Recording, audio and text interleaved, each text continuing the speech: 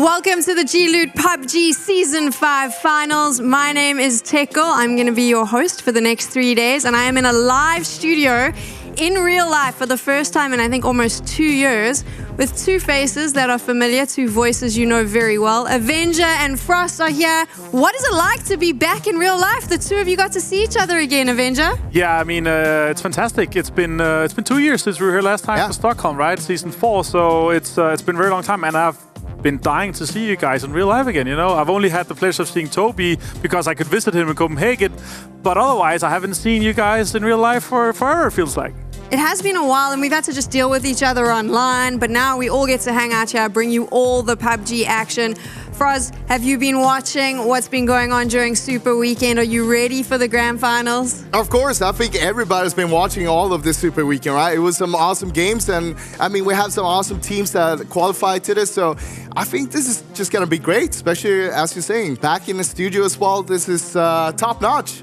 I am laughing a little bit at myself right now because when you do this online, you have to always direct a question with a name so someone knows who you're speaking to. And I've just realized I don't have to do that anymore because they can see me. We're all here interacting. So we'll fix that as we go along. I won't keep calling them by name, but you know what we should probably do to start the show is let you know what you're watching and how we got here. Of course, last week was Super Weekend. I spoke about that. 32 teams battled it out to get their 8 spots here in the finals.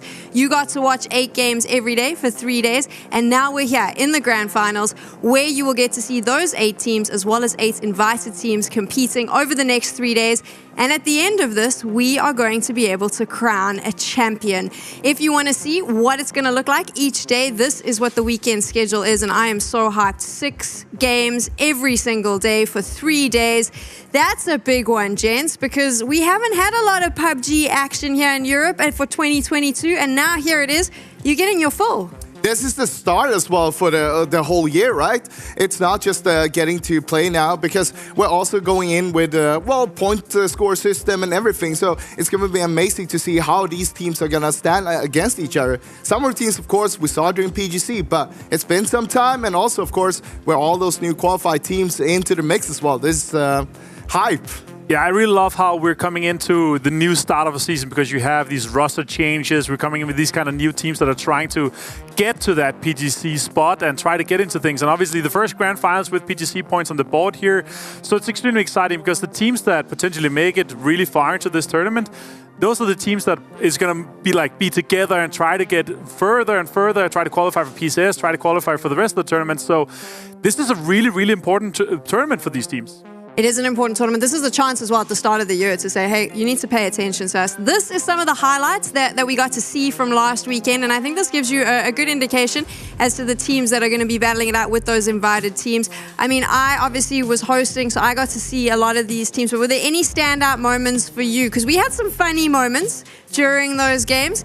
Froz, anything that you saw that made you chuckle or maybe make you sit back and go, whoa, we should pay attention? I mean, I think coming into the last few games, right, it was so close between all of them, and some was on the cusp of making or not making it. And I think that's always kind of the most, hype kind of moments in a tournament like this. You don't know if you're through. You don't know until it's the last game is over. Were you expecting it to be that close, though? Because for me on the last day, I was surprised by how many teams were still fighting for the positions and how close it was. There wasn't like an out-and-out. There was a few teams that had qualified, but for the most part, it was still pretty open. Yeah, I think it's always kind of this close. And that's what makes it so amazing to watch. Every game counts. The first game counts just as much as the last one, but it's always down to the wire, and that's what makes it such a hype moment to watch everything, and you're not sure who's going to make it, who's not going to make it until the end.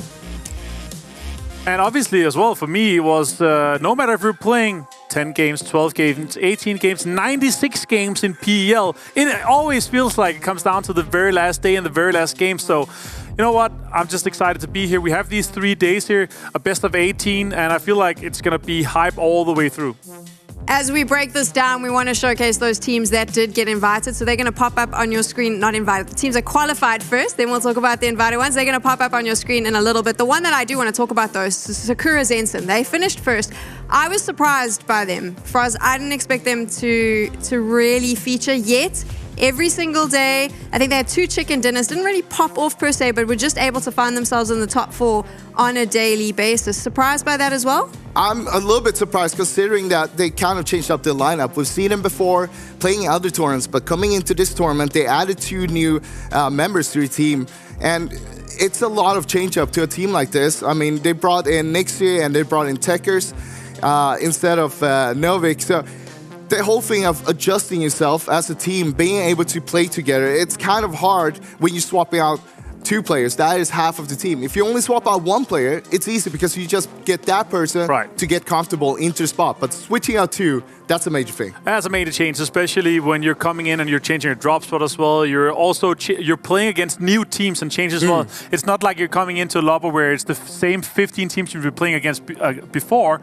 It's new teams as well. So there's so many changes, so many meta shifts that kind of changes your drop spots, where your neighbors are, who are your neighbors, what teams are playing. Are you potentially hot dropping someone? Because Sakura Sands have also been contesting a little bit in scrims and coming into this. So they had to adapt for this tournament as well. Yeah, and also, of course, now with Nixie and He-Man joined together again. We've seen them previous in Tempest, of course, but that's been a while. But now they're back together on a team, and it seems like it's just working wonderfully for them. We have a lot of these teams, and we'll talk, break them down a little bit more as well, because I quite like the qualified teams. I think that they're some of the ones that we need to keep an eye on, because they might be able to shake things up. We'll look at them in a bit. But first, of course, what are the teams playing for? Because that's the big one. The prize pool, $50,000 in cash. And you need to finish in the top 12 to claim some of that money. But the truth is, there's something more important than money on the line, isn't there, Froz? As always. PGC points. That's what we're all about. This is so important. You can see here, of course, G-Loot Event 1, that's where we are right now. This is the first event where the teams can grab themselves some PGC points. And, of course, you want as many as possible to make sure that you can get your spot to PGC. Yeah, and we saw last year how important it is to be able to get as many points as possible, and also to qualify for as many tournaments as possible. Entropic last year was extremely close to making it to PDC, but they missed out on a few events, and due to that, they didn't make it. If they had just played one more event, because they had a really fantastic year last year, if they just played one more event and got top 10 in that event, they would have been in PDC instead of maybe question mark or something like that. So, unfortunate for them, they didn't make it, but here, we see fantastic teams, and it's extremely important that you could get as many points out of this as possible, of course. 200 points for the #1 team is a massive amount as well. Obviously, easier as well if you start the year and you get those 200 points. Even if you make the top 3 and you get some points, then at least you're not chasing at the end, because we saw that a lot where you suddenly last event of the year, that's where you get your points. So the teams coming out today, they're going to want the top spot, right, Avenger? Yeah, of course. And the cutoff point last year was about 275 points around. So if you're in 300 this year, you should be somewhat safe, right?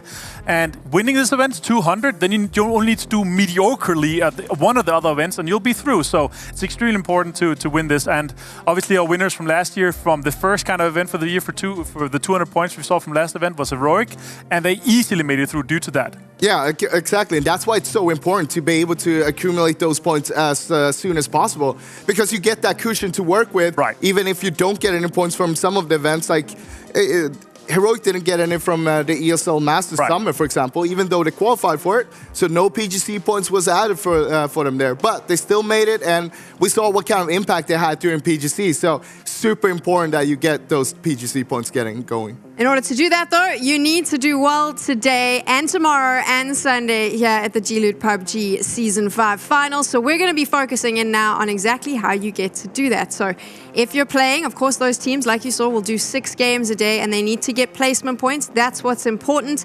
And then they also need to get kills, because what's not on your screen is that for every kill, you get a point. A little bit of a change here, Avenger. So that's going to be a new focus maybe for the teams coming in. Are they going to change the way they've been playing?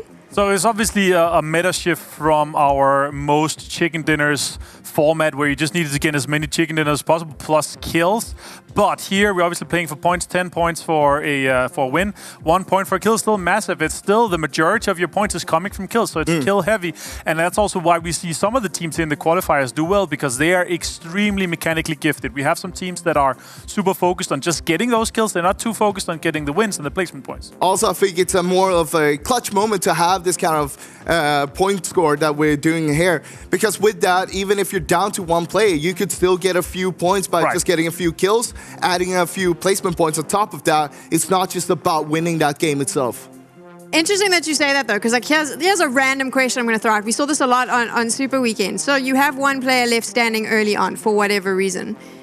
Ding was very clever at keeping them alive, hiding out a little bit, maybe just waiting till the end game. You know you've now got the points, then let them shoot, or do you start shooting straight away to get the kills? What's the decision you make? That is so hard. It depends so much on the situation, what teams are still up, where you're situated on the map itself. Like, if you can force the two teams to fight each other, for example, if you're solo, you know there's 2 4-man teams left, and you knock one of the 4-man teams, the other 4-man team might be pushing that team, and because of that, you might have the chance to just win the game because they are fighting each other, and it's up to you to just clutch it out in the end. I'm just using the desk to help me become a professional PUBG player because I've got them here, so I might as well ask them all the random questions. There's 10 years of PUBG knowledge between me and Frost alone, so it's fantastic with that. But there's so many things as well for this, is because I feel like the last 2 years, the teams have learned so much about how to handle those single solo players, because they are so aware of the kill feed and who is alive, when are they dead.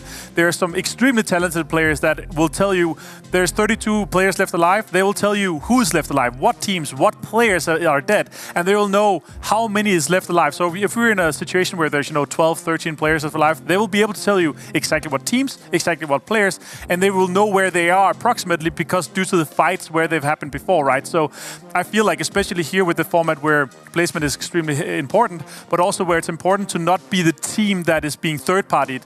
You're trying to make sure that you're pushing those solo or duo players to the other team, push them in that direction. So there's a lot of kind of crowd control going on because they're so aware of your surroundings. Let's take a look now at the teams they're going to be playing. Hopefully they were listening to all that great advice, because if they weren't, we'll point it out later on in the show. These are the teams that are going to be competing in your grand finals. As you can see there, you have the 8 invited teams and then the 8 qualified teams.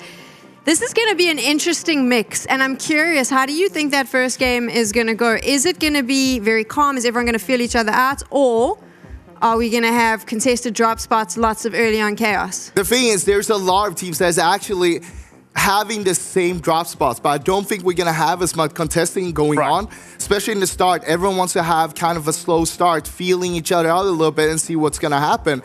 But there's a few teams, of course, that know that they're already dropping on someone else's spot. And you have a team like Enterprise, for example. They've been following a team like NLT, what they do. They like their spots. They know that NLT plays really well. And they've been kind of trying to copy a little bit of what they do and put their own playstyle into the mix to it all. But coming in here, they need to change their drop spots. I've been talking a little bit with Yanni from Enterprise. He said, hey, we don't want to come in here. We don't want to disturb anything like that. We want to make sure that we play our game as good as possible, but we'll find a new place that we'll call home on both the maps. Yeah, for me, it wouldn't make sense for any of the teams to hot drop each other at this point. Here we have 18 games only, right? And you need to get as much as you can out from every single game. And we have had weeks and months of scrims and smaller tournaments and qualifiers for other tournaments as well that has been going on that have already been sorted. That's also why we've seen FaZe Clan go away from Minas Generalis and Miramar and left it for Na'Vi. There's so many small things going on that has already been settled. So I don't think we're going to see any hot drops. I would be surprised, but I feel like this, especially with the teams that have qualified now, since it's only last weekend, there are going to be teams that are going to be squeezing in behind some of the major teams, Na'Vi and FaZe Clan. There's a little bit of space in Farm, for example, with the Milta and the West Farm split for Na'Vi. So we'll see if Exhalation try to go there for the Shark Fin and try to force FaZe Clan away a little bit, or where they go instead. We'll see. There are those qualified teams, and I know that each of you have a team that you've taken a look at, you've been able to analyze a little bit, and we want to find out more about them, because this may be the first time you're seeing some of these teams. So, Avenger, tell me a bit about Polish Power. Yeah, Polish Power is obviously a team that have qualified here. They had 2 very weird days for me, a 7-point day and a 70-point day. So I'm like, all right, how does a team have a 7-point day go into a 70-point day? It's because this team is the biggest hit or miss team in Europe. I am not kidding you. Sometimes they can go and they will do a snowball effect, getting 25 kills wins. Obviously not in the big tournaments, but in some of the smaller ones. And other ones, they'll go out and have no kills and go out in 16th. But these guys, they play with their confidence. They play with the snowball effect. If they are pulling up onto compounds, they will try to kill players. And if they manage to kill all 4 of that other team, they will have a massive confidence boost just in that single game, and they will go on a roll. And this is a team that is not afraid to pull up on anyone or true. to try to do drive-bys. And a lot of the other teams, they really dislike this kind of play style. And that's what makes them kind of a wildcard coming into this. Because people are not going to expect you to form and do a drive-by onto someone. But this is the team, if any, that will do it. And we'll probably see that happening this weekend. You think we'll see it happen? Oh, yeah, for sure. These guys, they love doing things with like, why? So the biggest question that a pro PUBG player will ask is, why is he here? Or what are they doing? Asking questions about the other teams because they think it's a stupid play, right? But these guys, they commit to things like that. You can see here, 10 kills, 4 guys alive. They're having a massive game. I believe it's an 11-kill win or something like that for him. So in general, they're just playing super, super well when they're playing with the snowball effect. This is also a great strength of them because you want to be unexpected by the other teams what you're going to be do. You don't want to be predictable by the other teams. And if you can be unpredictable, like Polish Power is, a lot of the times, it's going to mess things up for the other teams. This will be interesting to see them in the lobby. But there was another team last week, and I spoke quite highly of them in Tropic. For me, I really love the consistency, and I love their positioning, especially on day one. They were just very clever at making sure that they could get themselves to the end game. Fraz, you watched them as well. What did you think? I mean, I think that Entropic is a really nice team. I think they can do really good here, and we saw a lot from them last year, of course, as well. Right. And one thing they do really good is that they take a lot of space. They like to be super aggressive and get a lot of kills. But coming into a lobby like this, talking a little bit with Naleb, he says there's not as much space to play around, and you get punished for more things here. So they're not going to be able to play the same playstyle as they did in the qualifier. And they already identified this, which is a great thing. Now, the thing is, how much are they going to be able to adapt themselves early on and maybe from the first game to make sure that they find a good playstyle for the lobby itself that will suit them, but also make sure that they get towards the top. And Tropic is a team that I'm just looking at. These guys are just 4 extremely talented players. Mechanically skilled, just through the roof. Naleb is obviously a guy that is a stand-up player, but like Lukaruk could be, like all these guys in a single situation, they can pop off and they can wipe out teams single-handedly. So they're an extremely strong team. And once they get going, once they play as this unit where they're playing with these 4 guys close knit together, they are capable of winning games like no other teams, I feel like. In a situation where I would say they're probably a top 6 team in this lobby. And it's not always like this is not a team that will always play edge or always play center. They're really all-around kind of team. Yeah, they're really good at being that as well. Being able to know who's going to be close to us and who's going to be towards the middle if they play edge, for example. But also knowing how to like battle it out, how to make their way into the circle no matter where they are. For Season 5, we are going to kickstart game number 1 at 6 p.m. CEST. If you missed the broadcast schedule we shared earlier, then where have you been? But in the meantime, we just want to hype you up and let you know a little bit more about the teams that are going to be playing. There are 8 invited teams. And last week, this question came up a lot, and we know the answer, so we'll share it with you. How did the 8 teams get invited? So obviously there's 8 teams that are invited straight to the finals, right? And it's the 8 partner teams that have proved themselves through years and years that they are up there. They deserve to be here. And to make it easy, they are straight invited to the finals, so the other teams wouldn't have to be knocked out in the Super Weekend, because otherwise the 8 teams would just come into the Super Weekend and completely dominate. No, that's not true, of course, but they are I was about to say, you're going to get in trouble when one of the other teams comes in now and upsets them in the beginning. But I would be surprised if out of the 8 teams that are invited, that at least 5 of them don't end up in the top 8. So now, my next question to you, though, is obviously these invited teams, we haven't had a chance to see them play, but we do know that there's been some shuffle. So for me, I'm quite excited. The last time I did PUBG was 2 years ago, and I got to meet this player, and he happened to pop off the weekend I was working. But now he's made the jump. Fuzzface, Liquid, coaching. What is that going to look like today? I think it's going to be awesome. I've been waiting for this moment, not for Fuzz to retire, but actually see him in a position like this, because I think he is a great addition as a coach itself. He has a lot of experience, life experience that is good for him to put down there. And right now, he's currently working a lot with the communication on the team, trying to figure out, okay, how do I make sure that this team is going to be the best team? Working with the players on an individual level to make sure that they become the best ones. I think Foss is probably just off his merits from 4 years of military service, and he's not old. He's 26, 27, right? So he just has so much life experience that he can bring to these guys. There are, in the start of their 20s, so there's a lot of mental training that he can help them with, a lot of communication, as Frost said, that he can help them with. And I think in general, Foss is probably the biggest addition to a team that has now 4 insane fraggers, along with an absolutely super skilled IGL as well. So I'm really excited to see how far Liquid can take it this year here with the addition of Fuzzface as well. And I think if they start off a high note, especially this tournament here, I think they could definitely come out on top on Europe this year. I mean, talking about Liquid, we're also going to talk, of course, the addition of VAR to the team as well. He's been replacing Ibiza's position on the team now, and I think that this... Well, we always say this. This is the greatest Team Liquid we've seen so far. Right. But that's always what you do, right? When you make a lineup change, you make it to become the best team that you ever had.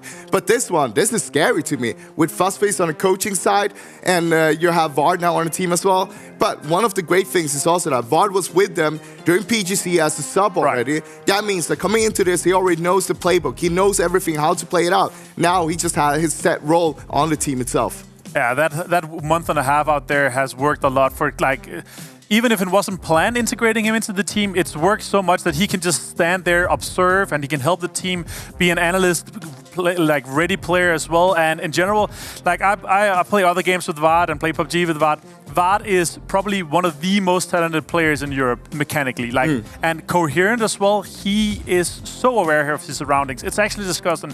And he can go into a new game that he never played before, and it's like, oh, this is about my sense, and he just hits everything. I mean, this guy is a laser. I would put him on top 5 in terms of aim as well. Yeah, it's insane. His aim in the scene itself here. For sure.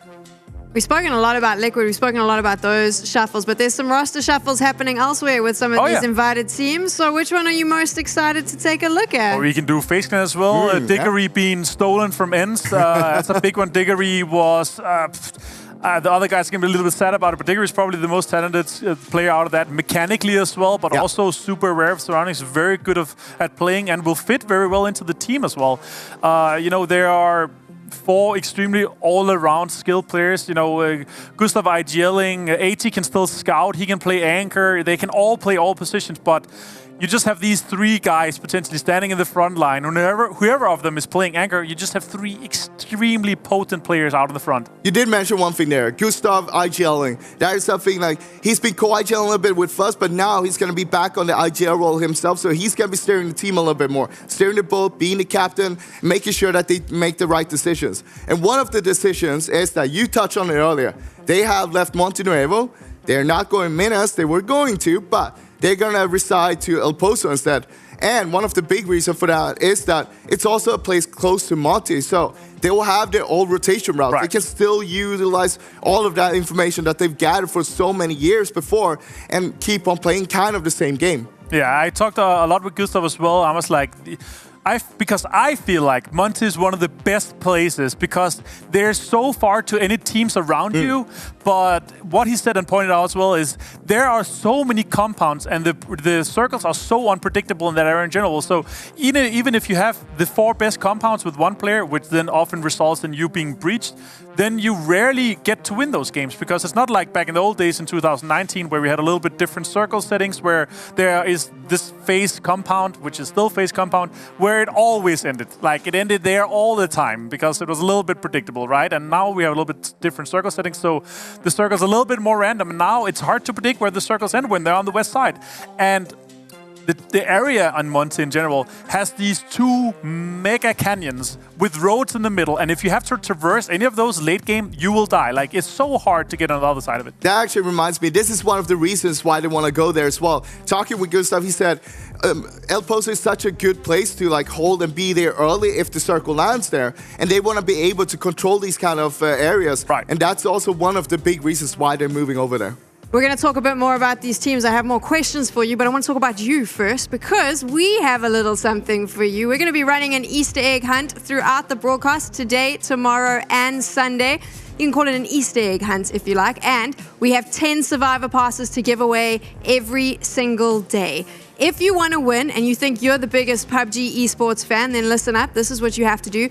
During the course of the broadcast, a name of a champion, a legend, a previous player who has won a G-Loot season will pop up. It'll pop up. It'll probably run down here. You'll be able to see it. If you recognize it, what you need to do is very quickly head on over to Twitter, direct message G-Loot Esports with that name. And if you're one of the first 10, you can win. We'll be doing this every day. I mean, we can actually test Frost and Avenger because I'm pretty sure their knowledge. Do you know every single one of the previous season's players that have won? So do you want to know the one that won or the one that's playing here? Because so you know the ones that are playing. So who's playing? Let's go through who's playing. 16 winners. Let's go with Frost. You know all right. Should I start? We'll do one each. Okay. Uber. Yeah. Example. VOD. Battalion. That's all 4. That's the 4. That's the 4. That's playing here. But imagine if they were a team. That would be an insane team. No, but that's obviously it's been 5 seasons now. Yeah, it's been we're in the fifth, we're in the season fifth now. But it's been 4 seasons before, and it's been pretty legendary. We've been here obviously many times, and it can. I just want to say this is not an April Fool's. It's the first. This is not April Fool's, and it's any of the winners previously. It's not one of those 4 we just mentioned, but those 4. That's pretty legendary to have them here as well because. It's 4 different teams as well, right? It's so random as well. It's super good to see that these guys are here. Yeah. We're just reminiscing. That's what we're doing here. You've been on all 5 broadcasts, if I'm not mistaken. That's the only talent. The only talent that's been on I have all 5. I have all the pins. I'll bring them. Where are they? I'll bring them for Sunday. I'll have all 4 of them. There we go. Yeah. We should put your name down on the ticker as well. Yeah, no, but I haven't won. I'm just, this bystander kind of standing here like, oh, hi, guys. We're going to get back into this because otherwise I'm going to start making jokes about Avenger's age, and I don't want to do that to him. Wow. Because he's not that old. I actually think that I'm older than him. So I think you are. I think I am. I'm going to stop right here. Let's talk back about the teams. We mentioned the phase change, which obviously impacted ENCE. How do you think that's going to play out for them this weekend? For ENCE or for FaZe Clan? For ENCE. For ENCE, yeah. Well, I mean, I've been watching ENCE. They've been grinding. They've been playing a lot of scrims. Obviously, they don't have to play the qualifiers, so they've been taking their time playing in scrims. And they are also a very, very potent team. I'm actually not worried for them at all. We have Nuki coming in, the world's best eyebrows in the business in the PUBG scene. He's a very, very experienced player. He played in PL as well. And he was like multiple times MVP, top fragging in PL. So he's a very, very potent player himself. So what it could potentially be a loss for them in terms of losing Diggory, I don't feel like it's going to be so like that much. Diggory potentially would win, a few more 1 versus 1 than Nuki because he's a little bit better, maybe, if you look at that, but I'm not very afraid at all. Well, honestly, sometimes it's just good to have this kind of changes in the team, in the lineup itself. It brings something fresh to the team, and in terms of just like, they've been together for like almost 2 years playing together, so having something fresh coming in, of course, Nuki has played together with Tixu before as well, so it's not anything unusual for them to play together. But one thing that has been a little bit of a struggle lately for them is that they have 2 of the players have been sick lately. Squeaky and Nuki has been sick the past few weeks, so they've had a little bit of problem with the scrims and so on. We can talk lots about what we expect to happen, but I know what you want. You want us to get right into the action. So let's jump in to game 1. Joe Ressart, Toby, take us to Miramar. Thank you so much, Sam. And can I just say how absolutely amazing it is, Joro, to get to sit next to your caster. Oh my We are actually in the same room for the first time in over 2 years. This is absolutely insane. I'm Toby, joined by Joro, and in just a short moment, we will bring you the very first game of the G-Loot Season 5 Grand Finals. We're starting off on Miramar. It's a pretty straightforward first plane of the tournament, and I like that. I mean, we're tossing all these teams in against one another. Yes, a lot of them has played against each other before, but we're adding the spice of the qualifier teams. And why not just make things simple? Why not make things fair? Give them a plane path where everyone can go essentially exactly where they want to go. Let's be honest, after the Super Weekend, we're just happy to see something that's kind of normal to begin with. And we've had instances in the Super Weekend as well, let's be honest, where it's looked normal, it's looked like a fairly pedestrian central circle, and all hell still manages to break loose. So I'm not making any assumptions today. It's almost as if whenever the circles don't make the Chaos Force, the players find their own unique way of doing exactly that. So believe me, no matter how things will go down, chaos will unfold eventually, but hopefully not as these players leave the plane. Let's see the desk. Joe talked a lot about where will teams drop. Will there be any teams potentially landing on top of one another? Well, we find out now as we head into game number 1. Exactly right. 4 o'clock to 10 o'clock plane path to start things off there. You can see your teams on the left and right, all 16 of them.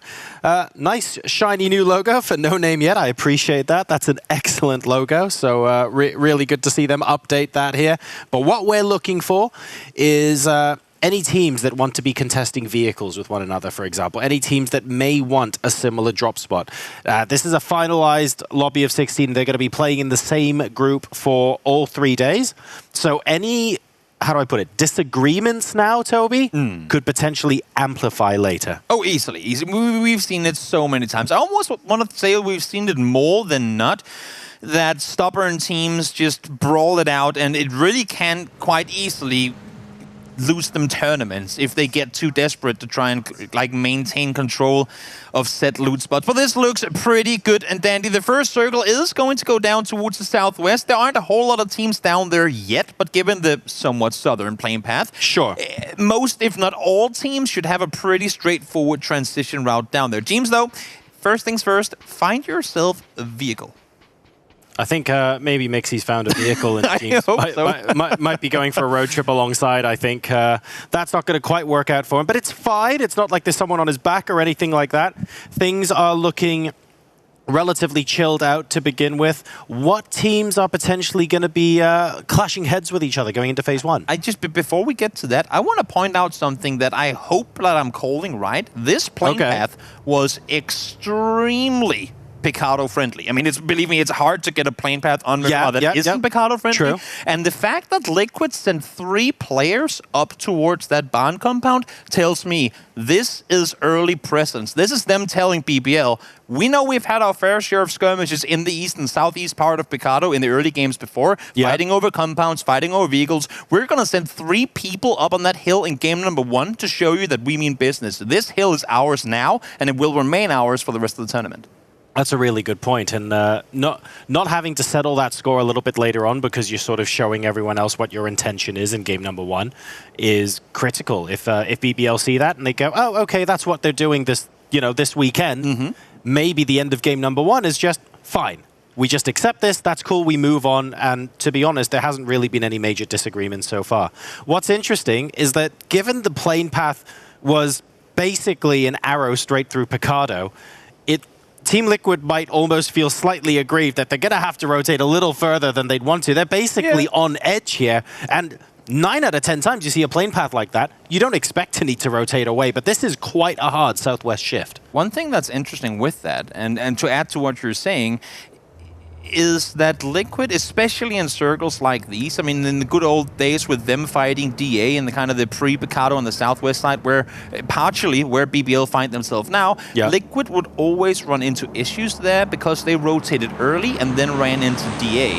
Whereas to now, obviously, I mean, having 3 people land on the hillside, teams literally landing in the middle of the open, they're going to be slower in looting. And it could be we have 1 new player on the roster now, we have a new coach coming in. Are they maybe going to take some of that early speed of, like, Liquid is always, not always, but oftentimes been a team that likes to really rotate early in your Erangel military games. In these specific circles, get down towards Juma, get some of those hillsides. I don't think they're in a hurry the same way they've maybe been in the past. Well, we just saw Clib, he was looking in the direction of BBL as they got into vehicles and drove away. So I'm pretty sure Team Liquid now know that BBL Esports have moved away from that position directly to their south, and that gives them some space to play with. It doesn't mean they have to instantly take it, but it means they've now got the option. See Exhalation in the meantime, trying to see if maybe they can pick somebody apart. Wants to get the first knock of the tournament. Not this time around, though. The Boom smart and quick to get into his vehicle. Doesn't want to have the entirety of Polish Power stop up on the hillside and start shooting them. Because if you sit down there on the very edge of the first circle and you have your tires popped and there's only a buggy to pick you up, believe me, I mean, if Polish Power is having just a somewhat decent day, they will hit those shots. And that could be you not too satisfied that you fired those shots to begin with. Look, we want to be positive about all of the teams, right? And we want to big everyone up as much as we can. But even the analyst desk mentioned rightly, it depends on which Polish power shows up. It depends on what they had for breakfast this morning, for all we know, because they could show up and get 20 kill games, or they could show up and go out in 15th, 16th place. And right now, we don't have enough information yet to gauge which one of those scenarios is going to come true for them today. Whether it's 7-point Polish power or 70-point Polish power or somewhere in between that we'll be seeing today and over the course of the finals,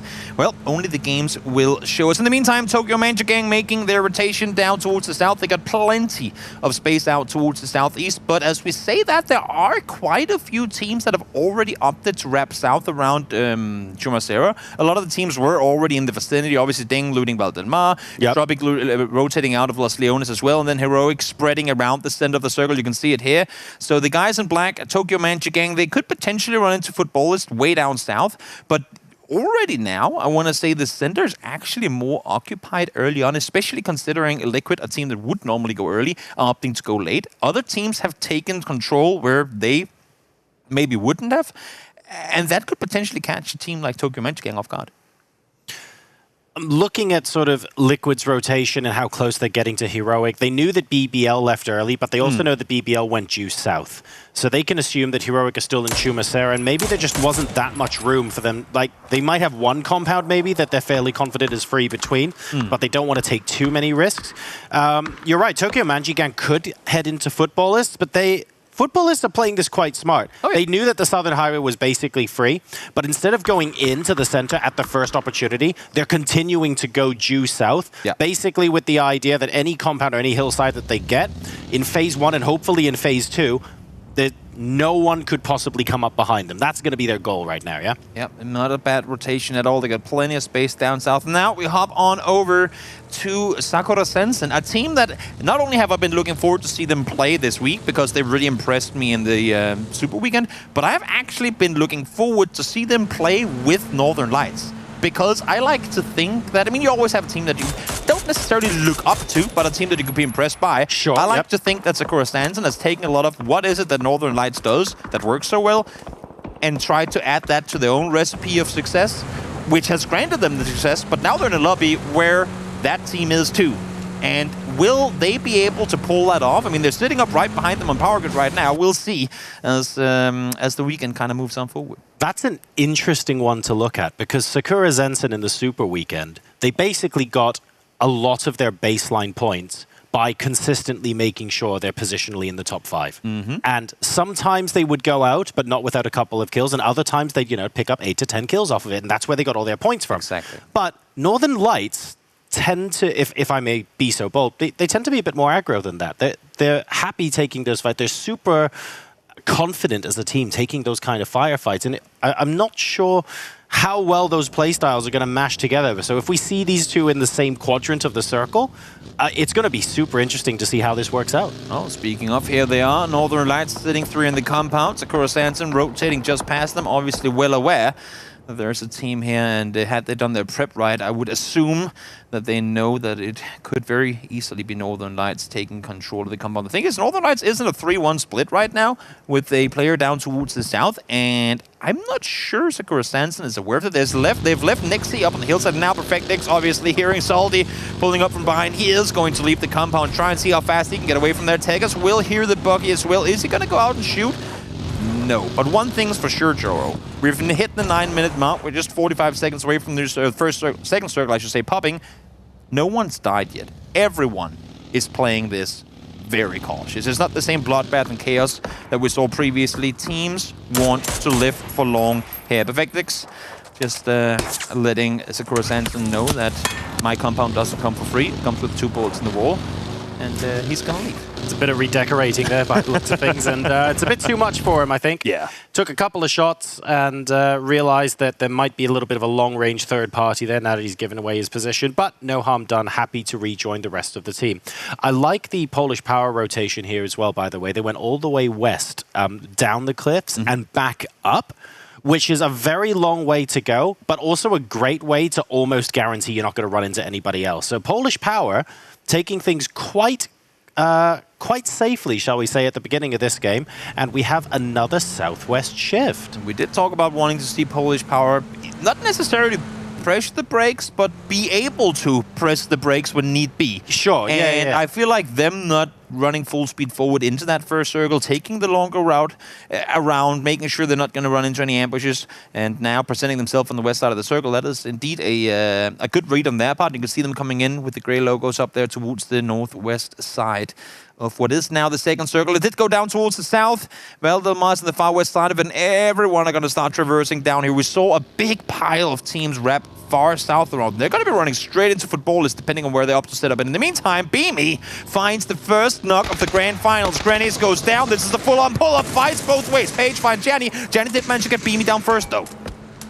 The rest of Enterprise looking to try and come up. The problem is, even though Corexi can smoke his teammate, he's getting third party from elsewhere. That's actually Marcelic from, goodness, quite far away. That's actually stopping him from being able to get Beamy up and engage the rest of Enterprise. Both teams sort of at a little bit of Zugzwang here, really, because they can't fight out in the open without Polish Power sending a couple of bullets their way. Exactly, that's what the hills do to you. If you're caught on the edge, not only do you have to worry about the teams right next to you, but there's most likely a hungry team sitting on the other side of that valley waiting to shoot at you. It does seem like, though, Corexi will be able to get the res on up. Oh, as I say that, the boom through the smoke finds him from way up north. Impressive shots coming in there in the meantime. Footballist, we just talked about them. They're going to be running into trouble eventually. Vades does find one. Liron goes down. No flush confirmed just yet, but as I say that, Max's soul finds him with the nade. So Footballist down one early. More damage being done now to Odin. Looking solid here, but on a little bit of shaky ground when you move out of the compound, and the ability to third party is here. Footballist have lost Lyron, and now we've got Tokyo Manjigang moving up towards them. Waits has been shot on, so Tokyo Manjigang now have to make a decision. Are they going to try and continue to press forward here? Or after being sprayed at, are they going to go, oh, we might actually want to go somewhere else? Footballist have got a decent amount of control on this compound. Tokyo Manjigang, they'll be able to spread out a lot, and they'll get a lot of really good angles on Footballist. The problem is, if one player from Tokyo Manjigang goes down, suddenly it's a big gaping hole in their defense. Exactly. The more you stretch that string, the easier it is to make it snap. And speaking of, Noogie from down below finds Max. He saw that should have an easy flush coming with it as well. Now Wades has got to make the decision. Does he go for the res or not? Gluten in the meantime spots him from the side, and that's one more player from Tokyo Manjigang taken down. They get caught off guard. They get stabbed in the back, and Footballist is immediately there to punish them. We're now starting to get to the slightly pointier end of the game. It's 13 minutes in, and still every single team alive in this lobby. Nobody wants to be the first to go out in the grand finals. A couple of teams have taken casualties, but nobody is fully out just yet. Here comes like Gluttony. Might be able to spot Guzjara the other side of that tree, but he stays hidden for now. Gives his position away by shooting something behind him. It wasn't actually an enemy, and that gives Guzjara the opportunity to stab him in the back. Baited by the bike. Unfortunate aim in the meantime finds Odin as well. Olsing now on his own. This is not looking good at all. Aimlol and Goose, they know that they have to push down this hill. They have to find this kill. They already have done damage towards Olsing, and they're not going to wait around here. They're pushing forward, both running side by side. Smart decision to do so. Got to be able to trade that knock if you can. Olsing wants to wrap around the other way, though, potentially go for the rest. Spots one. Does he get eyes on this second as well? No. He's down behind the ridge, and he speeds him. One flush comes in. Aimlol, 8 bullets in the gun. Is it going to be enough? Yes, it is. Nice. Footballist full in 16. I feel a little bit sorry for Footballist there. I feel like throughout the course of the last couple of minutes, they were sort of fighting 3 different squads at once, so it was a little bit frustrating for them, but someone has to be the first team out. Yeah. And you can see Northern Lights making a very daring southern rotation. They took a lot of bullets from FaZe there, but they managed to keep alive, and we now have ENCE looking to come in as a third party onto Tokyo Manjigang. I like ENCE trying to pounce on this. They got the knock on to Max so early on. They knew there was a battle going on, and they know for a fact, obviously having been part of it themselves, that there were casualties on both sides. But I also really like this disengage from Tokyo Manjigang. They know Sure, there's a chance we could hold the compound 4v2, but it's simply not worth the risk. We're still on the hard southeast edge of the circle. We're just 2 players. There's plenty of grass here. There are plenty of dips here. Let's find somewhere to lay low and potentially get placement points. And you know what's so good about that timing as well? They made that decision early. It was decisive, and they chose to do it. And at the point they did that, ENCE is still scouting out the compound. They didn't even spot Tokyo Magigang running away because they made that good decision early enough that they did it in a relatively, well, I would say a relatively pain-free way. Sadly, they're being shot at by someone else now. But as far as ENCE are concerned, they got away scot-free. Exactly. And Tropic now running in to no name yet. Tundu tacked up, but Lukaruk's meeting a few bullets towards him here as well. They are in a 2-way split right now, and Sakura Sanson is sitting on the other side, so there's all the qualifier teams that have piled themselves up on the northeast side of the circle that are trying to kind of shoulder to shoulder make their way through into the next circle. Issue is, Entropic is sitting so thin right now that they can't really take the fight to no name yet. Now teams from up above the hillside is starting to shoot in as well. So the teams trying to rotate. You're absolutely right. So many of the qualifying teams. Basically, everyone's fighting Team Liquid to be able to get a piece of the northeast edge of the circle. A nice little bit of point grabbing there from Mixi. Manages to finish off a Salik as well. So that will be Team Liquid's first point of the afternoon. Nixie, though, that's a similar part of the circle as Entropic are going to be coming in soon. So this is going to end up being very messy indeed. I think trying to run him over with the bike, realizing that it would be too late to do anything else, but James manages to get that kill in the end. And now Entropic are in big trouble, and by big trouble I mean out of the game. I think other squads were fighting them as well. You can see No Name yet, Sakura Zensen, everyone getting involved. It's 4 or 5 squads in very close proximity. Yep, it's one big layer cake of death over here on the northeast side. Whenever you shoot downhill, there's always a team up above you ready to shoot down at you. Sakura Sands, unfortunately, right now, the team with the hill control. But as I say that, there comes the layer up above. Liquid now charming in as well. Clip finds him and not only knocks him, but gets him flushed out as well. Tegas does spot what I believe to be the final living player for No Name yet. Philo trying to make a run, only has smokes for cover, but is not too far away from rich cover as well. And there you go, does get at least something to play behind. No Name yet are going to struggle here. The good news is that they are the team that's, shall we say, the most east of all of the teams that were here beforehand, which means there's a chance, at least, that Sakura Zensen fight Team Liquid and they get left alone for a bit. Ooh. Okay. Wow. AC does get the flush into Masterlick. Deadrix trying to stay put, finds Norgis with a nade. He's literally at 1 HP, though. T-Bone from up above does find the flush onto free kill. And now let's see, as a single player left alive, Deadrix, what can you do here? Does the fire spread behind the wall? No, it won't. Does find a headshot on towards Cappy, though. Cappy's trying to buy time right now. Trying to buy time for Crunio to get Norgis up. He does succeed in doing so. So as for now, it's a 3v1. Crunio looking for a way to get this knock. A good bounce off the wall, but unfortunately Deadrix is not there. Deadrix, there's no easy way out here, really. They can't push each other at all because Heroic has the hilltop up above them both. Like whenever you get out that building, you get peppered by 3 heroes. You can see the way in the minimap in the bottom right corner. They're all, or at least we're all, looking down in this direction. If they make that cross, now they do. Have to. Now they do. Yep, you gotta clear him out. Gotta clear him out. Let's see, Deadrix finds the first, does go down in return. Nice trade there from Polish Power. So just to explain to you guys at home why that had to happen, the longer you wait, knowing that 2 squads are fighting in a compound like this, the more opportunity you have for a third party to come in and absolutely wreck your day. And I know that Heroic are trying to put a lot of pressure on Polish Power right now, but if they kept that up for even longer, Exhalation could have gotten involved, FaZe Clan could have gotten involved, and it would have been even messier. Yeah. So the earlier Polish Power could close that off, the better, and that's why you saw them push into that single story to get the trade. Exactly. And while everyone is fighting down the valley, the circle has shifted up towards the hillside. BBL sitting dead center right now. Liquid up towards the north. We see Clip here. Of course, he's well aware that he's taking out one of the Gorsanson players, but we know them to be quite dangerous come mid-late game when they kind of turn on the thrusters. But can they go up against the boys in blue? Liquid sitting up the hillside, holding off Vard and Clip next to one another, ready for whatever might come their way. In the meantime, Heroic continuing to make this compound down below a living hell for Polish Power. Crunio does get flushed. In the meantime, Aimlul actually finds Perfectix as well. Now more teams are charming in as Northern Lights start taking casualties. Northern Lights there, unfortunately going too light, although I don't think they're actually out of the game just yet. That was the first team. You're rewatching the first team out in our grand final. And that was Footballist on this occasion. We'll see what they can do next game.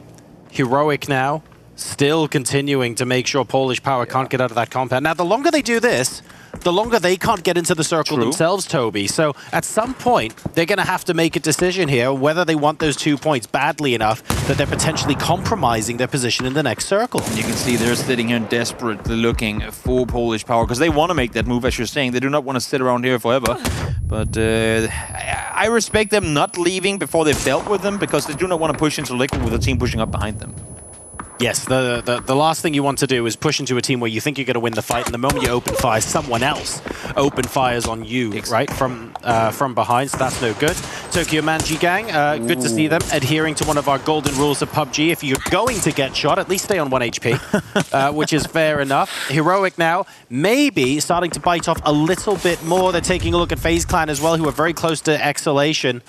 This is going to be rough. Northern Lights are out of the game now, by the way, but they were mainly squeezed out in the blue as opposed to outfought in a sort of base fair fight. So we'll wait and see what kind of rotations they can come up with next in the game. But for now, BBL Esports, no name yet actually, is a solo, looking okay in the middle. Yeah, Polish Power in the meantime, forfeiting game number 1. They didn't want to get taken down by Heroic, so they go out in blue. Aimlo alongside Tokyo Magic Gang. Those go out in 11th place in return, and there you go. Oh, wow. Exhalation, Zoom, and Uber working Tantrum, taking out FaZe. They didn't have a whole lot of space to maneuver, and Exhalation makes great use of it. There were only 2 guys coming into that fight, but they managed to pick them apart, and FaZe fall just outside of placement point. We're starting to see a little bit of a pattern here, Toby. All of the teams that sort of held each other out outside the circle and didn't rotate early in sort of phase 3, phase 4, they're the teams that are going out now because there's no good position for them to rotate into. Exactly.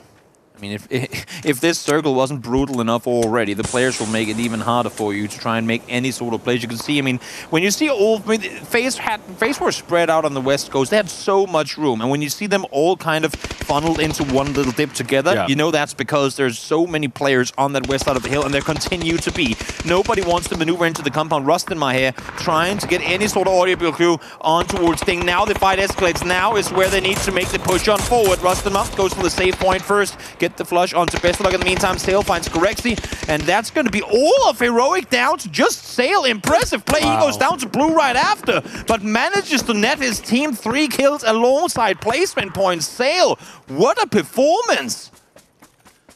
But again, they're one of the teams on the edge who are trying to engage with the other teams. As opposed to the teams that go into middle early, and they are another team that's gone out. So this kind of circle, this sort of terrain, feels like it's brutal and really punishes those who don't get themselves in position.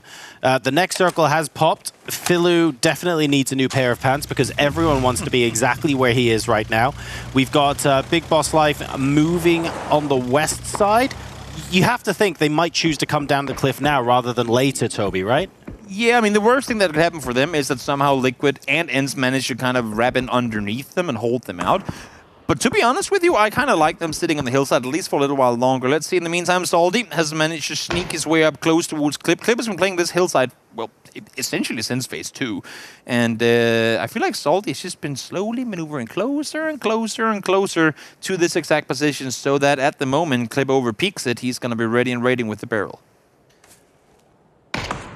And the downside of this gambit, really, is that if Clip doesn't peek over that ridge, Salty's going to have to move, and he's spent a lot of time. He's going to have to move down. This is potentially good for BBL, though, because Team Liquid know that Sakura Zensen is still somewhere up north. Clip is sort of holding station there, but the squad realize that they might have to fight them at any moment, which makes them less likely to full push into BBL. BBL sort of have 2 options. They can keep a hold of the high ground for another circle, and the downside of that is that when they have to move into the next circle after this one, everyone's going to be watching them. But they're super safe for now. Or they go down now and get a place for what they think the next circle's going to bring, but someone can backfill them on the high ground. Clip has made his way inside the circle. He's essentially playing the anger as the remaining 3 Liquid players up to take the fight up on the hillside. This is an interesting 3-1 split that Liquid's got going. Clip is essentially single-handedly tasked with holding off Sakura Zensen. If he falls down below, that is all of Liquid's kind of guaranteed space inside the circle that is then gone. They do still have a chance to wrap north around down to Clip's position, but that's literally being removed by the second because the circle is closing in. So on the outside of the circle now, Team Liquid. Everyone but Clip completely disengaging from Sakura Zensen and looking to come in against BBL Esports. The problem is Thendalos manages to get the first knock. An excellent shot onto Mixi there. And that means the rest of the team, they have to back off now. They know it's a 2v4 because Clip's playing Anchor. BBL don't know that Clip's playing Anchor. They think it's a 4v4 fight, but they play it safe. Team Liquid now also have to play it safe. And this is what we mean about versatility of teams. When you commit to a fight, and then you have to make that instant decision to disconnect when you're pumped up and ready to fight, that's really hard to do in a competitive game, and Liquid seem to do that quite well. I like how Clip was positioned down there, because not only was he holding off Sakura Sanson, but also he could, like, in case BBL tried to wrap underneath, he would have a perfect angle to take them out while they tried to backstep. Yep. So let's see now. Ends up close with Na'Vi. We haven't seen a whole lot of Na'Vi this game so far, just 2 kills coming into this one. They haven't had that much action on the southern side of the circle. Nate's now coming in as the Finns come ever so much closer. The grenades from Ends there, though, not really finding Na'Vi. I think they believe that Na'Vi are a little bit closer to the edge than they would like. And the return volley from Alya does manage to get 1 knock onto Squeaker. There's no flush available, but this might allow Na'Vi to push up just a little bit more. Oh, Melman gets smashed as well, but that's from somewhere completely different. The third party is about to become real. Yep, it sure is. Philo, solo player left alive from No Name yet. Trying to stay put in the circle and see if he can wrap himself up some extra free points. In the meantime, I mean, they need to utilize the fact that these teams are fighting about the hilltop to get this fight done with. And, well, fortunately for both Ends and Na'Vi, it doesn't really come to much more than that. But you can see, as soon as this fight up on the hillside comes to an end, they're all going to be visible, essentially. James now spotting BBL, making their rotation on down. No knocks so far. BBL, everyone's staying alive. Around to half HP smash. Last player to make the crossover. Watch out, guys. I'm coming downhill. Don't want to run over a teammate. In the meantime, the fight does go back to popping off between Na'Vi and Ents. And actually, Melman, looking the other direction, finds one from BBL. Ents now falls in 6th-5. Teams left alive here in game number 1. Na'Vi doing a good job of continuously putting on the pressure there on Ents after getting that initial knock. Just making sure that every time Ents wanted to reset to get that revive, there was a way for them to apply additional pressure. And in the end, something had to give, and that something in this case was Ents. So we've now got 5 teams and 12 alive. This game started very slowly, but it ended up creating a little bit of a pressure cooker with too many players in a small space. And right now it's playing out in such a way that the teams that have been proactive with getting the high ground, getting central positions in circles, they're the ones that seem to be doing well. Yep, James clears the last snake. Nixie falls down, and so does Sakura Sanson. Melman, in the meantime, is taken out by Ketpa. 1 HP, back to it once more. As BBL and Na'Vi try to make this fight end fast, because they know that Liquid are ever so slowly moving in, and now with the second solo move from the equation, they are fully aware that the more we fight on the southern side, the more space Liquid is allowed to take. Down to our final 3 teams. Team Liquid are a trio, BBL Esports are a trio, Na'Vi are a trio, but Melman is knocked and is realistically not getting revived. And this is interesting indeed. Phase 8, absolutely nobody is there, but we essentially have a free rotation if James backs off here. Well, look at that split. I've just realized, hang on a second. Full control. I mean, full control. This is a rubber band at full stretch as well. It could be deadly, but it's scary as well. This is sheep herding 101. Stand on each side, force them through the gate. If they want to get through the gate, they have to run into each other. There's no other way around it. The only way they make their way in without running into players is by fighting one another. The problem is, though, Na'Vi don't respond well to sheep herding, and if they see you trying to herd them, they tend to run at you. Well, we'll see if they succeed in doing just that. Vard's trying to make it easier for James and Clip to hold off. They know exactly where they have the remaining Na'Vi players. Millman does get taken out in the end of things.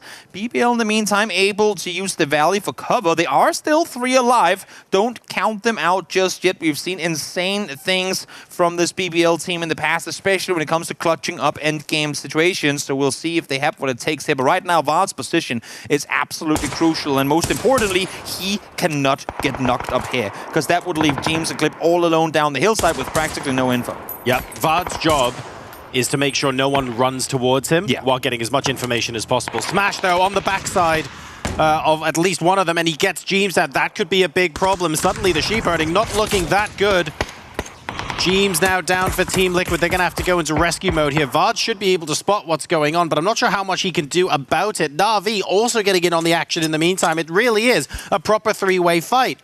Vard's taking out a member of Na'Vi. This is playing into the hands of BBL because they're so close to each other.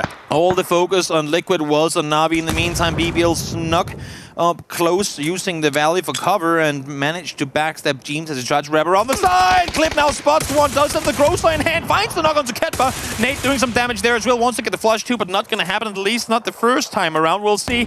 He knows that he has opponents up on the other side, but fortunately, Vard is there for cover. Finds the Nate as well. Vard from a distance takes out one, but Aliyah peeks out from cover. Takes down Clip. Now it's a 1v1v1 here in the first game of the day. At Team Liquid, and a big nade play from Vard. They're bringing things back. 3 different teams, 1v1v1. Although Smash will be able to be brought back up by Code Marker. That's going to be a big development, provided he's able to heal. Not even able to do that before Aliyah manages to get a knock on him. So suddenly, this is looking very tricky once again. Aliyah has to move in as well. It's phase 9. He's not going to have this mounted for cover much longer. He needs to make a play on Marco here. Oh, the headshot comes through. Marco finds it with the second. What does Vard do here? Does he commit to the rest instead of punishing Vard running open hill? I love this. Vard, he does have a bit of a rich to work with. There is one molly to play around as well, Vard. You know exactly where you have them. Issue is now you're in a 1v2. Let's see. Can he pull this one off? That flash is good. It's on point. It's on the money. Will he get this 1v2?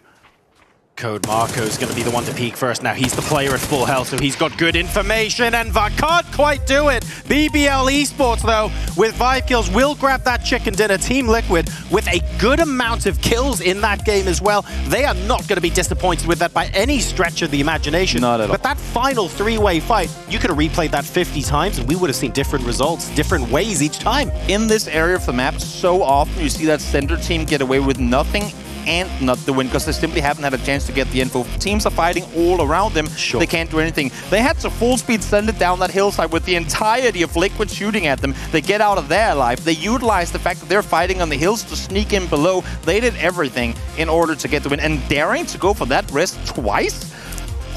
That is gutsy right from the get-go. At the end of the day, right, especially if you're dealing with solos, the numbers advantage is huge. If they give you 10 seconds, get the res up, try and start the heal, start to get a little bit more information, and even if you get knocked, you can trade. So that's what they were trying to go for there in the end, were BBL Esports, and they managed, of course, to grab the chicken dinner. We're now going to go to a quick break, ladies and gentlemen, before we come back with game number 2. A lot to break down there in that game, but it's a fantastic start to the finals so far. See you in a bit.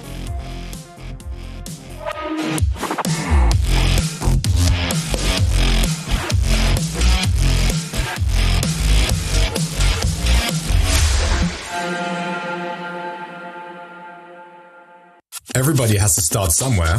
But even if one of them gets the knock on the other side, I don't think they're going to push for best it up. Able to find the first, take the shotgun in hand, gets the second as well. Feel the rush of competitive esports with G-Loot. Create your team. Compete in weekly and monthly tournaments. Play against skilled opponents around the world for the ultimate esports experience. G-Loot, the home of everyday esports.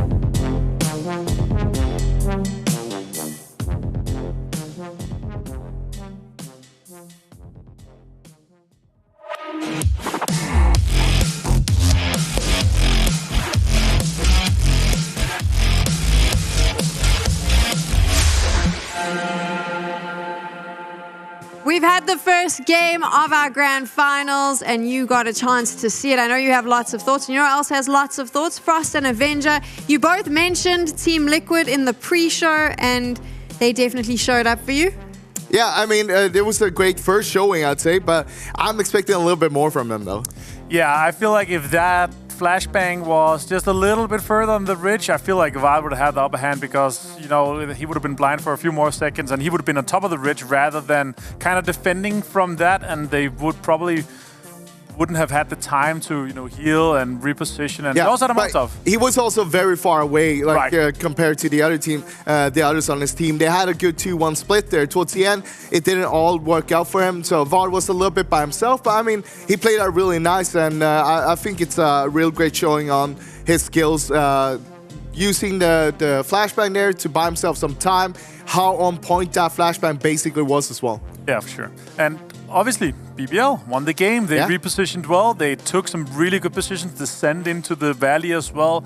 In general, it just talks to how good these guys are at finding positions where there shouldn't be any positions. And also talking about BBL, of course, and they won the game. They're one of the teams that have changed 2 of their players on the team and also add a coach on top of it. So I spoke a little bit with Coach Marco, and he's saying that they're still trying to figure out how to play the game because they're not sure themselves.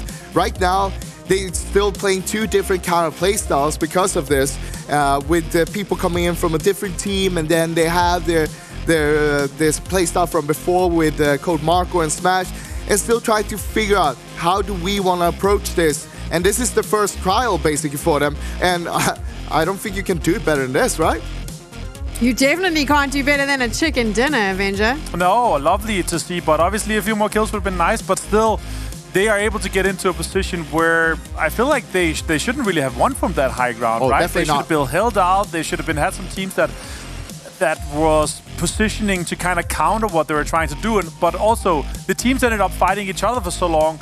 Liquid had a position where they had to fight 2 teams. Navi was down to 1 player, and Clip got lost to that last Navi player as well. So yeah, it was, in general, just a match where it ended up being a lot of solo and duo players trying to win it out. I mean, as you're saying, they had some trouble going down there. I think that's one of the things that I was talking about, that they're having trouble deciding, when do we walk down from that hill, or should we walk down or not? When is that going to happen? Because you have 2 different kind of play styles that comes into matter. One wants to stay on the top and just shoot down on everyone. The other wants to move down. And because of that, you get a little bit delayed. But it all worked out for them. They got tagged up heavily on the way down, but they managed to get down. They managed to get that revive twice going. And of course, they get that juicy chicken dinner.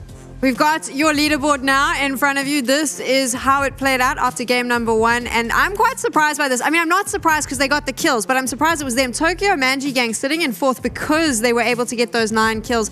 A team that during the Super Weekend, for me, a little bit inconsistent. I know they qualified, but I didn't really see them popping off. So I'm surprised by that. Are you surprised to see them in the top 4? Well, this is the first game, but I think the most surprising thing is that they got 9 kills. There was no placement points in this mix here for them. And I think that's a great showing. That's what you want to see from a team like this. Going super aggressive from the start. Make a statement. We are here. We're here to show you why we're here as well. I don't care about the other top teams, but we are one of the top teams, so that's why we're here. And the thing is, all these players that are in this lobby, or the vast majority of them at least, can frag out. Like they are mechanically skilled, they're talented. The thing is, we're not going to see the inconsistency on some of the teams that have maybe qualified is the consistent placement points and the consistency in getting into those positions where they can win or get top 4 and get a lot of those placement points. They can all frag out. They can all put themselves into positions where they can frag out. The problem is for them, how consistently are they fragging out while being in late game and also getting chicken dinners and placement points? That's the thing that separates the boys from the men, the girls from the women, if you like, is that consistency and being able to place and get kills. I was still impressed, though, as well with No Name Yet because, again, I know some of the players in that lineup. I watched them the whole of Super Weekend, and I was like, where are you? What is happening? We had a few good moments, but then they disappeared.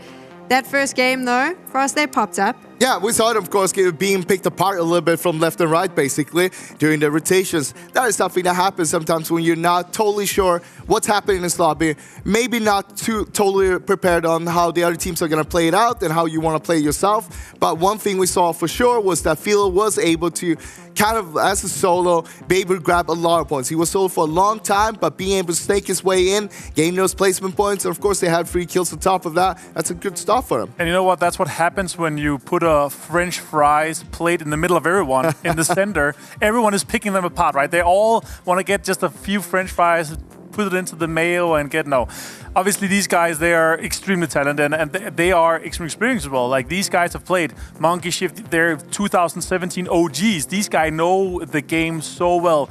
And with Tundo and Philo, I feel like this could be a potential top 10 team in Europe. The funny thing is, them coming in here is also like, they were just like, well, let's play this for fun. Right. And then they got here, they qualified here, they weren't really expecting it themselves, and now they're just trying to have fun. Right. And that's one of the most dangerous things. When people are just playing for fun, that's when they get dangerous. They don't feel any pressure or anything. They just do what they want to do. And that's what we're going to see from them, and I'm just excited to see what more they can bring to that table. As much as you say that, though, I mean, yes, maybe it could maybe Super Weekend, they were just having a good time. But now you're here, you know, there's points on the line, there's some cash. I think maybe the attitudes will probably already changed. They're competitors. They've been competitors for such a long time. Sure. All those players are sitting there being like, no, now there's an opportunity here. No, of course, like they got here, they want to play here, they fry playing here. That's why we've seen them before on this level, and now they're back here. They want to do good, of course, but at the same time, I feel like this might be the start of something. If they can grab themselves a lot of PGC points, this is not going to be the last time we see them this year. No, I mean, coming into this, if they're able to get a top 4 and get that many PGC moves, like, guys, we have to try to do this. We have to try to get into some of the tournaments, get as many PGC points as you can, because having a buffer from the very first tournament, that is just such a motivation. That will give you bloodlust. Like, you are just going to try as much as you can to get into the rest of the tournaments and get as many PGC points as you can, because if you're able to take out, 75 or 200 points, if you win the whole thing, you're pretty close. As we're talking about, last year was 275-ish was the cutoff point. So if you get 200, you only need 100 more to kind of feel safe in the top 8. This is where I think you get the taste for blood in the first game, second game, and then things start. Now this is the exciting bit, right? In the beginning, everyone's just feeling each other out. Maybe you're here for fun. Then you start doing well.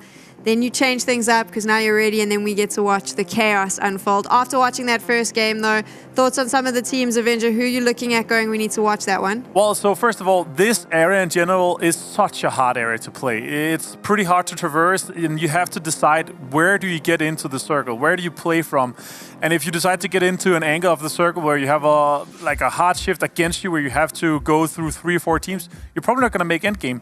The question for me and what I'm looking at the teams for is, the sooner they realize they're not able to win the game, and they realize that, then they're able to frag out. Like we saw Tokyo Manji Gang, they're able to do. They're going in and they're saying, okay, guys, we're not going to win this game. Let's just frag out and kill everyone that thinks they're going to be able to win the game still.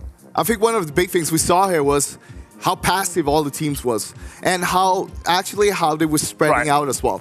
We saw almost every team trying to split a lot. There was 3 teams that didn't split. That was Navi, NLT, Liquid. But Liquid, we were working together first, but then they started feeling the lobby a bit. They were like, we can take more ground here. We can do something more, And that's when we saw them doing those kind of splits. So straight away, they're adapting to the lobby itself, and they were just taking it a little slow, like, that's kind of what we expected from teams. But I feel like coming into the upcoming games here, we're going to see a lot more crashes, a lot more pull-ups, considering how split all of the teams were, basically.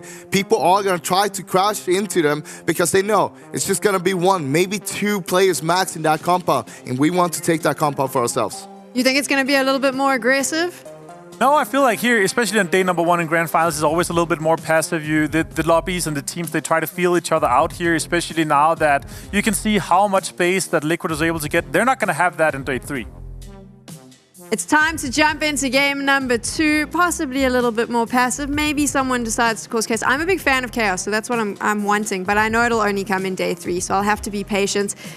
I'm pretty sure Jorosar and Toby are tired of being patient with us talking, so gents, the mics are yours.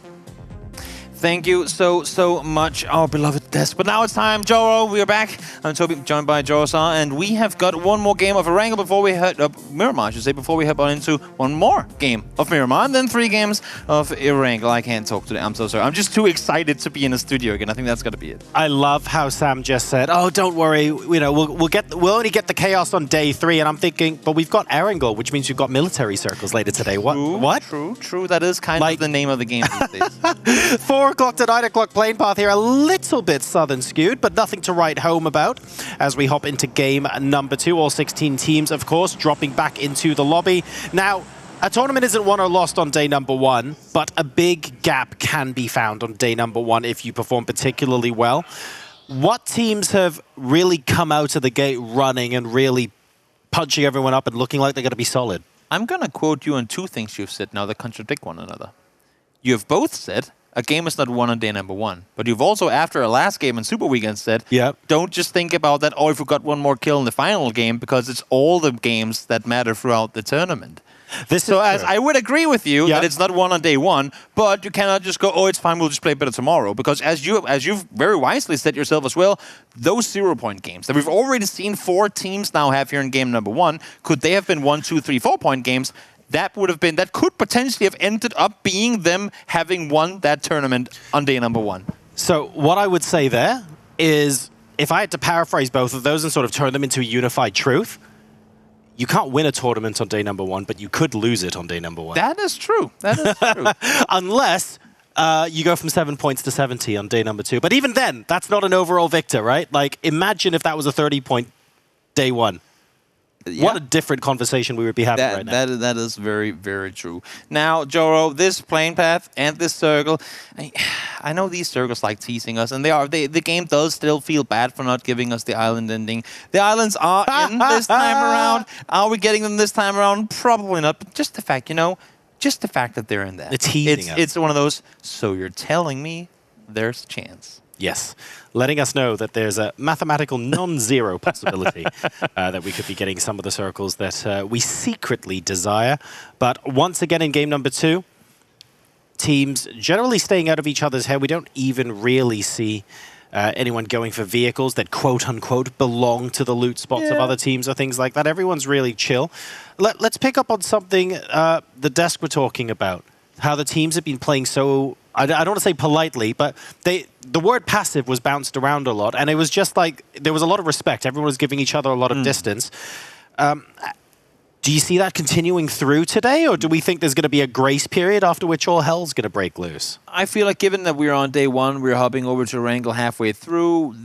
Today is going to be the day where some teams are going to make extra space, and other teams, honestly, are going to try and take more space. Because as Martin was saying on the desk as well, if you manage to claim terrain early, it's going to be harder for teams to then start doing something different and come in and try and take it later on. That's why a team like Liquid went up, as we said in the beginning of the last game, tried to take control there. If you're looking at the map here, look down towards the southwest. Ding has pretty much got a fourth of the map to themselves on the southwest corner. That's not exactly true, but they have a hell of a lot of space down there. Not in circle, though. And not in circle, I know, but I mean, just the fact that they spread out and they take so much space to loot makes for more info earlier, pretty much regardless of where the circles go.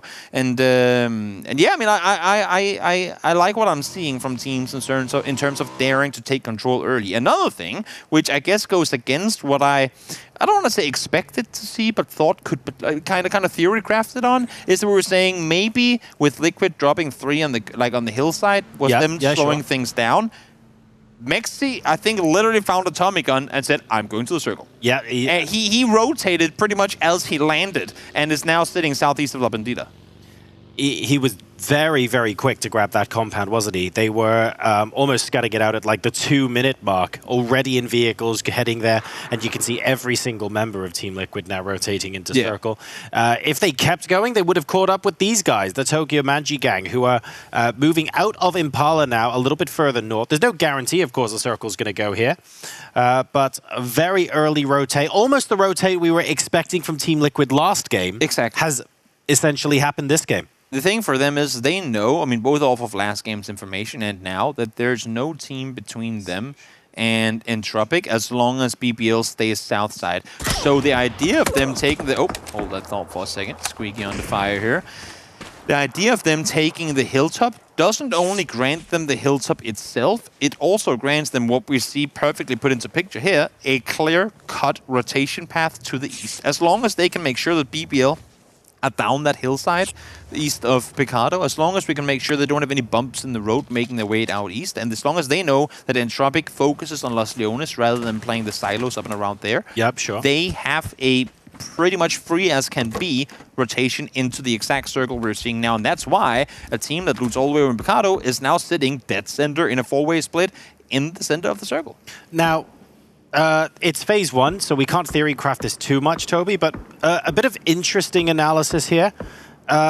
When we see the teams bunched up almost like north of Impala, sort of close to the coast here on these eastern circles so much, I find it interesting that people don't like sort of Minas or the compounds directly outside of that. People don't really go to Junket. They're desperate to go closer to Impala. And we all know that phase 4, you know, the circle moves away from water. It moves away from some of the unplayable terrain in those mountains near Impala. Why is it that everyone hugs the coast so much when closer to Minas Generales, closer to La Bendita, could be just as viable? I'm going to use a word now that I do not even know if is a word in English. I like this. These are my favorite words. I'm going to be Shakespeare. I'm going to invent my own words. Just say they are English words now, therefore they should be in the dictionary. You've got the hair. You are the Shakespeare of PUBG. In any case, if you play the coast, or just further down there, it is unbackstabbable. Unbackstabbable.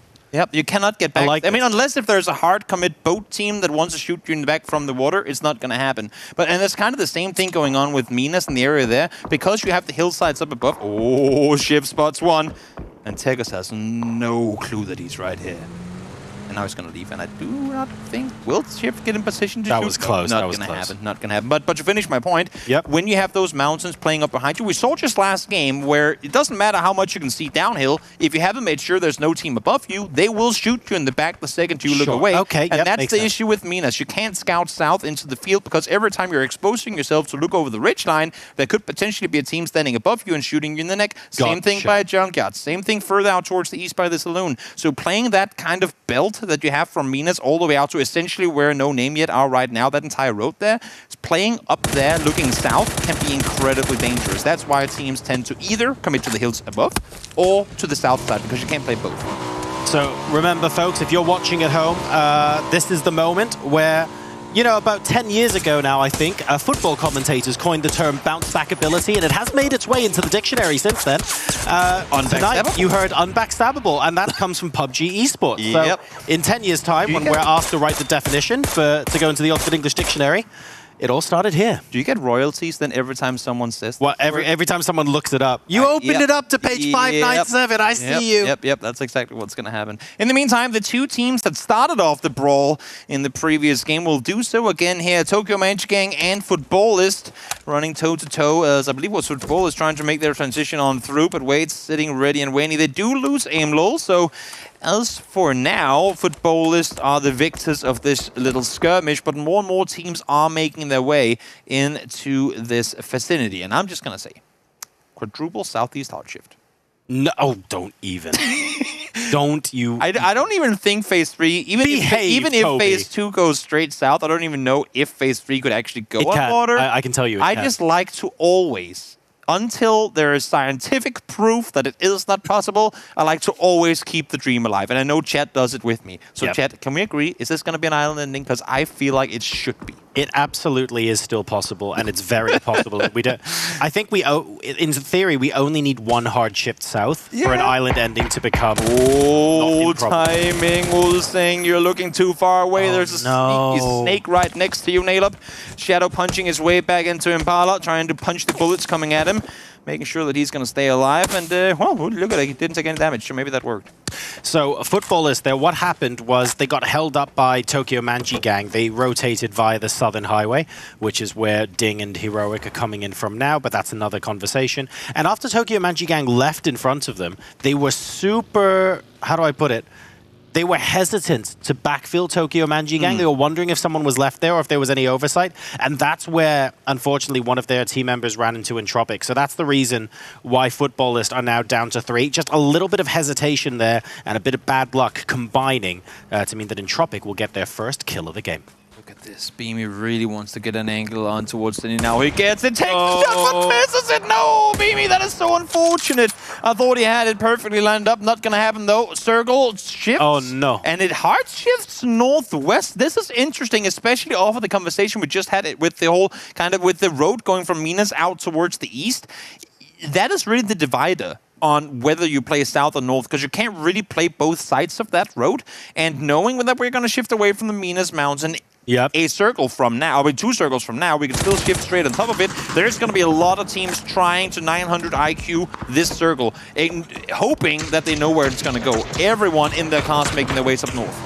So these circles quite often go south of Junkyard. Yeah, I'll put my neck on the line and say that now. But I think there's an interesting choice some of these teams up north are going to have to make as well. The mountain above Minas that it's going to shift away from is basically Northern Lights Mountain. If they're in the lobby, you can almost be sure at some point in the game someone's going to be sniping down from there. But you also know the circle's moving away from it. So how do you make that trade-off decision between information now and compound later? I would put it this way. If you go up there to get info now, by the time you rotate out from there, there's going to be nothing to claim. All the info you will have gotten is that, oh, wait, everything is taken. I think there's a reason why we're not seeing anyone rotate up. Are we even getting a replay of the missed shot? Oh, no. Production. You guys are rude. Wow. Beamy, look at this. Look at this. You missed your shots. I love to see it, though. They should have put it in slow motion, too. Can you imagine if there was a replay every time I missed 2 bolt shots in a row? That would be a very long day. Yeah, a 6-hour day would become a 24-hour charity stream. My God. All it is just shots you could have hit, but that you didn't. Oh, yeah, that's what I dream of when I go to sleep. They're on. Well, they lost the whole thing. They did get a kill early on, but of course, not quite the amount they wanted. They're still sitting hard on the east side there. I like to think with a shift like this, Footballers had a chance to try and move further in. The issue is they know that Tokyo Menchigang are there. They saw them before. They know that the No Name Yet are sitting north of them. And right now, I mean, we talked about in the Super Weekend, are you the team that forces other teams to play according to your plan, or do you play according to other teams' plans? Right now, unless the Footballers make some crazy rap straight into Ding or north around, they will be playing the rest of this game according to other teams' plan. They cannot move before other teams allow them to move. In the meantime, Beamy, well, he had a headshot at a distance, misses that one. But hopefully for the sake of him, maybe that's what we needed. We just needed a replay of his miss to then go, I can do this. And then he goes out and gets the headshot on. And he becomes Batman? Essentially. Okay, fair enough. Essentially. I'm a little bit concerned for these teams out east. Footballers will be rolling up on... be rolled up on by Ding at some point, but No Name Yet as well. If they're not moving into center, and like you say, Toby, deciding to try and dictate the pace of the game and making other teams react to them, them just playing edge here when there's no more water and the circle might go anywhere, it's so rough for them because they have to go through a team, they have to make a commitment, and it feels like all the teams around them have better positions than they do. I'm curious as to whether this was Ding's attempt to pull up on Liron, in which case great disengage by Liron to cross the road, or if they simply just wanted to go up here not knowing that Liron was sitting on that hillside. But as you can see, Ding are in fact making that north side rotation that we were expecting to see. Now with this next shift, because the mountain above Minas is going to be shifted away from, and the mountain down by Entropic is as well, we are headed, as you said, straight into Junkyard. Unless if we get a, I suppose it could technically go up between Northern Lights, Polish Power, and Faceland as well. And that's, I think, why you can see Faceland now crashing towards that circle too. But in the meantime, let's see Footballers, No Name Yet, up close and personal. Who will come out victorious? And here, the fight for what most likely will be the center of the next circle starts too. Yeah, this is going to be... a lot of teams are now going to be rotating for next circle, everyone. So this is going to start getting messy. Footballists and No Name Yet now in a big tussle. So Footballists decided to stay on the edge. They almost win the fight against No Name Yet, but unfortunately go out of the game at this point. No Name Yet have almost all of their team members down. Philu is going to be playing medic for the next minute or so. And everyone is going to be moving into Junkyard and the surrounding area, anticipating that the circle is going to move away from the mountains that are north of Minas Generalis in the next circle. Very close shave there as Entropic moves past Na'Vi as well. We're on board with Northern Lights now. Remember, they didn't have a great game number one.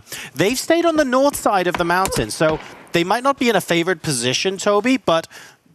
well, let's let's continue to flog this horse. They're in the unbackstabbable position. Unbackstabbable position is for most teams the best place to be in. In the meantime, I mean, I'm just going to underline how crucial that flush was for Monkey on the final player for football list, because Tundu was being rested by Shiv, I believe, and Philo was nowhere near. He was still running up from the compound. So had Monkey gone down there, Shiv would have been forced to go off of the rest, which in the end ended up being to the death of Tundu anyway. Yep. But that could have been the downfall for the entire team. So even though it was just one player getting one flush, crucial one that fortunately meant the survival of No Name Yet, at least for now. Let's see, ENCE opting to rotate out on foot here. They do have control of the compound down to the southeast, and they do have vehicles, so you'd have to assume that they opt to use those at some point too. But I think everyone right now, Joro, is waiting to see whether that circle is going to hard shift south. And we know it's going to go east. It must, right? We know it's going to go east. It's just a question of how much is it going to go southeast or northeast in this one. I suppose so, yeah. It could go hard northeast and really throw a little bit of a curveball for us here, but let's go ahead and check out what's happening elsewhere in the circle. This is the east side, where ENCE have got a good read on Tokyo Banshee Gang moving in. Oh, hello, and that's a surprise. Wasn't expecting to see someone there. Oh, peeks right around the corner. Monkey finds one, gets the flush in there as well. Nixie goes down. There is a Thing player miles out in the blue. You can see Bestalog. I'm not sure if he's looting right now. What's going on? Liquid, in the meantime, going full speed forward. They're going to be crashing straight into the vicinity of the remaining Thing players. This goes to show you how far apart these guys are. Senya, Uba sitting over the hillside. I don't think Liquid had any idea that they would play. I mean, obviously they didn't, because they came from the other side of the circle, but they didn't expect there to be a team sitting up on this north side of the circle. New circle does pop. Joro, where are we going? Oh my goodness. Well, we were asking ourselves before, could it be a 1 or 2 o'clock hard shift? Could we see it potentially get right up onto where FaZe are now? We now have our answer to that, but right now it's Heroic versus Team Liquid. So Liquid moved up just a little bit to where Ding were. Oh, and that nade's actually speeding up. Give it another second or two. It might have done a really good job of smacking Vard there. As it stands, though, he's going to be able to withstand this barrage from up top. It does mean, though, that rejoining the rest of the team is tricky. Given where the circle is and that they have to move in, they are now going to be between Heroic and Ding.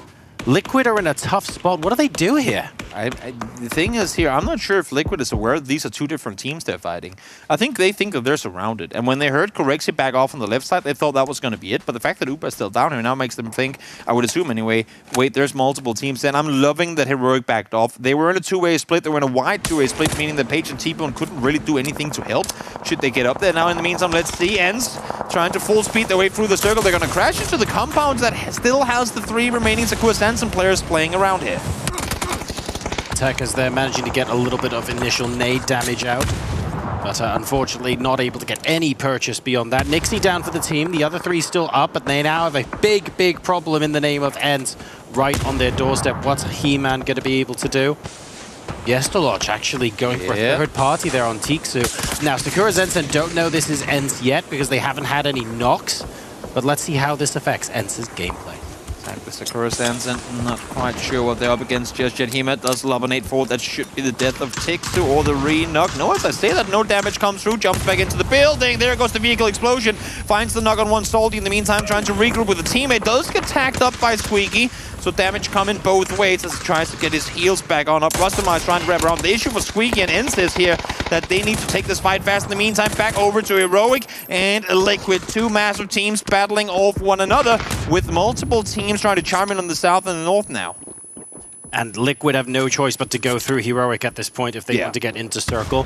Ding are slightly north of, you can see them on the mini-map on the bottom right of your screen, and they basically get to decide how hard they third-party this. So they're in such a good position right now to potentially come in and pick off a couple of points, and they don't need to full commit either. Exactly, there came the shot from the back. Enterprise on one side, Ding on the other. Heroic knows that they once again has to back off. Rustenmar through the fence finds Tegas.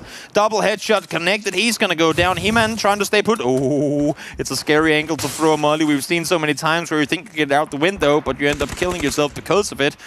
They need to finish this fight fast if they want to stay alive. More and more players are going to start looking down this direction. He-Man does go down. That's once again Bestalog from afar. We stop the bleeding there as we knock Rustenmar. The problem is Squeaky is waiting for Salty to come out, but he wins the first half of the Oh my god! And Best of Luck gets it with the nade. He's just cleaning up. He's been on solo duty. If that was Ensis to win. If you're looking at the map, you would have no clue that Best of Luck has 3 players alive up here who are currently trying to backstab. Wow. Ding are all over the map. I'm looking forward to hear the desk break down this one. I think it all started off with Best of Luck.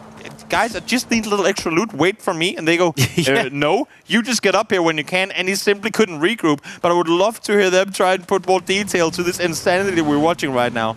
It's the classic 3-1 opposite end of the circle split. That's the strat, I suppose. In phase 5 as well. Yeah, pretty standard. It's a strat. I mean, the thing is, Best of Luck is like he's hitting some good ones. He's staying alive. He's already got multiple kills. In the meantime, now, well, FaZe were center before. Now they're on the edge of the circle. We'll see here if they can hold off. Do they opt to stick up on the hillside? I would assume so. Issue being, there's going to be a lot of teams coming their way.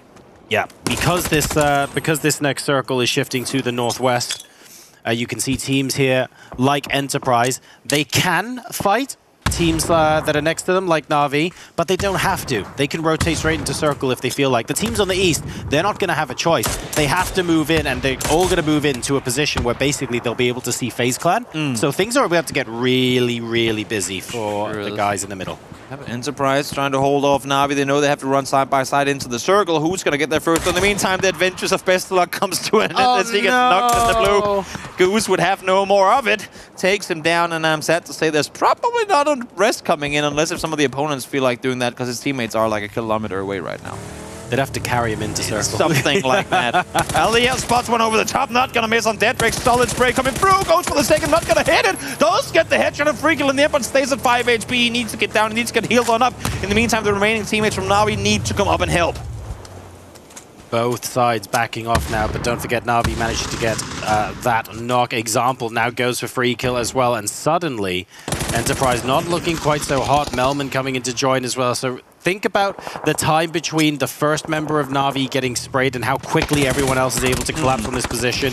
This teamwork is really good. Will it be enough, though? Because they are right on the edge of the circle, and the third-party potential is possible still. Exhalation, or even a member of FaZe could come in and take a look if the shooting keeps going for another 20 seconds. Sure could. Yanni peeks on over the top. We saw Yanni hit some really good shots during the earlier stages of the tournament in the Super Week. But now, as you were saying, FaZe could want to peek on over. Fex gets a good shot connected, and Yanni's forced to run back. You can see multiple teams now shooting at them. Exhalation over the top. Start chiming in as well. Both Deadbricks and Grannies goes down as Salik, well, he literally finds both of them. Marslick now shoots Gustav on the back. Everyone is fighting one another right now. And Na'Vi eliminated there, so maybe just a little bit more than they can chew.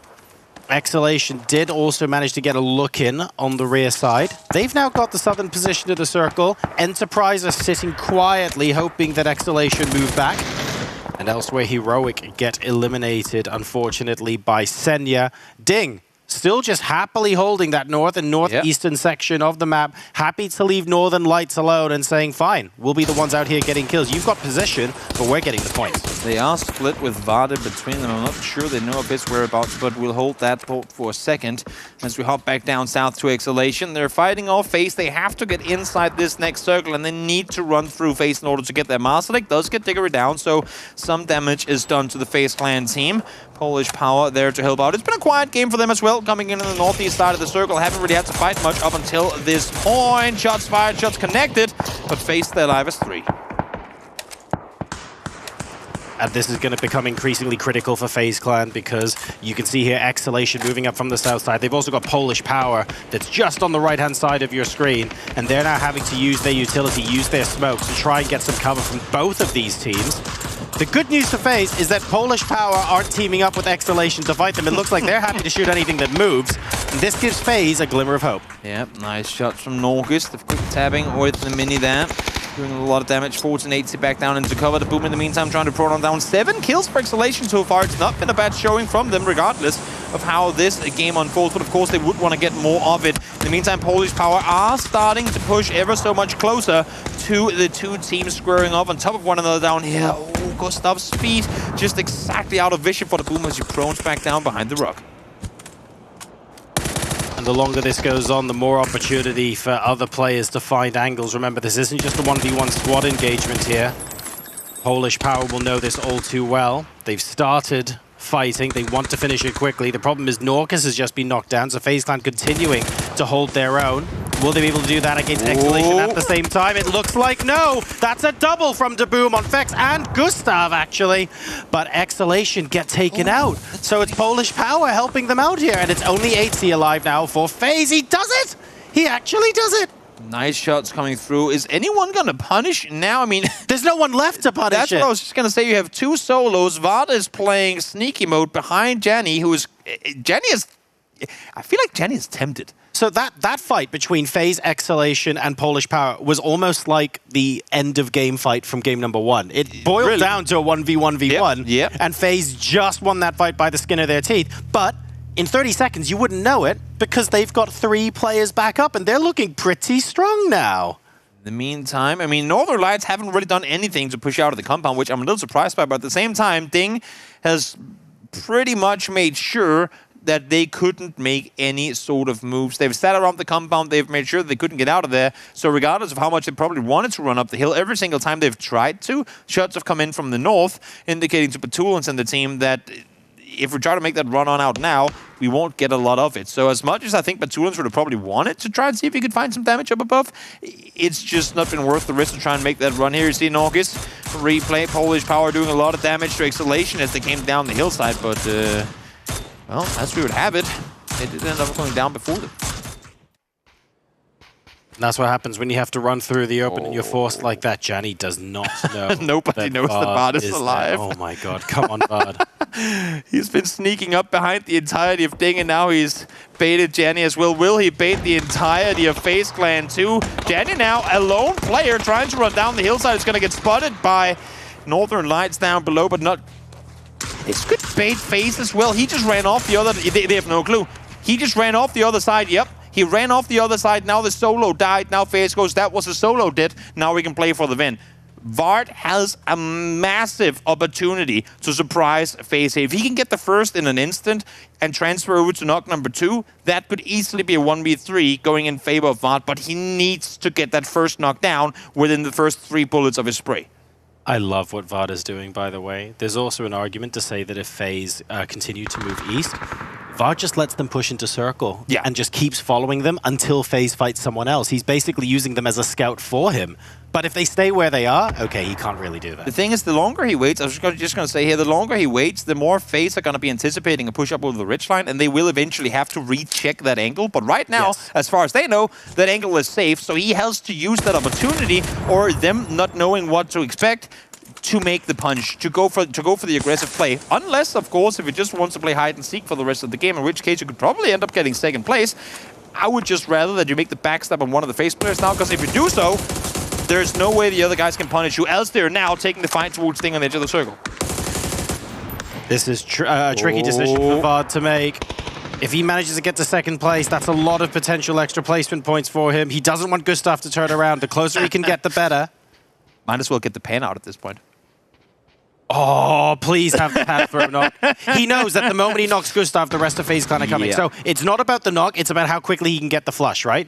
Because second place obviously gets you a lot more points than just the one kill. Oh, whoa, that was close to whipping. But he manages to do it, and now here comes the rest of FaZe Clan. He knows that they're going to be moving around. Sees 8C. But smart decision. He takes out the hilltop player. They cannot push up over this hillside easily now. They have to play from below. He's forced them to take the low ground position. If they want to run back uphill, I mean, honestly, if they want to run back uphill, they have to do it now, while Northern Lights and Ding are still fighting. So Vardia wants to convince FaZe to move the other way. We've got smokes out. We've got flashbangs coming in. FaZe aren't having any of it. They're happy to gatekeep the edge of the circle here. Northern Lights in this compound against the sole surviving member of Ding. It's Sail, who's just on the outside wall right now. Northern Light, they're in such a good position. I'm actually surprised they only have 2 kills this game. I mean, again, they haven't really been able to make a whole lot of moves because of the way Ding has kind of been forcing them to stay inside the compound.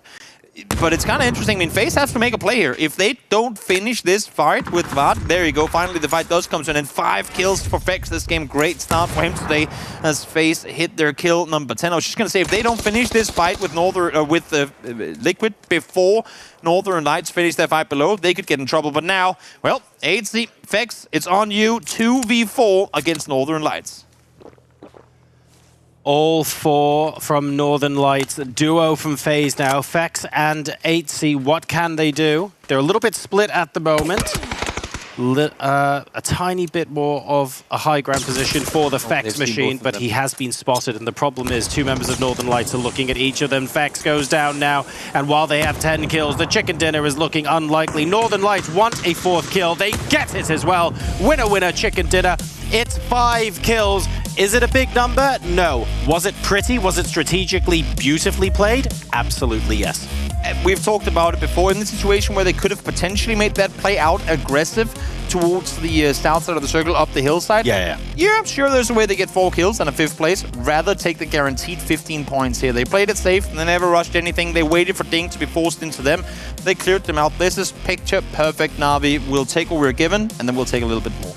FaZe Clan as well during that game. They had a really difficult position of having a delightful sort of phase 4-5, and then watching the circle progress in such a way that about 4 different teams had to push into them and had to push through them. They won that 3-way fight, then won the next fight, then won the next fight. 10 kills, that's nothing to be sniffed at. They did really well. Not at all. I mean, we often talk about center positions being great, but when do you go for them? And I feel like at some point, FaZe actually went there too early. You saw, as you said yourself, how many teams were shooting at them, and most other teams would never have succeeded in playing that position. But the fact that they not only hold them off, that they get the kills with it too, and make it all the way to 2nd place, that is an incredibly good game. And honestly, I don't think with the situation FaZe were in, that they could really expect to get a whole lot more.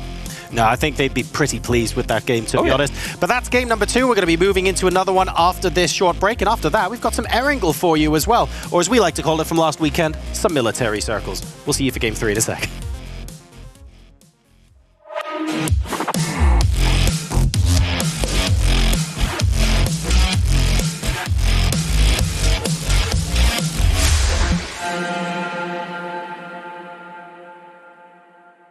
Everybody has to start somewhere.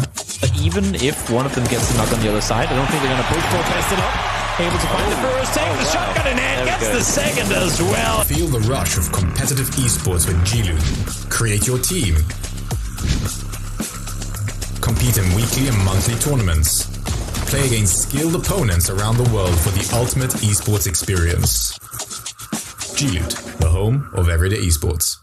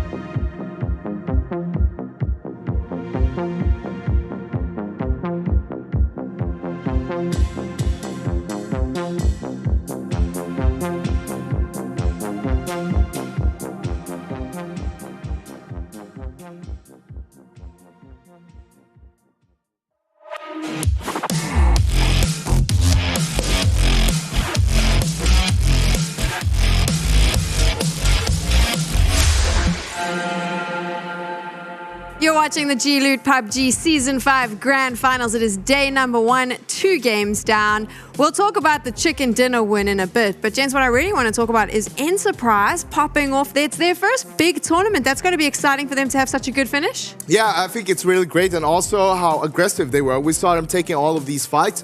And that's one of the main things why they changed up the IGL from Tixie and bringing in Free Kill. Because they wanted to be more aggressive. I feel like this is kind of showcasing that exactly what they mean with it and what they want to do with it. And, well, I mean, they got themselves, 6 kills in this game. I feel like they could get even more in the future. Like, if they keep on playing like this, they're going to figure out exactly how to adapt themselves more to the lobby, towards the teams that we have here. And they're going to be scary.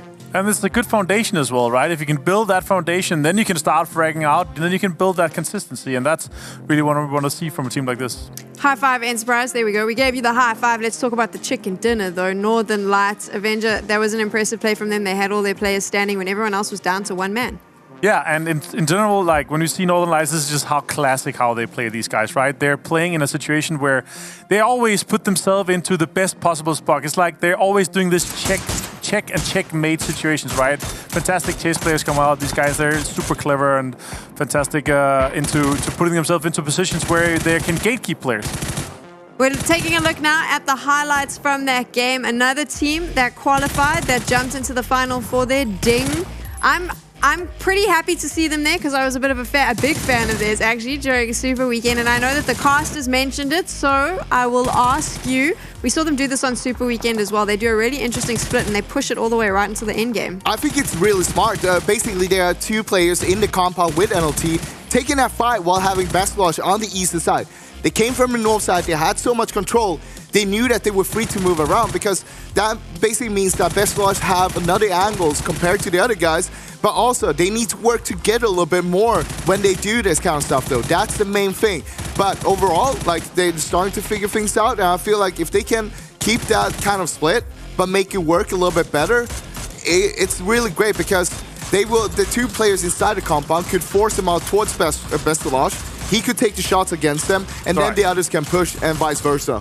Those angles that you can get with those splits is insane. But for me, it's a high-risk, high-reward kind of play. If it doesn't work out, you will fail miserably, right? Then you would rather have the teams being together so you can refrag. You can make sure you can revive those teammates and get off. But if it works out and the player that is playing solo, basically like in this case, is able to put the pressure on the teams to make sure that he gets his angles safe and he can get some of those kills or steal some of the points to him as well. I mean, this is what we see sometimes with teams doing this kind of splits. They have maybe 3 guys that are taking a fight while another one is holding back against another team and fending them off, making sure that the rest can focus on the team fight itself. I feel like this is kind of that kind of scenario, right? You have where you want the 2 players to focus on the team fight against NLT, but I mean, it is rough. 2 versus 4 against a team like NLT, one of the best teams in the world. It's bound to lose if you don't get a knock straight away. No, I don't really see them winning a case where you have a 4 versus 2 unless you get a nade knock where you get 2 knocks. Side was close. Yeah, but it's hard to win. They are a world-class team. We're going to take a look now at the scoreboard from this game, and while it's up, I want to ask, I asked this with No Name yet, but I'm going to bring it up with Ding as well. For me, the players in Ding and the players in No Name yet are just so good. They've played at the top level. They know what pressure feels like. They've played for these big teams. Should we be surprised when we see them finishing 3rd or No Name yet earlier on after game number 1 finishing in the top 6? I don't think anything is surprising right now.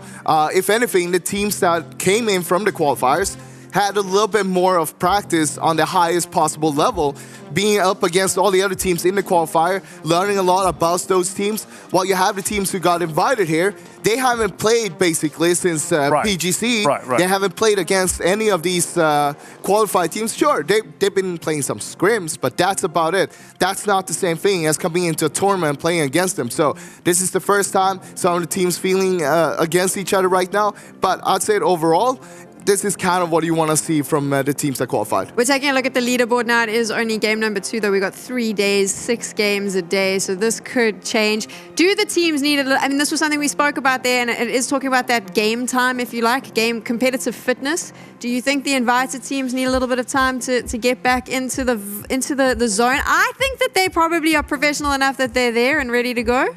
My prediction was we're going to see 5 out of the 8 invited teams in the top 8, and right now it looks like 5 to me, so that's pretty good. So we're on correct. We're on par. We're on par. It's all good right now, but it could change, of course. We see some teams that we know are heavy hitters. Heroic have had some really good performance lately. What we've seen from them in tournaments leading up into this one here, I'm sure that they're going to jump back.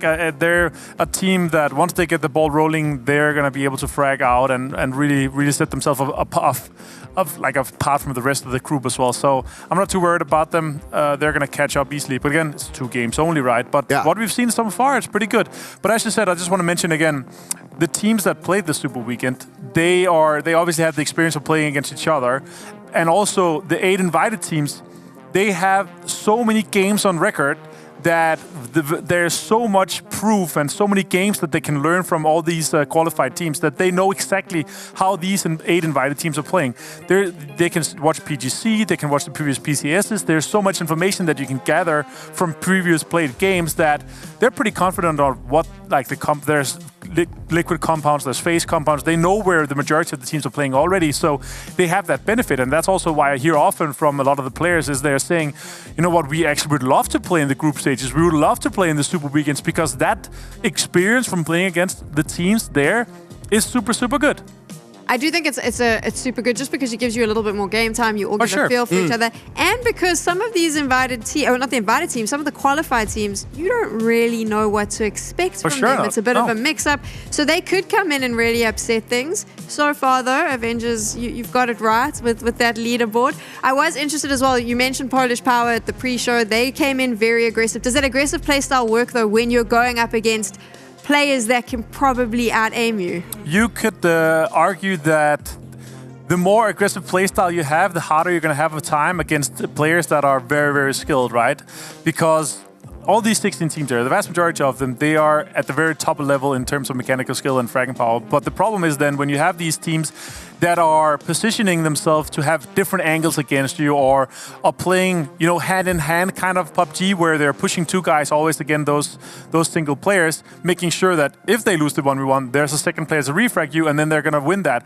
So when you have these super experienced players and teams, they're going to take advantage of what happens in the game and not just the one-to-one mechanical skills. The thing with, if you have a lot like this, teams like this, it's more calculated moves. What are they going to be doing? Most of them already know that, or most of the teams know what the other teams are going to be doing. But then you have a team like Polish Power, a little bit more of a wild card, They play their style, and that's the thing. They catch other teams off guard. That's their biggest strength, I feel like. Right. And so far, we haven't really seen too much from that. But, we got so many more games to go that I feel like it's just bound to happen. It's also wild and wonky circles so far. It's Miramar, it's some really hard terrain that we're playing. What we will see from teams like both Entropic and Polish Power actually is especially when we come to the Wrangle games and more kind of flat terrain games, is that they will take advantage of the splits. They will see, okay, there's a guy over here, only 1 guy shooting or 2 guys shooting. They will crash those compounds if they are in good positions and take advantage of that. That's also why they're such a dangerous team playing against, because they don't care. They're, okay, if we can take this compound, we can win the game from there. And they will take that as the risk-reward kind of thing and say, all right, if we die 4 guys to 2 players, that be it. Because if we win, a strong team will be weakened and we will have a winnable position to play from. You've watched 2 games so far today in the G-Loot PUBG Season 5 Finals. We have 4 more to go, and it is only day 1. We're going to do this again on Saturday and Sunday. All of these teams are playing for placement points. Of course, the higher they finish, the more points they get. And for every kill, they get a point as well. It is now time to jump into game number 3. Halfway through the day almost, and I feel like it's not enough. I want even more PUBG action. Jorasar, Toby, where are we dropping, boys? Where are we dropping, Sam? Well, we're just moments away from finding out game number 3. The final game of the day on Miramar is just moments away from happening. And now, Joe, we had back-to-back very similar plane paths that didn't exactly end up in the same area, but now we're getting I don't want to say curveball, because it's still a very doable plane path, but much of a different one. I'm looking forward to see, because we're still very early in the tournament, I'm looking forward to see, are we getting any altered drop spots? Are we seeing teams maybe land on top of each other, because the plane path is so much different from what we've seen so far? Yeah, so this game number 3, we're going to see a roughly an 11 o'clock to 5 o'clock plane path, so it means that a lot of the areas to the east side of Miramar that we wouldn't have otherwise been entertaining on this kind of plane path now suddenly come into play. We could even have the circles go out west, similar to Super Weekend, where we see a lot of the play around the cliff area, sort of south and southwest of Monte Nuevo. That's a possibility here. I'm personally looking forward to seeing circles sort of nearer to Chumacera. I want to see in between Chumacera and Picado some nice standard stuff so that we can see exactly how everyone wants to rotate in. But there are a lot of possibilities here. There sure are. It is a game for PUBG after all. We are headed into game number 3. The plane is in the sky. Some of the players have already hopped out very early on football list, and ends the 2 teams to do exactly that. Face out of the plane somewhat early here as well. Nothing really new under the sun in regards to where teams are going. Let's see as teams continue to hop on out if we are going to see any of those teams landing on top of one another. So very early exits there, and Ents actually stopping short of Oasis as well.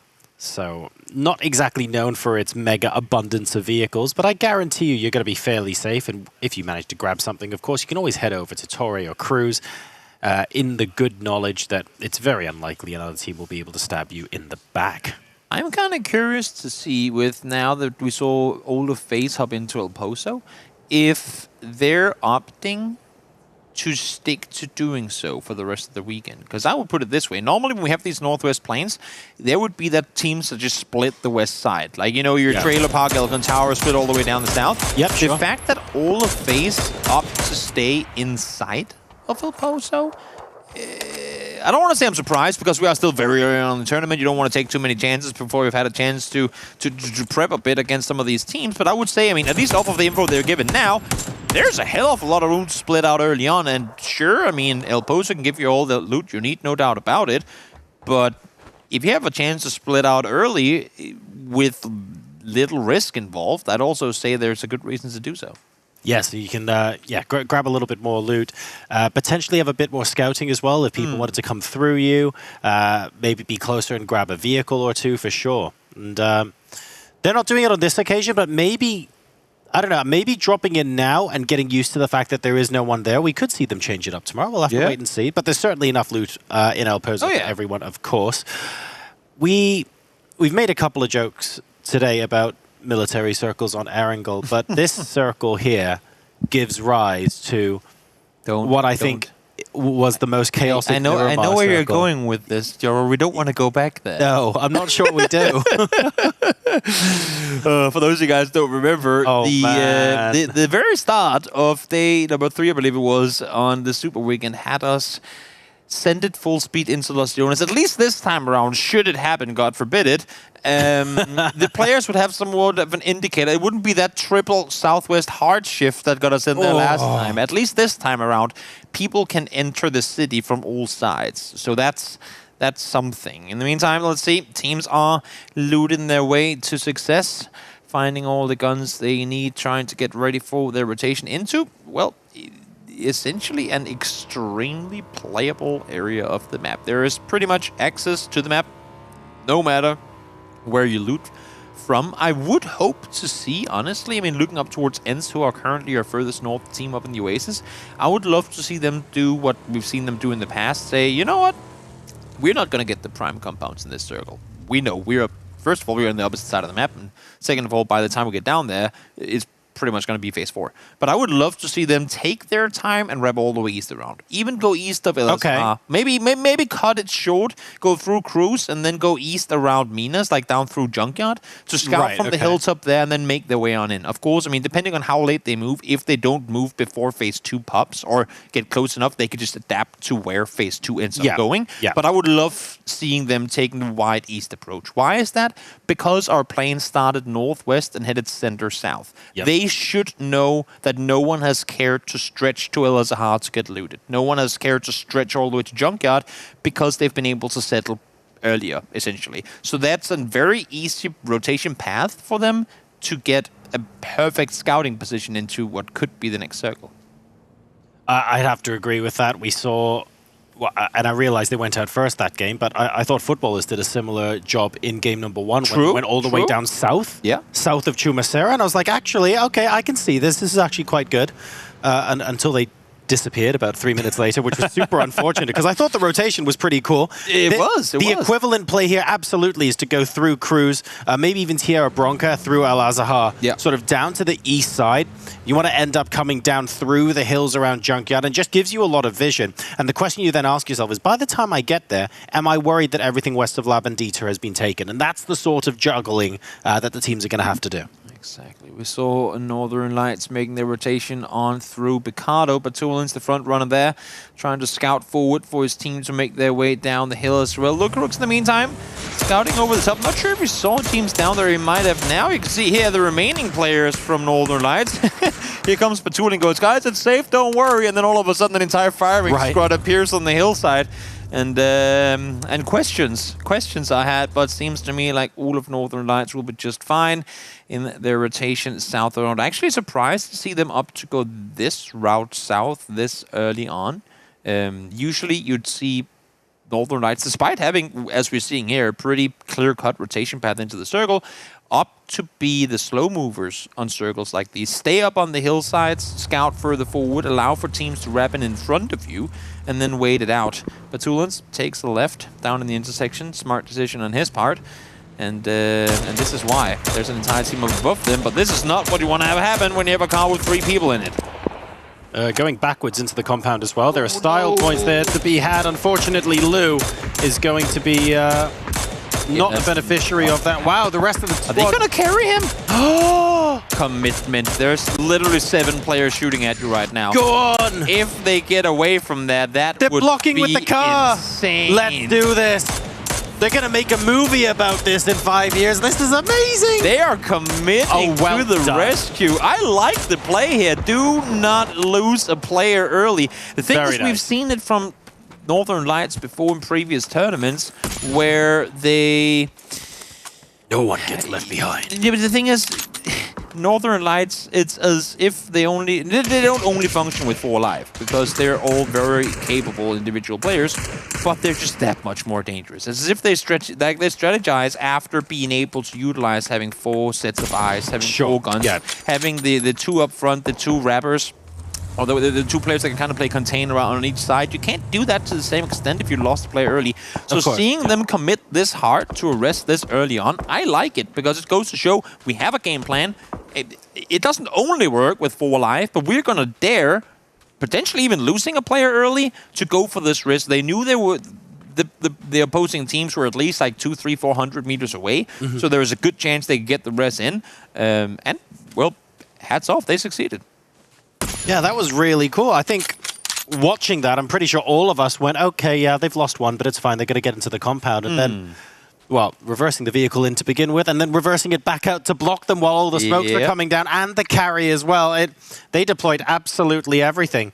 Back onto the mini-map, and well, first of all, point number 1, footballers are rotating through El Azahar and are probably to go out east. Point number 2, Ents might be right behind them. Yep, they're essentially taking the exact path we expected and hoped to see them do. I didn't expect footballers to wrap all this way east because they were, after all, in the Cooperaria. Thought they were just going to backfill maybe over San Martin and then behind some of the teams down towards Graveyard. But Ents being up here is pretty self-explanatory. I mean, we did explain it just a couple of minutes ago. I would just hate to see for footballers to once again, essentially for the 3rd time, say, we will take the safe path to the circle. get pulled up on by a team in the beginning of phase 1. Oh, man. Because that is essentially what's going to happen. If they opt to sit on the edge here to scout forward, at least they will get the upper hand because they will hear ends coming in before things start going crazy. But there is a world, very short time from now, where footballers and ends end up in a full-on fight. There certainly is. It's how far east footballers want to come down, right? Yeah. So everyone's still moving at the moment. So we'll come back and take a look at that at another time. We're watching No Name yet, who sort of, kind of have compounds on the edge of Los Leones. No one really wanting to commit to the city just yet. It's not like the Circle has a 50% chance of going into the city or anything. Cities, by the way, in PUBG, for those of you who are watching maybe a championship weekend for the first time, really easy to get into. Really horrific to get out of. So you kind of don't want to dive in until you're fairly confident you're going to be ending the game there. I just got to say, I mean, let's try and cut a line from footballers all the way down to Ding. Look at the amount of space on the south and southeast side of the circle that is not occupied by anyone. And that's despite the fact that we had a circle, like a plane path that ended down in that direction. Everyone's opted to say, we will play Los Leones or north of, except for Ding. Everyone else sits at Los Leones kind of altitude or further north than that. And if this next circle goes south, we're going to see some hectic rotations coming in. Let's see where we're going. We're going out towards the east. Okay, claim a compound in the field. If you're Tokyo Manchi Gang right now, group up because teams are coming your way. Yeah, see, if that were Ding, this is where they'd insist on holding the 2-1-1 split until phase 5. True, but Joro, this is why. Like, it's circles like these that make the eventual hard shift into Los Leones that much more beautiful. Don't you dare! It's those circles. It's these, like, don't worry, guys. Man. The city, no, we're not going there. Hard shift southwest, and everyone dies. See, now that you've said it, I can see it, which is really, really worrying. And then the fourth circle goes away from the mountain. Oh, no. It is possible. All right, so we have a couple of teams rotating into each other at the moment. Clip gets caught up by BBL, and I don't actually think there'll be any cause for anyone going back, sadly. Nope. You saw earlier on the minimap that Ents did indeed cut into the circle early, which means Footballist actually got a more chill rotate, and Ents are going to have to deal with more teams, I think. We'll wait and see once we start to see their names in the kill feed, but everybody is moving right now. Even Entropic, who are very happy to stay in Los Leones until the last second if they can help it, they're on the outskirts now looking for a way out. In the meantime, Exhalation don't want to have FaZe Clan as neighbors. Understandably so. Trying to force them away. BTM firing a few bullets. He's sitting very, very alone. I mean, they're in a wide split here, so not a whole lot to do. In the meantime, Northern Lights and Liquid squaring off against one another. James falls to the ground. Did manage to find the knock, but Lou should be able to get back up in him. This rotation in for Liquid, I think James coming in to see, it just hasn't really worked for them, has it? They've lost 2, sadly, now, have Liquid. And they're going to have to play a little bit more passive, I think, for the rest of the game. The good news is the remainder of their team are in a half-decent position on the west side of the circle, but Northern Lights looked very comfortable there. It didn't look like James was about to win a 1v2 or anything like that. No, it's a tricky area to try and take a fight there. Northern Lights, I mean, they wrapped in, they take the position. I'm surprised to see, but then again, I mean, we know Liquid as a team that dare to split and try and maintain control, but sit in that, I mean, I'm not sure exactly what happened since Clip ended up going down in the first place. I just hope, and now I know that we're very early in the tournament, so we don't want to assume things too soon. But one of the issues Liquid has run into in the past was losing players early on. I don't want to say it for no reason, because there was obviously reasons to them losing the players, but that really came to bite them in tournaments before, and I would hate to see, now again, first game it happens, but I would just hate to see that become a thing over the course of 22 as well. Well, and one of the easiest ways to lose a player early in PUBG, of course, is sending a player scouting or trying to take a lot of real estate and ending up in a 2-2 split or a 2-1-1 split, and a squad moves in on you. In this case, there wasn't a squad moving in on Clip. It happened to be a drive-by, but if you get the one knock and your teammates aren't close, that's the risk you take. Now, on the plus side, when it goes well, you get a lot of information and you can choose your next rotation off that information. And it's worth reminding everyone, the Team Liquid, I know it's just 2 games, but they're #1 on the leaderboard for a reason. So their ability to rotate off of stuff like this is really strong, but now they're going to have to do it with 2. Ends shooting at cars, FaZe shooting at cars, Ends shooting at FaZe, and Exhalation survives through all of it. The 2 teams shooting Wait a minute. Stop it, Toby. Wait a minute. Stop it. Wait a minute.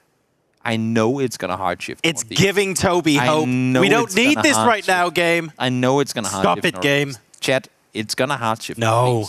But let me pray for a second that there's a glitch in the matrix somewhere that somehow forces, because this would not only be bad, this would be ultra, super, mega bad for teams to have to try and rotate into Barcelona through this. Unfortunately, it's probably going to go northeast, if not guaranteed. I mean, centering up is also a possibility. These circles do like to bisect on a road. I can see it maybe doing something. Yeah, I don't know. It has to go east to some extent. Na'Vi, I reckon Na'Vi knows something, is what I'm trying to say. Oh yeah, they're sitting solid. They will be in what probably is going to be the edge compound. A circle and a half from now. In the meantime, down towards the southeast, we talked about how much space there was. And there still is. I mean, Heroic and Ding, surprised that they're running into one another because they got all the space in the world to maneuver through, but that is the case. To be fair, all this lovely field for you to sit in. Yeah, it's not exactly prime real estate, but it is playable nonetheless. Ding. Uber here trying to peek on over. It's met by an opponent instantly. Na'Vi, in the meantime, full speed pulls up on FaZe Clan, and they are having success with it. The only damage being done to Na'Vi is by Na'Vi themselves.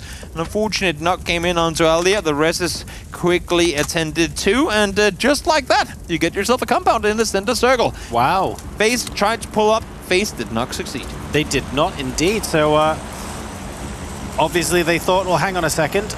Based on our options, we think it's better to risk ascend into a compound where we're fairly certain is taken than play it out here. They tried it. They failed. Na'Vi up to 3 kills now.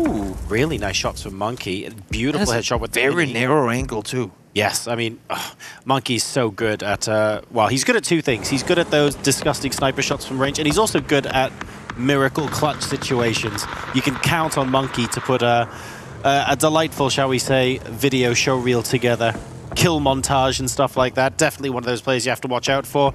And now, these dips really scare me, Toby, because when I see teams play these dips in scrims, the question I ask is, who's going to be the last team to try and pull up onto that dip? And usually 7 different teams throughout the course of a game try and do that, right? That is true. In this case, I feel like it's so far out on the east edge that it's hopefully, I'm going to say, should not going to get pulled up on by anyone. This dip, on the other hand, by Northern Lights, maybe more so. Again, we are expecting this next circle to hard shift northeast pretty much straight into the hands of Tokyo Magic Gang. We'll, of course, have to wait and see. Varden and Mexley, they've been lonely for a little while. Their 2 teammates went down earlier on. Now let's see where this next circle takes us. Hence continuing to wrap through. They're basically having to wrap through Exhalation, by the way. So you've got players north of them. They've also got BTM, who's east of them as well. And I don't know to what extent they've spotted BTM, which means they have to be a little wary. They're actually opting to get in vehicles and try and move it towards the center. And that's because Squeaky has managed to find... is that a compound? But it's not taken. Yes, it is. And they're able to go ahead and grab. I would argue that's a bit of prime real estate in this circle. There's only a handful of viable compounds left in this circle, and that is no doubt a position that you can easily play from. Upa, in the meantime, trying to pick up best of luck. They will have to rotate the circle, actually going further straight north than I first anticipated. Heroic trying to wrap around. They're going to be running straight into Exhalation, who currently have all the space in the world, but is wide split from the compound. Beamy, bold action in hand, comes forward and gets the headshot with the bold. Please tell me we're going to get a replay from that. He does go down because of it, but here comes Heroic, full speed forward. If anyone's asking the question... What? If you were asking the question last game or the game before and you were like, excuse me, guys, why are we continuously... why is the observing team looking at Beamy bolt shots non-stop? There's your answer. That's why. Because when he does that... Woo, chef's kiss. Footballist on the edge of the circle from that hard shift, unfortunately, is out now, but 3 different teams actually contribute. Again, it feels like footballists don't lose to 1 team. They always lose to like 3. It's becoming a pattern now. It's they saw Heroic do it and they go, oh, that's how you do it? Let's do it too. Unfortunately, Heroic got there. They caught some teams by surprise. Therefore, they slipped through. By the time Footballers tried to do it, all the teams that didn't get to shoot at Heroic were ready to take shots at Footballers, and they go down as a result of it. Is that a timing thing then? So it is most definitely a timing thing. You know, if you move into circle and you get those 3 teams shooting you, that's not, we shouldn't do this. That's more of a, maybe if we did this a minute earlier, other teams would be occupied or they'd be positioned elsewhere, right? It's a matter of being able to react quick to change of circumstances. And, well, Heroic got the jump on the rotation there. Tokyo Mancha Gang now forced to make that move out of the compound as well. There's essentially sending it in the exact same path as Footballists initially were, but not quite pulling up on it. Are they going into Exhalation instead? It seems like that's going to be the case. Ends running around, sprinting around, I should say, trying to see how they can get impact. Maybe get a third-party opportunity on what is now a proper 4v3 fight here. And on Northeast, there's so much action going on because Heroic are about to third-party Tokyo Manji Gang versus Exhalation, and I think ENCE have got a really good view of all of this as well. Brutal, open the door. Thank you very much, welcome committee. I'll just shut that behind me so that we don't let the draft in. And BTM says, cheers, big ears, not a problem at all. The problem is they've got a Heroic team all around them. Yep, Circle goes south, and despite the fact we have 48 players alive, only around 10 of those are inside the next circle, because it's half field and half barren downhill landscape that is really not easily utilized by anyone else. Heroic now trying to make the push on in. They smelt the third-party opportunity. They're going to try and see if they can seize anything off it. In the meantime, down towards the south, in Tropic, a team we've talked very little of today, despite their solid performances so far along the tournament, are having issues making their way through Ding. They've been reasonably quiet so they far sure have. In Tropic. Let's see what they can do from this position. Nail-up goes down, and unfortunately Ding continues to push into them, so not giving them any chance whatsoever to revive. And that sadly leaves Lucarux as the only surviving player. A little bit further back between Ding and No Name Yet, and he's going to back off and try and play this passive and play it super late, because that's the only way to get into the placement points from here. I'm not gonna lie, I'm surprised no one just opted to send it into the field yet. Like, some of the Hayball stacks can grant you, not good, but decent enough cover that you can at least make top 6. So, would assume to see some teams start full speed sending it at some point soon. Correxy, just 40 bullets in the gun, would probably have some more if he were to decide so for himself. T-Bone trying to stay put. Heroic only 1 kill so far. Now T-Bone, I mean, there's always going to be an angle from which the opponents can see you. That was a good molly from Correxy. I'm not sure there's going to be a whole lot more coming off of it, though. Now comes the pusher on the side. Oh, PC, oh no! Teammate, no! You can't have that happen. And the nade coming through the window even did the damage for him. No! So Exhalation fall by their own hand and Tokyo Mancha Gang, but they take Heroic down with him. Split-second miscommunication here. Now we have Tokyo Manji Gang crashing a member event. It's Squeaky. It's a 3v1 in close proximity anyway, but they managed to get 2 down. It's only aim low left. And unfortunately, that vehicle, that was an excellent flip, by the way, 7.8 out of 10. That's Tokyo Manji Gang eliminated. They had to try something, so fair enough. That was rather spectacular, though, from ENCE. Teams are dropping like flies as everyone is trying to make their way into a ruthless circle here. Forced to run shoulder to shoulder. It is about who can punch better, who can make more room for themselves as they try to make their way further forward. Rustenmar running down to his last 5 bullets in the gun. Literally nothing left to play with, unless if he gets a chance to lose something here. Fights once again escalating on the west side of the circle, too. On the west side, we have Polish Power. And they're going up against BBL Esports. There's along the road, it's a little bit of low ground, so you've got higher ground on both sides, which makes it a bit tricky to play. And the best way to play it, if you're there, is to make sure no one else has an angle on you, and the way to do that is you just kill them all. So it's not a very sophisticated strategy, but it can be effective, and Polish Power are trying to do just that. Actually managing to get a headshot onto Biestoloch as well, which is buying themselves a good amount of breathing room. So Polish Power, the team on the low ground there, fighting against BBL, fighting against Ding, they actually managed to survive this still on the road. We just eliminated 6 teams in, I want to say, 40 seconds. As you do.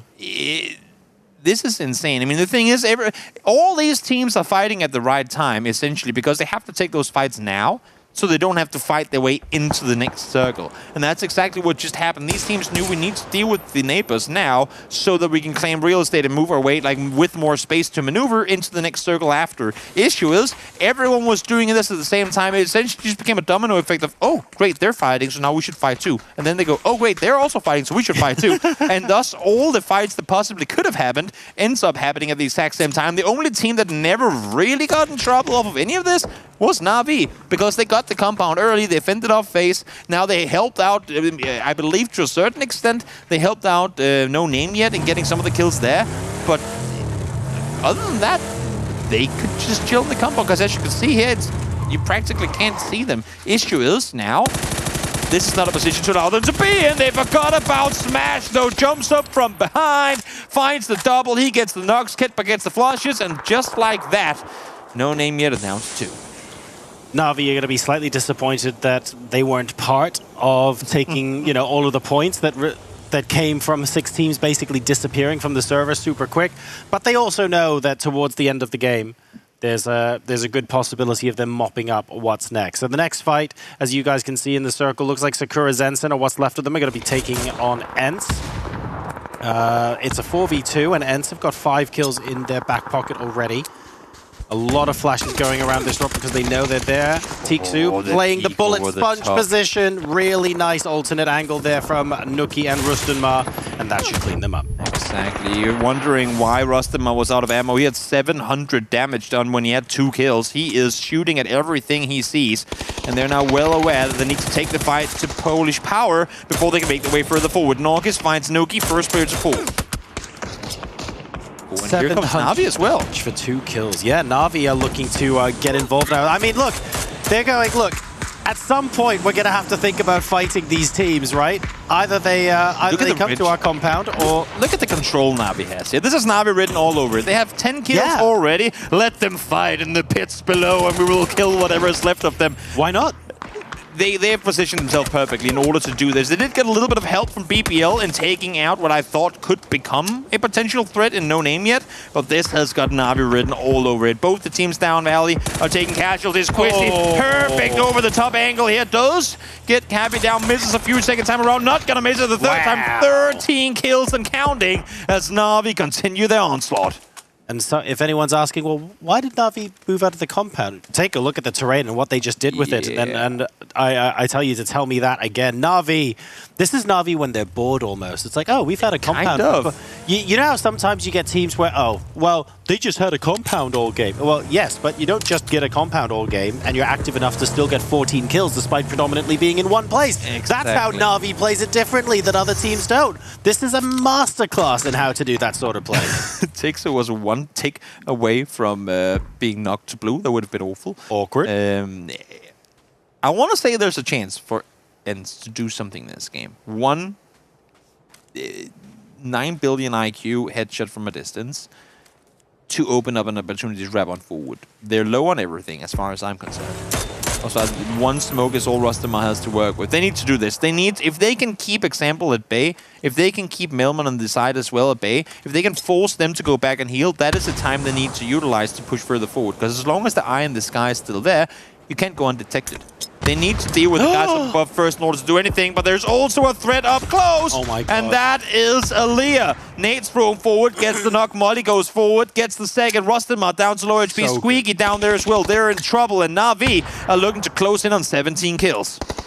Alia biding his time, and I think that was the first frag he threw as well. So really good, really precise, getting the insta knock, and ENCE now down to 2.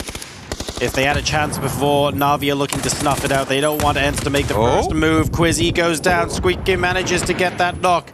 And I think Quizzy is in the Molotov as well, but there's actually not enough time for him to get knocked. 17 kills, and Na'Vi have come to the G-Loot Season 5 Grand Finals, and they've made a big, big statement. They rotated in. They said, you know what, we'll take the Thunder Compound.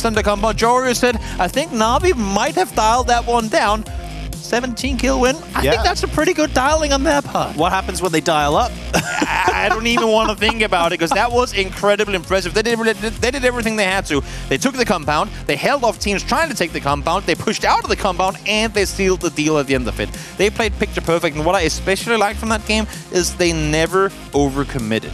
Even though they knew they had the numbers, even though they knew they had the better position, they said, we are not going to push our luck here. Because we've gotten all our kills without taking any casualties by just playing it wise. Let's continue to do that. Let's not go oversell. Let's just say, they're in the corner, we'll just kill them.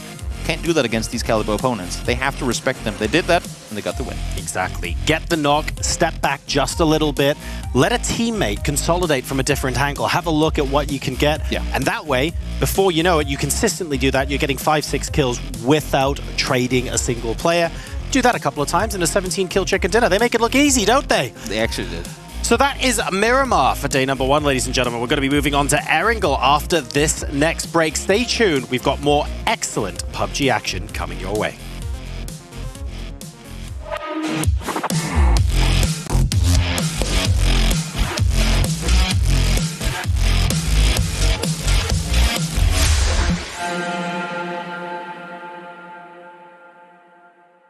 Everybody has to start somewhere. But even if one of them gets the knock on the other side, I don't think they're going to push. Press it up. Able to find the first, take the shotgun in hand, gets the second as well. Feel the rush of competitive esports with G-Loot. Create your team. Compete in weekly and monthly tournaments. Play against skilled opponents around the world for the ultimate esports experience. G-Loot, the home of everyday esports.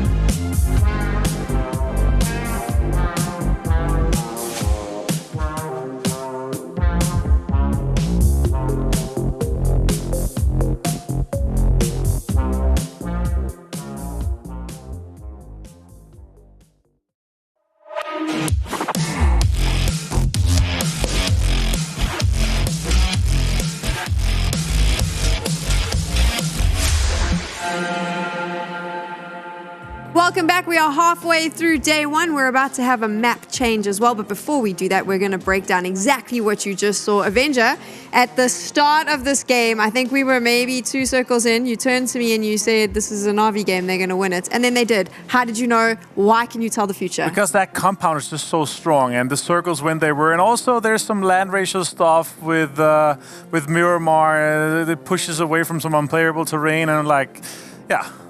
And then I said to Frost, if this circle goes exactly here, it's going to be an even bigger Na'Vi game. And it went exactly there, and they won with 17 kills.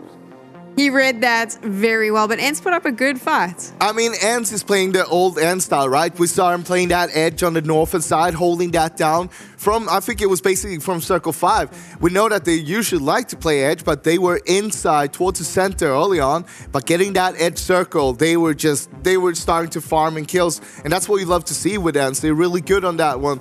And of course, with the change in the lineup, good to see that they're able to keep up that kind of playstyle that they used to have as well. Yeah, the biggest loss for me in this game here was no name yet. The French guys, they were a little bit forgetful. They forgot there was 2 BBL players in that dip that they just heard fighting in, and they probably didn't kill feed count properly, or they forgot, or what do you think, Frost? I mean, we were talking about this, and I still think they should have crashed Na'Vi into that compound.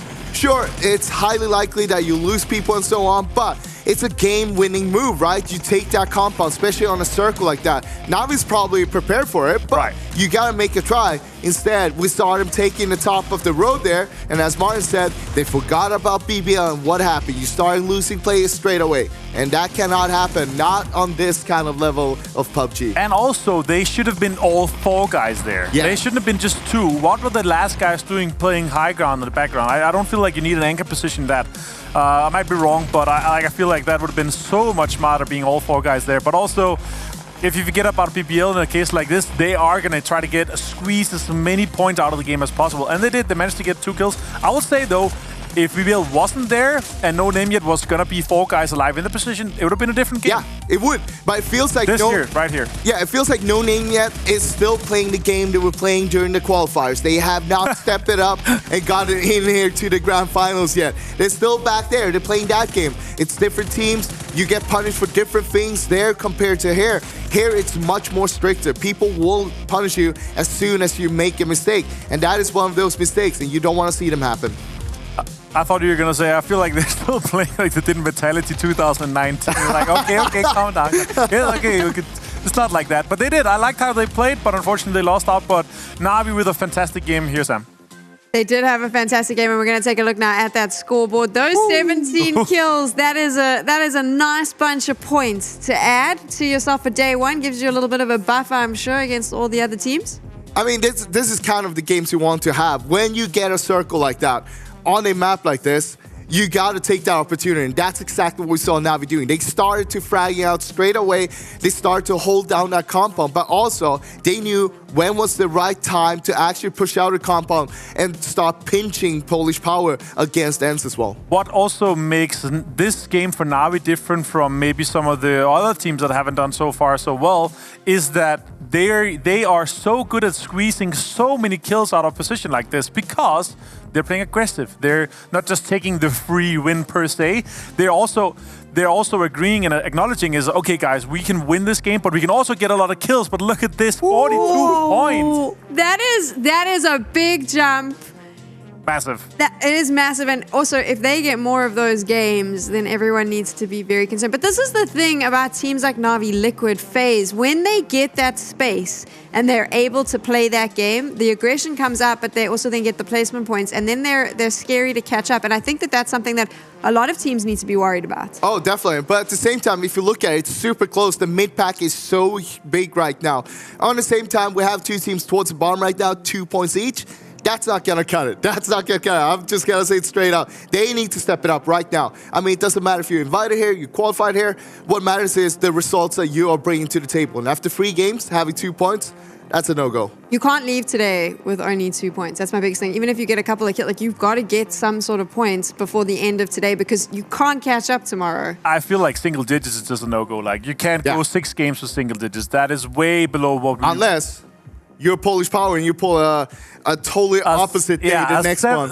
I don't think you can do this in that. I don't think you can do it in this lobby. I think the teams are too good. You have to remember as well, they did it in 4 games. It was 7 points in 4 games and 70 in 4 games on the other day. So that's a massive jump for them as well.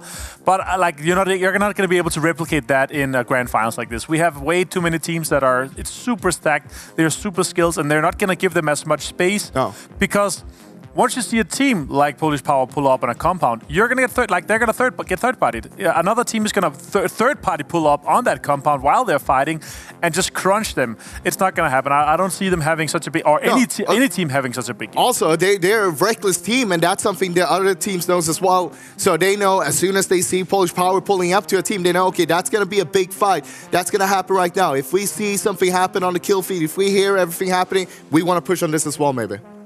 We now have an opportunity, because we're halfway through the day, to chat to one of the players and get their insights into how the games are going for them and the finals. So Team Liquid's Clib is with us, and he's going to be sharing a bit of information. Clib, thank you so much for joining us. How's it going? It's going good, thank you. How about you? I'm good. I'm excited to be back doing some PUBG. I do have a question for you. The first one that I'm going to throw at you. What has it been like having Fuzzface as a coach? What's he been able to add? Fuzz is a really intelligent person. He has a lot of game knowledge, so he's going to add a lot of, especially like late game knowledge to our team, which is super awesome for us. It's interesting. We were hoping we'd get a bit more from you as the weekend progresses, because I'd love to hear how Fuzz has been changing that up. I know that Frost has a question for you as well.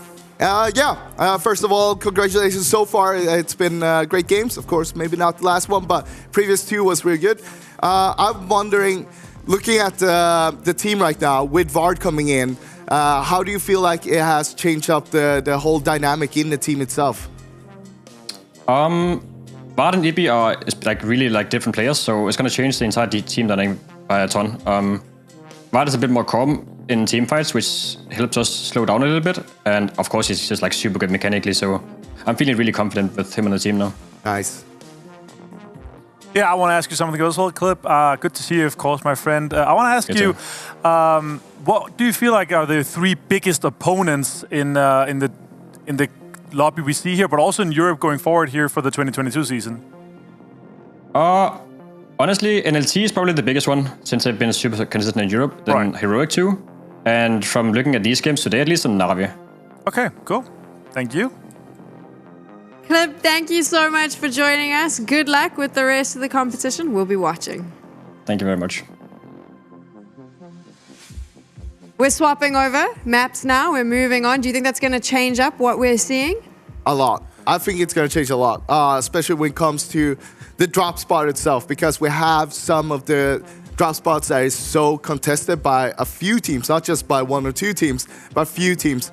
And it's going to be quite interesting to see how the teams are going to adapt to that, where they actually find out where they want to drop and play from, and so on. I feel like Fairy Pair is one of those hotspots. Yeah, there's multiple things for me, but the biggest thing for me is probably that the big teams and the most established teams, they're going to be doing considerably better here consistently than they are in Miramar, because Miramar can be a very hard map to play. There's many factors that you can't really control yourself. You have a lot of riches that are hard to predict how many players there are, but here they know this map so well. They've played it for years, and they know exactly how to approach their games from here. I have a question to that, but before I ask that, I do want to remind you that we are running a little bit of an Easter egg hunt here at the G-Loot PUBG Season 5 Grand Finals. We're going to be doing it over the course of the next 3 days, and we have some great prizes, 10 a day to give away. All you need to do is watch out for that Easter egg. I do believe it's been shown already, but we might drop it again. So we won't give it away to you just too soon, but if you want to know what the Easter egg is, there is a player name that's going to pop up on your screen.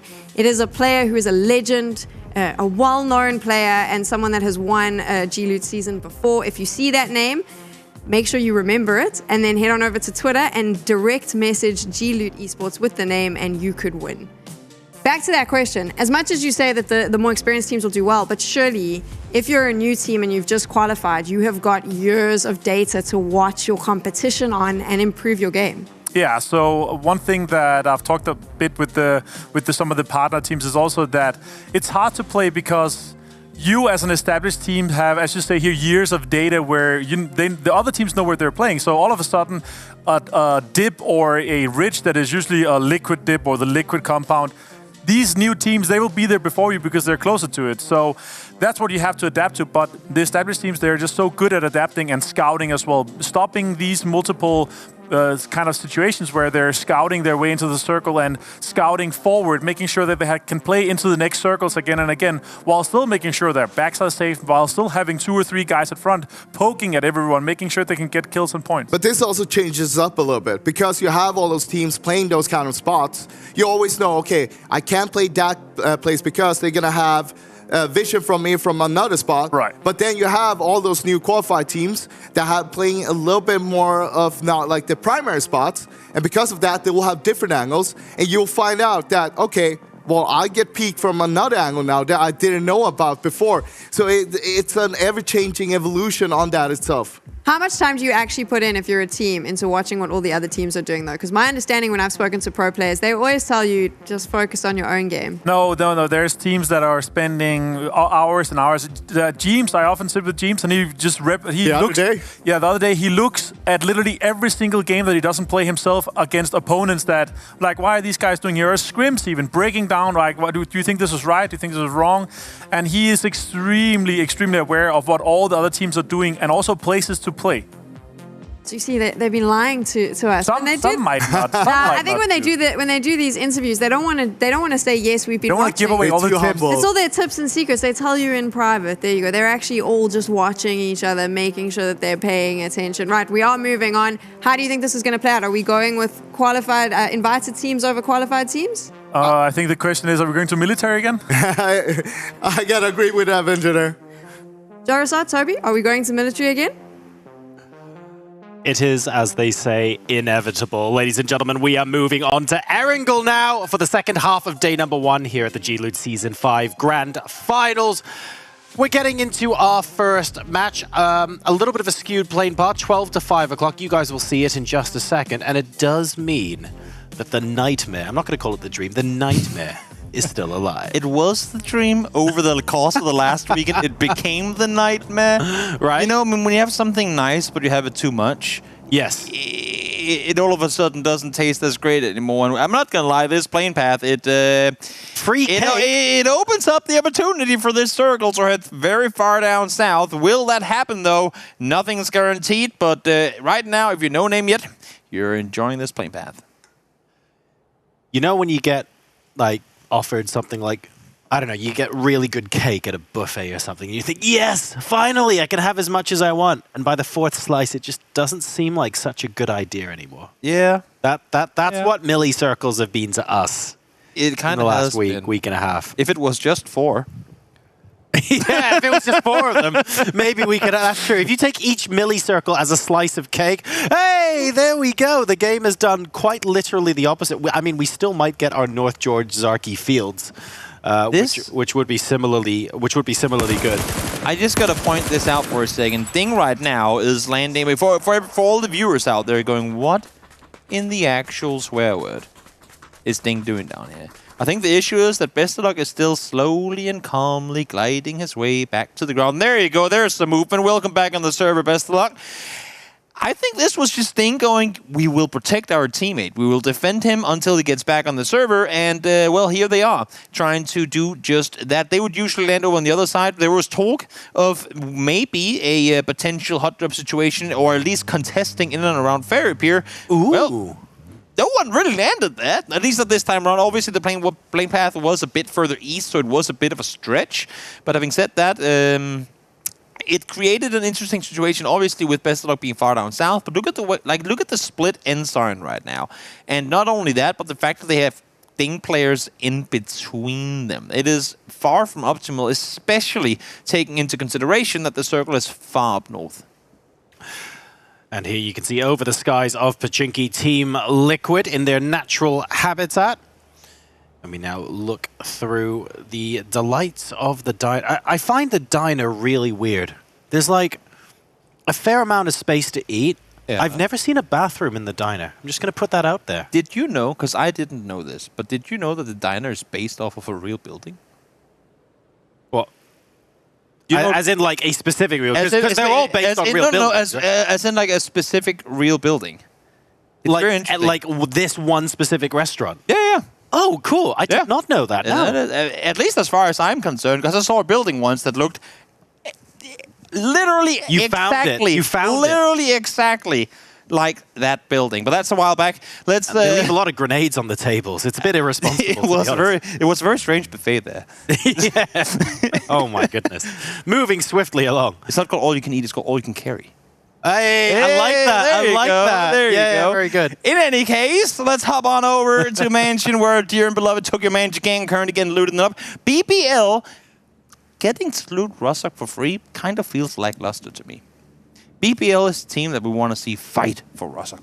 They have to contest Rostock. There has to be a brawl in Rostock, and yet here they get saluted with 1.5 player. So the interesting thing here is that when you have a lot of splits early on, it creates a higher probability that players shoot at each other early in the game because they're occupying more spaces. So to see Ding split like this, to see BBL half in Rozhok and half south of Severny. Oh, my Glossity. Salty, you do not run yourself over when you try to breach a compound. No. That is not the way to do it. Also, can we just talk about how footballists managed to find their way into the first fight of a game every single game so far? This is 4 games now where I feel like they've been the first team to shoot at opponents. I mean, I know some people might disagree, but like, I feel a little bit bad for them, you know? Some of this is bad luck. It straight up is. The thing is, we've seen, and this is a picture. No. That's you not know bad what? luck, I'm gonna put it this way. Thank you, Tegas. Thank you, Tegas, for being the one to show us exactly why you have to take circles into consideration. Reason why is because a team that I feel like most of you guys are probably familiar with, you know those guys called Ents? Oh, yeah. They looted up here long time ago, way back when. Another team like former Skate roster was up here as well. Every team that has looted up here in and around Severny has learned the hard way that when you're looting up here, when the plane or when the circle comes up here, you have to group up fast. Because if you don't, teams will come and punish you for splitting. And that is exactly what we saw there. Every single team that has been up here has had games where, oh my god, the circle came to us. This is amazing. Let's split out. Boom, you lose 2 players. All of a sudden, the circle that was, in theory, supposed to go your way because it came your direction becomes a, oh, well, I suppose we'll take that 14th place with 1 kill. And it's important to analyze that correctly as the team as well. Obviously, they can do a better job of it than we can. But quite often as a player, if you do something and then subsequently die, you think to yourself, okay, it must be the original thing I did. But quite often, the original thing you did, like looting up there, is completely fine. It's the subsequent decision that you choose to make and the subsequent timing that you need to examine. And the original decision is often okay. Yeah, exactly. Yeah. Should we tell Ents that it's not a military game? Oh no! They're still brawling around on it. Unfortunately, I believe this might have been Nogi trying to come down and pick up Rust, and my issue was that in mid-transition, he runs into the other melee-looting team, being no name yet. And all kinds of hell break loose. And speaking of pulling up on compounds early on, here is another attempt of exactly that. Lou wants to help his knocked teammate, can't quite commit to it early on. Now he goes for it, having heard the clue that he's going for the nade pull outside. This must have been a call from Spiro saying he's pulling a nade, peek him now, and that's exactly what it does. They succeed, unfortunately. Spiro goes down, Lou goes down. Everyone wants a piece of the pie, which essentially is 3 points coming their way. We're having 4th parties, 5th parties of teams trying to find knocks in this compound. I'm so confused. I didn't realize we hopped into Game 6 of Scrims. Oh, well, that's it. That's where we are. That is clearly where we are right now. That is a very... To be fair, that T-junction there is such a hot compound because it's very versatile in terms of rotating out, and because of the broken wall, if you park correctly, you can preserve the vehicle tires as well. It is in a little bit of a low ground, but it's really gradual slopes. So while it's difficult to get out if everyone's looking at you, no one can come at you without giving you the chance to shoot at them, so it's all right. One thing that's kind of interesting to me when we put it into perspective is that this is the first game of Wrangle.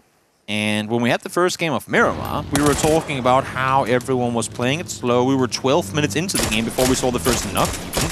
Yep, sure. And everyone was, you know, spreading out, trying to get a feel for the opponents in the server. And now we head on over to Erangel, and it's just chaos from the first second. I mean, not literally the first second, and obviously a lot of the commotion has been in and around this compound.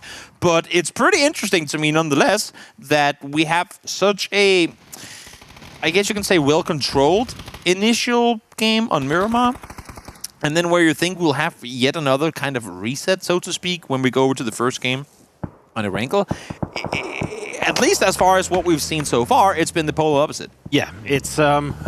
We lost, what, 11 players in the first 8.5 minutes? Make that 12 almost. This has been crazy. FX goes down here as well. This has been crazy. And I love how we thank Techers for showing us how we needed to group up. And then Techers was the one player that got out when they got crashed on. Like less than 2 minutes later. This game so far has honestly been wild. It sure has. It's been pretty damn chaotic. Let's see if FX, they want to commit to the rest. They're going forward. They should be able to get it as well. BBL trying to group up in the meantime, wanting to make sure that no chaos will come their way. Gustav carrying Fex on his shoulders, back to safety, down behind the rock you go, get the rest on up. Should be all right.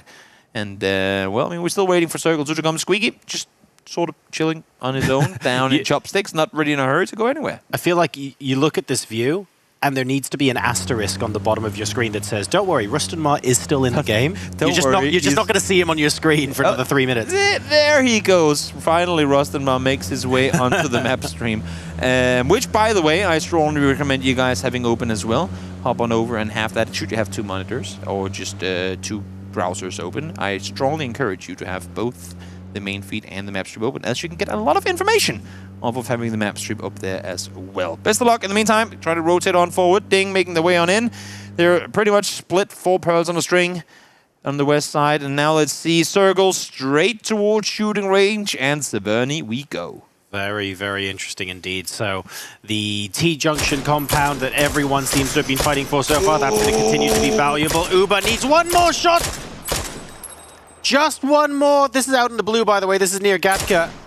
He waited for that last shot as well as the car veered left and right. He had a chance of hitting that. That really good discipline and really good knowledge from Uber to know that that's the way that Squeaky would go, but it doesn't quite work out this time. And incredibly heads-up play. I'm going to give Squeaky credit for this now, not knowing 100% if it was intentional or not, but I'm just going to say it was because Squeaky is an incredibly intelligent player.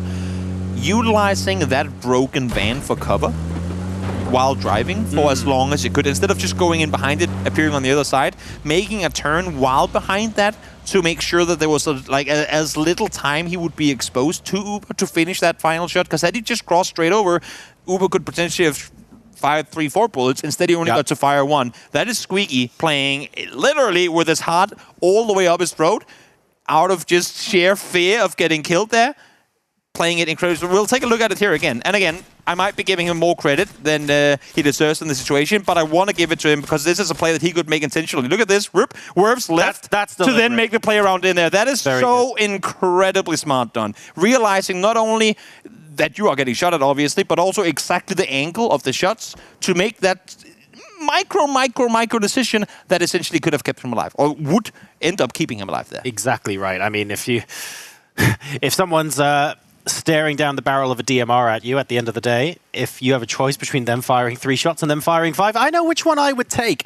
Definitely take my chances with the fewer number. We just saw Team Liquid, by the way, commit super early on to shooting range, which is interesting because shooting range is basically in a bowl. So if that ends up going out of shooting range for any reason, or they have to move soon, it's going to be difficult. But because the circle is still 30% water, this might be a great play for them.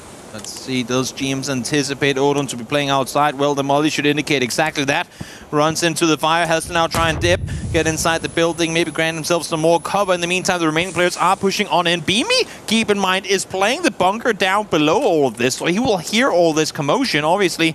And there are still 3 heroic players on the other side of the road that could peek on over for this as well. But Leron peeks on out, gets the first onto Mexi. Vard instantly there to respond, but doesn't get the knock immediately. poor footballist. Everywhere they go, there's someone wants a piece of the pie. It's like, come on, man, leave me alone. They cannot avoid it. Smokes work in favor for Vard. Liren will fall down in the end of it, and I just don't think the remaining footballist players can respond fast enough. As I say that, nope, not gonna happen. Odin goes out as well, and so does footballist altogether. It's been a tough start for the finals to the finals for them, but hopefully they can get something going in the final 2 matches of the day. At this point, I don't know what to say. Like, I want to give all of the reasons, all of the excuses, but at the end of the day, it's the understanding where other teams would be, I think, has been Footballer's downfall so far today. Like, their rotations and the ideas behind them, I feel like they've been solid. I mean, like, I can't complain about them too much, but maybe the timing and where everyone else is, maybe they're just not taking that in as much into consideration as they should. The thing is, they get there first. They get the compounds. They get the positions. Right. So it's not like, so you can't really fault them for now. I mean, only the game on Miramar where they rotated in behind Heroic to then get instantly splattered there. That's one thing. But other than that, they've gotten to the compounds first. They just haven't been able to hold their ground. In the meantime, now let's see. FaZe Clan forced to go 3 in Adasha through what most likely will become rather open terrain, especially uphill here. That could prove fatal. We'll see if that's going to be the case. Not in the meantime, Monkey gets run on over, gets finished off by Tundu in the end of it. Shift peeks on out as well, finds Tendelos as BBL and No Name yet run into one another. Last game on Miramar, it was BBL to crush the dreams for No Name yet as they tried to make the way further forward, and this time around it might be again. Velo falls, thought and hoped that there was space to be made down inside the bunker, but Ketpa says no. More and more teams fighting for less and less real estate. And don't forget, when we get to Phase 4, it has to move away from water. So perhaps that was the reason why Team Liquid went shooting range is fine, because the chance of it moving out of shooting range by Phase 5, say, is actually quite minimal, knowing that it has to pulse out like that. But then we have questions around the teams that park themselves in Severity. We've got Enterprise, we've got Entropic, Exhalation to the east side as well. They might all have to hit each other as soon as Phase 4.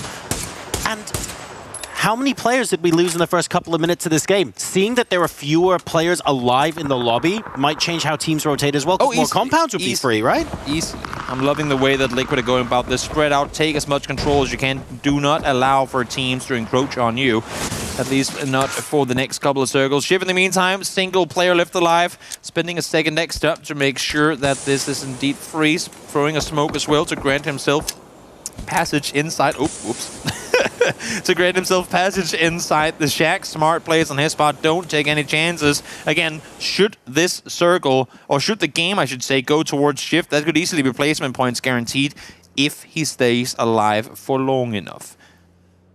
And that's the big if, isn't it, at the end of the day? Just stay alive for long enough, Shift. Oh, that's all you have to do. We're going to add that to our list. Is that going to be added? Alive for long enough. Don't get enough. shot. If you do get shot, stay at 1 HP. If you don't get shot and you stay alive for long enough, you win the game. It's kind of true, to be fair. That's universally true. Yep. Here comes Exhalation. Very, very brave rotate. I like this play. Straight through the middle there, saying we are not going to be pussyfooting around anywhere. We're going straight into shooting range, but Team Liquid's going to greet them. I was just going to say, how does Liquid respond to this? They do not want to have neighbors right next door. That nade could be absolutely prime. It could have 3 targets on it, and it does! No! James throws the perfect nades and finds 3. The second one to follow takes them all out, and in an instant, Salik is all that's left from Exhalation. Get him some more nades. He scores an average of 1.5 points per nade. That was incredible from James. And he was patient with that as well. He wasn't like, I need to loose this nade as soon as the car was pulling up. He waited a few seconds, and yeah, he just waited that beautifully. Really, really good stuff from Team Liquid. And now we've got FaZe Clan on the south side as well. You do not get the name Nade God for free. You have to deliver, and that one right there goes straight into the highlight reel. As you said, cooked to perfection, thrown perfectly to make sure that nothing could happen off it. In the meantime, Diggory trying to stay put for as long as he can. James will get knocked, but Liquid overrunning down below will make sure that the rest is going to be possible. As I say that, we are seeing ENCE players encroach from the south, so maybe they'll get an angle from where they can do some damage, but I am loving how fast Liquid reacted on that pull-up from Exhalation, because the issue with the position they were in inside of shooting range is, if you allow for teams to get up kind of literally on your wall, you all of a sudden are very limited in what you can peek, because there's always going to be someone with an angle. Sure. Whereas if you manage to keep your space safe, if you manage to pufferfish for long enough, you have that much more room to maneuver around. And then when we come late game, when teams have to rotate in at the same time, they will do all the work on the wall for you, because they'll be fighting one another. Whereas to here, they essentially turn Exhalation into a no threat by taking out 3 players instantly. It's almost like the way to think about that position is, we can take it, it's ours, on the condition that every team that pushes us until the late game, we must take every fight. We must repel every enemy. Otherwise, sharing shooting range with someone else, that's just not going to work. Exactly. Let's see now, Heroic. They've been able to sit tied up north for a while, and well, I mean, technically they still could stay up here. They want to, of course, make sure that they have the info on exactly where everyone else is moving, and having seen Na'Vi wrap west around, they will play with that information accordingly. Uber, in the meantime, barely makes his way around the shack, and then instantly met by a headshot. Does do damage in return, though, but he is very, very alone. His teammates, I mean, once again, best. We're seeing these weird splits. That last time it was best of luck. This time around it's Uber. It's as if Ding has a way of just kind of forgetting to bring their teammates along. What's the play? So what I want to understand is, what's the play from keeping someone out like that? Like, what's the leverage you can... How do you cash in 5 minutes from now? I think the idea is that Uber goes down to clear an angle and they can rotate through on it. Issue is, Uber didn't clear an angle. And because the remaining teammates were up on the hills, they're like, Uber, you have about 4 seconds to clear this. If you can't, we're going to have to make a move. Doesn't succeed in doing so. Now knocked in the blue. No way he's getting back alive. And his teammates had to make a move accordingly. So they kind of sent it down the hillside, took the safe play rather than the potential better gain of wrapping north around. But Circle now down towards the south. Heroic has a clear-cut rotation straight down south. They've been able to scout that all the way through. Make their way down there. Gusiara, in the meantime, finds Squeaky down to low HP himself. But let's see how much more Tokyo Manager Gang can do from here.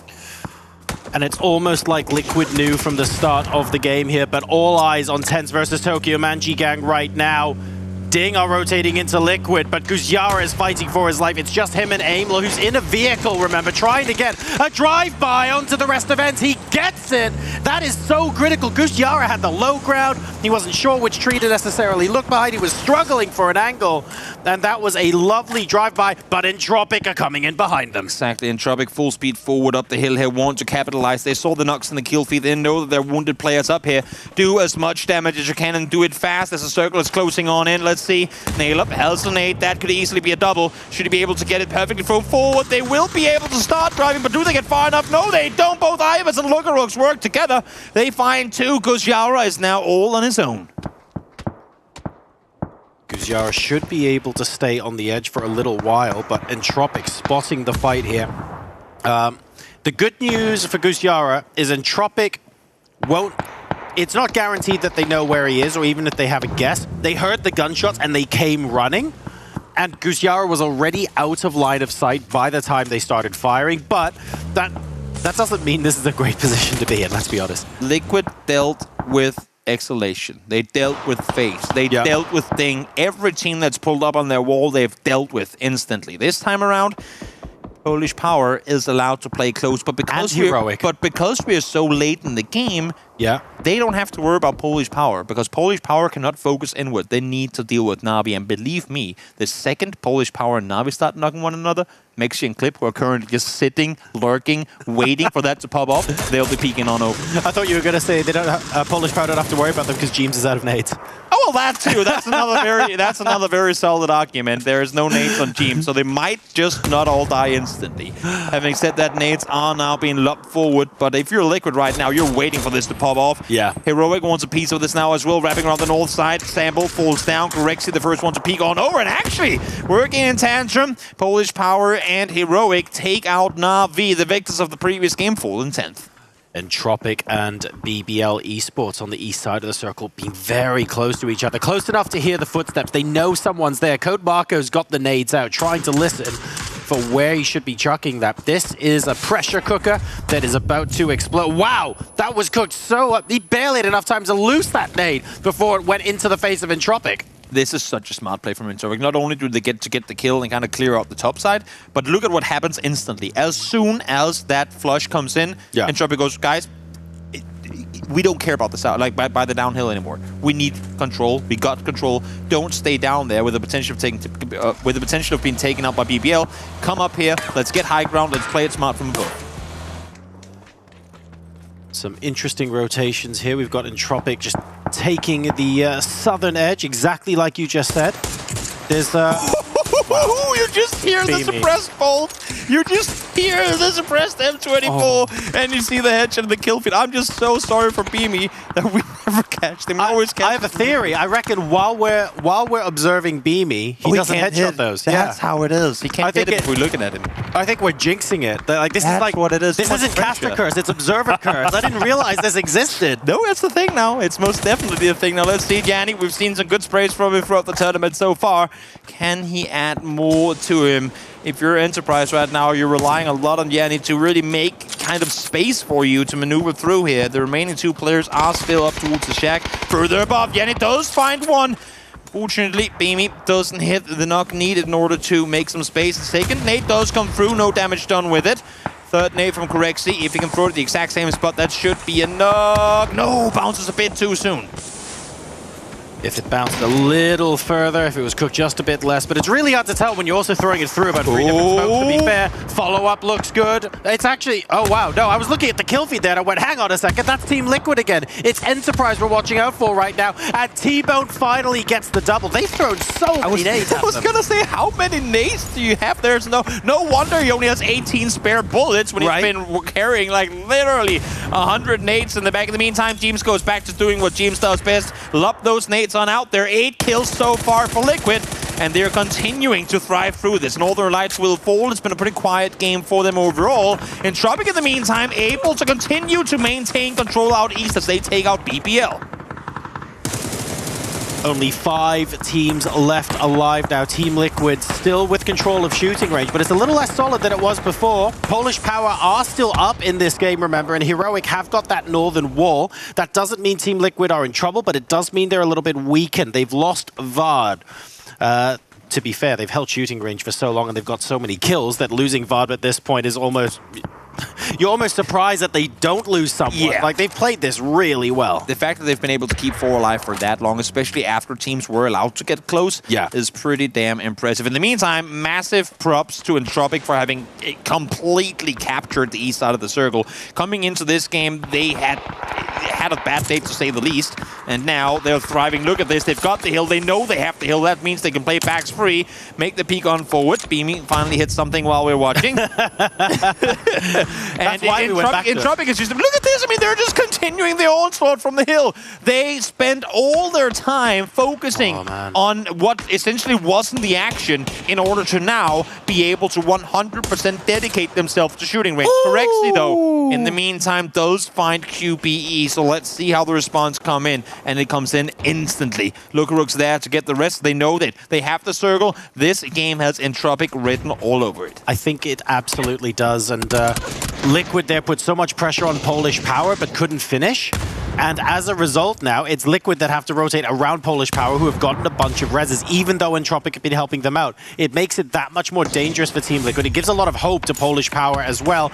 And look at this, Entropic now just enjoying so much circle control. They're mopping up everybody else who's in here. They cannot allow... Naleb right now has a key position. He cannot allow for Liquid to split their team. That nade is perfect. Oh my God. Right on the head.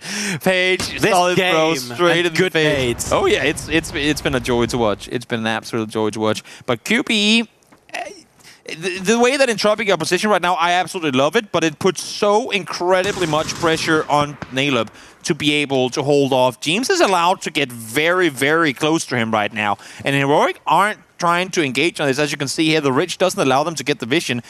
If James takes down Naleb, giving him the high ground position, Entropic are going to be insanely exposed. So I would love to see for them to commit. Do we play the high ground or do we play the dot right now?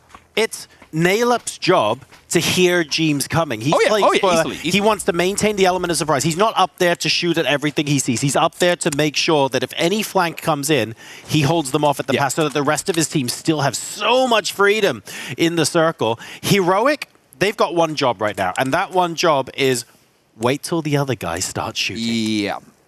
Yeah, Heroic ain't in a hurry to do anything. We've got 3 teams left alive. Final circle will pop in 10 seconds.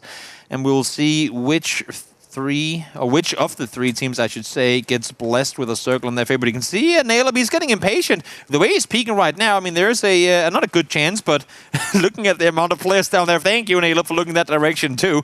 Because peek there at the wrong time, you have a full team of Heroic players shooting at you out in the open, but smartly runs back down the hill, doesn't want to give up anything. Circle goes northeast, and Nailub is not too keen on staying up on the hillside. I like this play from them. Regroup down below. I like the play. I wonder if he could have stayed there another 10, 15 seconds, because I feel like if a team is discussing coming up on the hill, it might not be instantly as soon as the circle pops. It would have been in about 10 seconds, but this is the safe approach. You can't fault him for it. They're the only team with all 4 alive. They're within rezzing distance of each other, and they've got the high ground in a 3-way fight. So to be fair, all the boxes are being ticked for Entropic still. This right now has become essentially a strongman contest.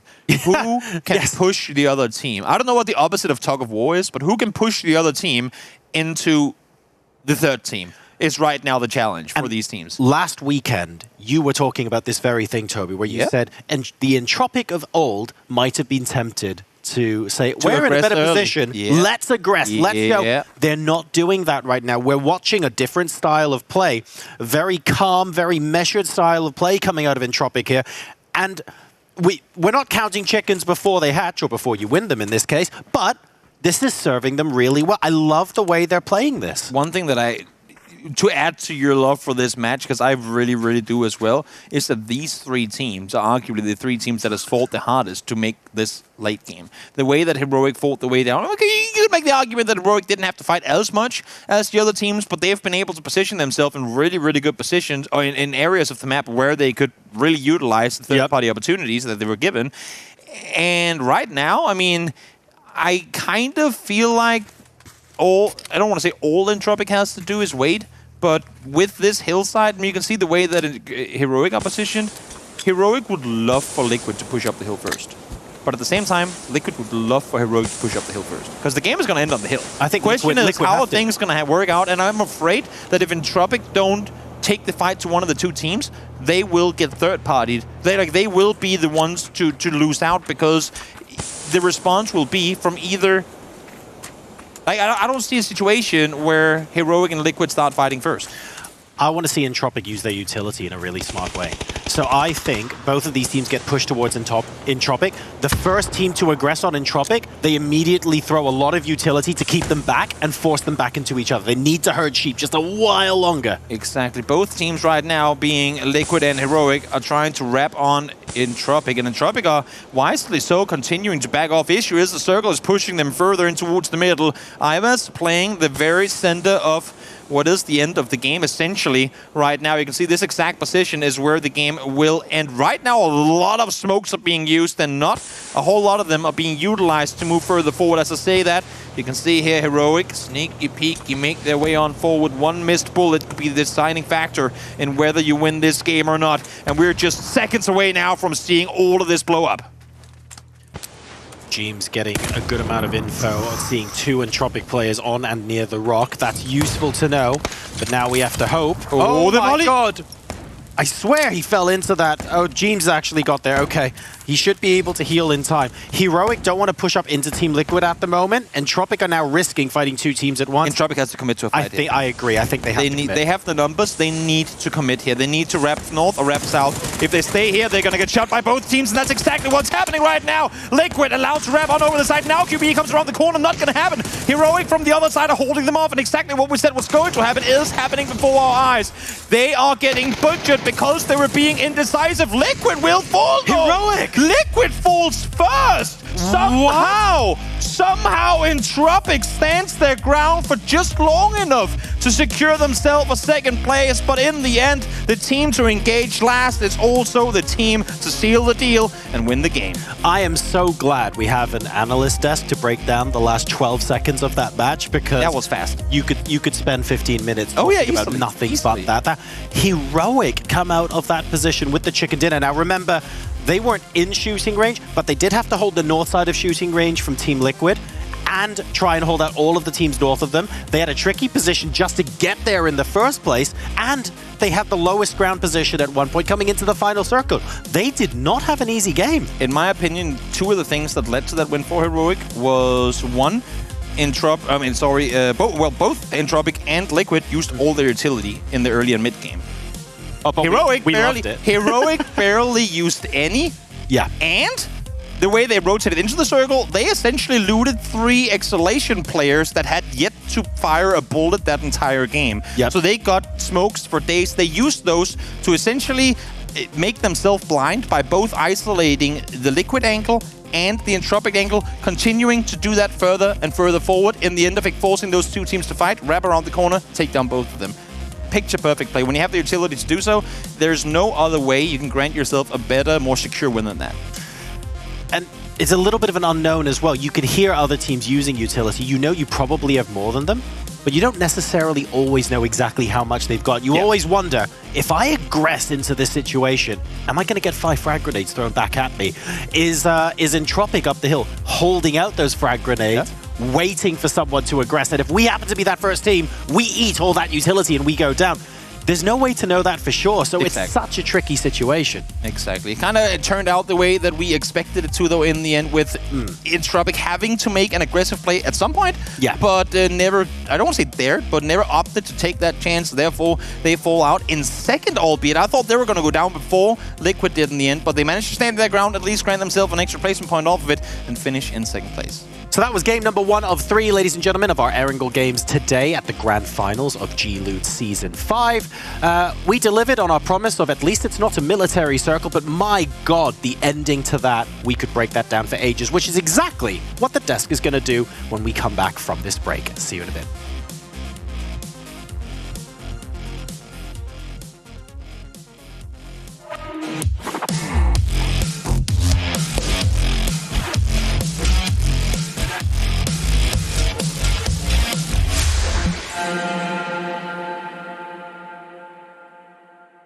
Everybody has to start somewhere. But even if one of them gets the knock on the other side, I don't think they're going to push for best it up. Able to find the first, take the shotgun in hand, gets the second as well. Feel the rush of competitive esports with G-Loot. Create your team. Compete in weekly and monthly tournaments. Play against skilled opponents around the world for the ultimate esports experience. G-Loot, the home of everyday esports.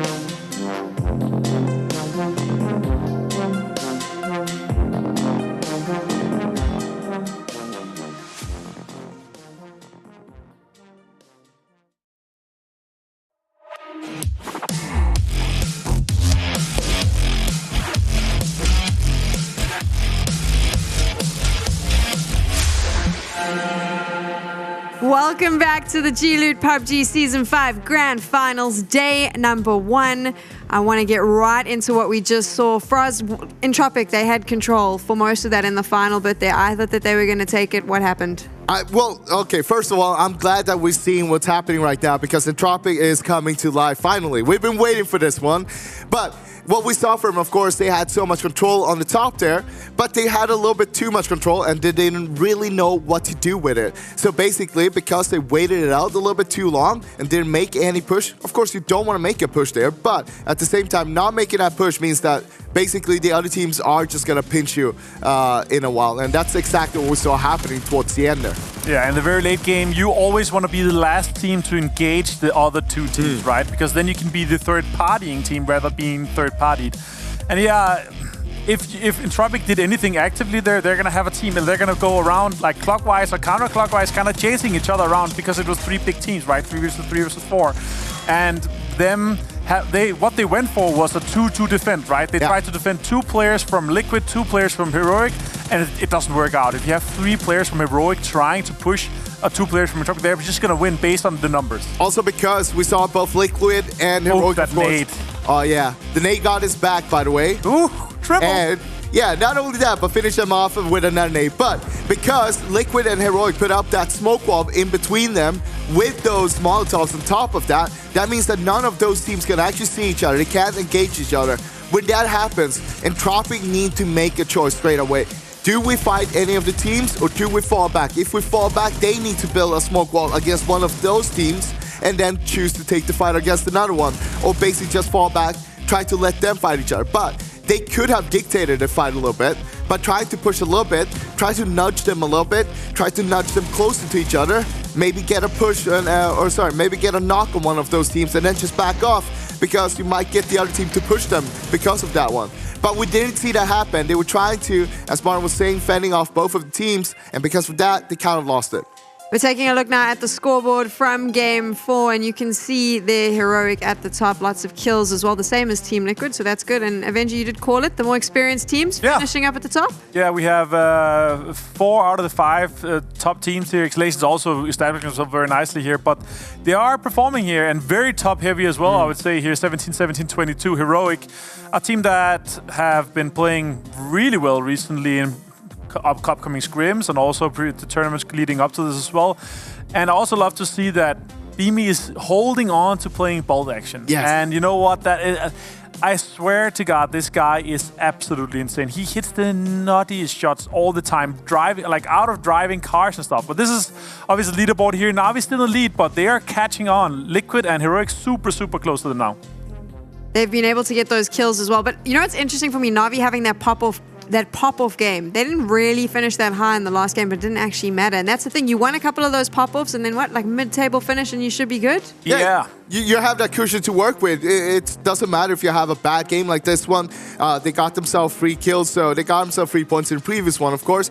But at the same time, they're still in the lead, and it doesn't really matter. You want to keep yourself towards the top. That's the most important thing, because then you can always be chasing.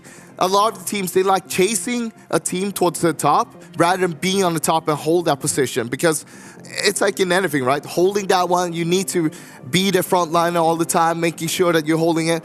But chasing someone is always kind of easy in a way. It's like having a carrot in front of you. This is maybe a controversial question. It's only been 4 games. How many teams are looking at this already starting to get worried, or do they sort of play out day 1 and then start worrying about this leaderboard in day 2? I would say if you have 3 points after 4 games, I would be a little bit worried. But the other teams are kind of catching up. Again, if you have a 27-point game as Enterprise right now, you're straight into the top 4 and you'll be fine. But then again, it's hard to do against these teams. Like it's going to be our top teams that are consistently going to be able to do so. But right now, it looks good. I mean, the teams that we're expecting to do well are invited teams. They are doing well. The vast majority of them at least are. But let's be honest, it's been 4 games and it's still pretty packed in the mid-pack there. Right. It's super close between all of the teams, so I wouldn't be too worried. But as Martin said, I would be a little bit worried if I only had 3 points and seeing all the other teams, because of them having so many, because of mid-pack being so close to each other, they are all just going away from you right now and you're just staying towards the bottom. we want to see something else happening down there. This is, I mean, I like the mental game, and it's something that I speak about a lot just because I find it fascinating how players' minds work. That's a hard place to be in after 4 games, right at the bottom there, still in single digits. Do you start fighting with your team members now? Because you see that happen. How do you get yourself back together? Right. Yeah, for me, it is the hardest thing in PUBG, and I think for all the players, is to be able to reset and think about this is a new and fresh game and not think about how bad your day or your previous game has been.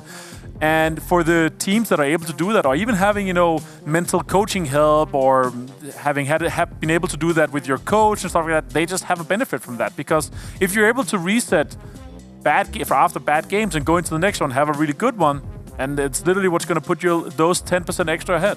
But at the same time, if you're down there right now, you're struggling with your games, there's just, don't do what you've been doing so far. If that's your normal playstyle, don't do that. Do basically anything else. Right. I don't care what it is, but just change something up and see what happens.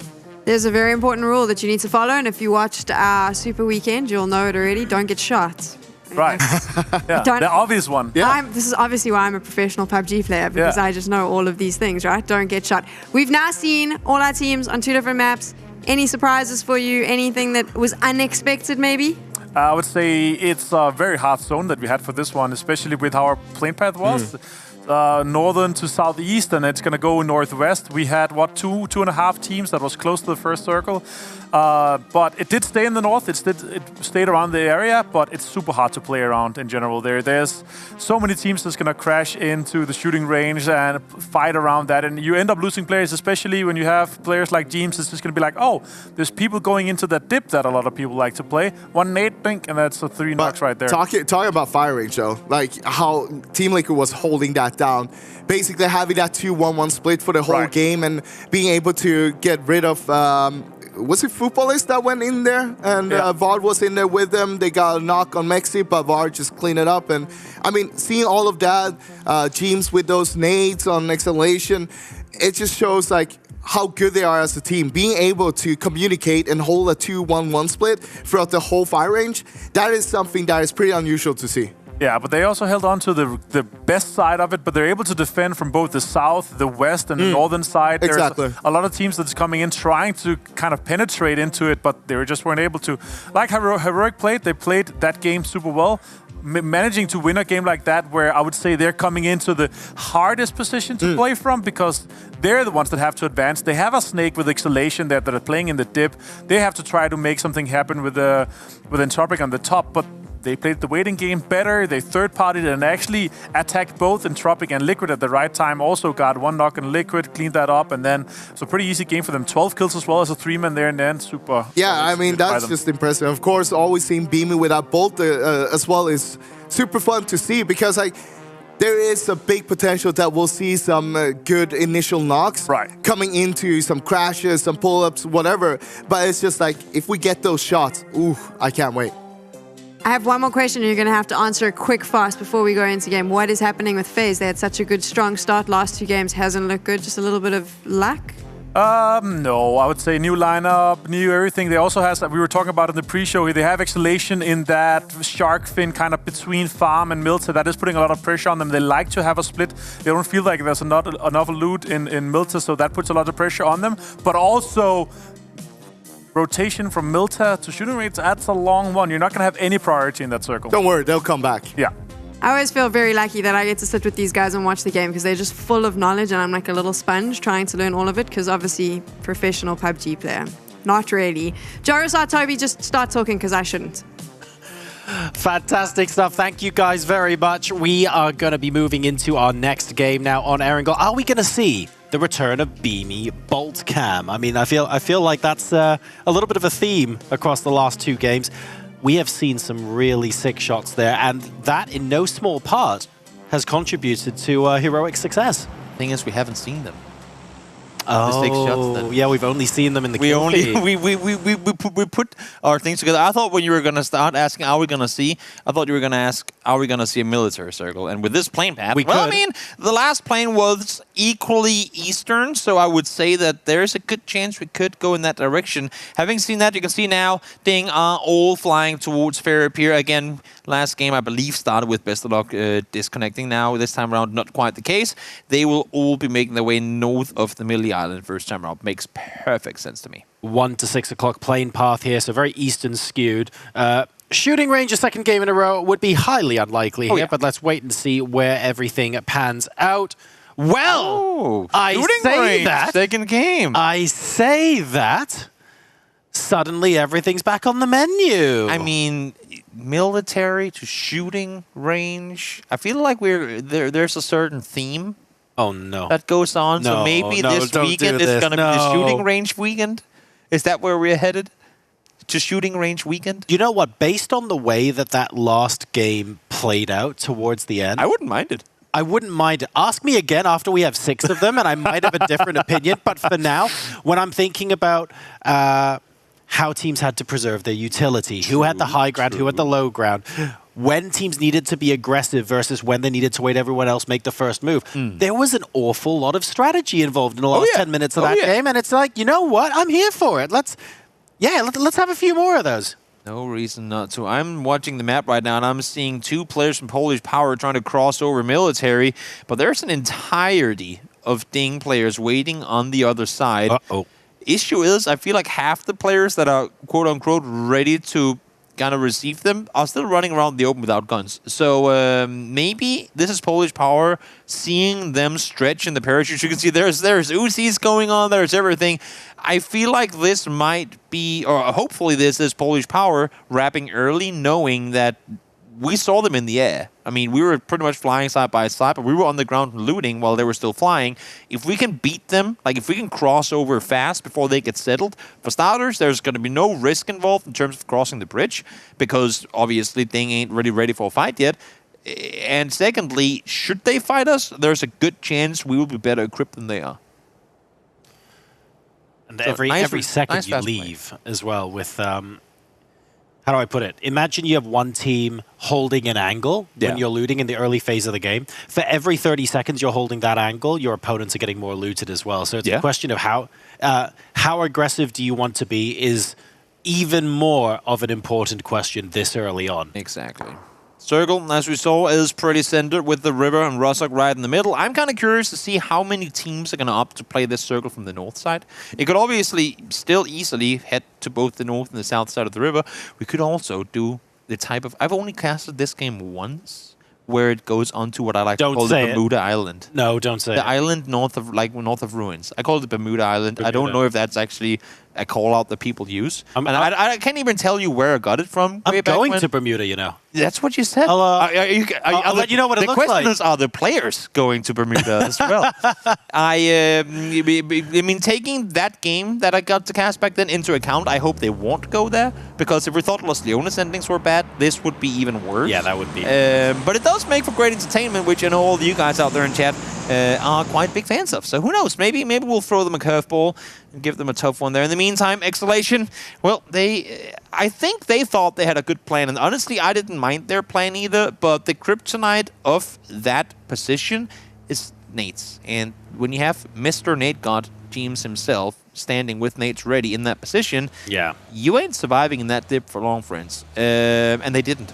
So, I mean, to be honest, they did get 4th place, so it wasn't because it was bad for placement points, but I think they had hoped to earn more from that spot than what they ended up doing. So to give all of you a rundown of what's going on right now, we are 5 minutes in to game number 5 of the G-Loot Season 5 Grand Finals. We're watching Dedrix have a peek at Tokyo Manji Gang, who don't know he's there, but I think he might end up hightailing it out of there.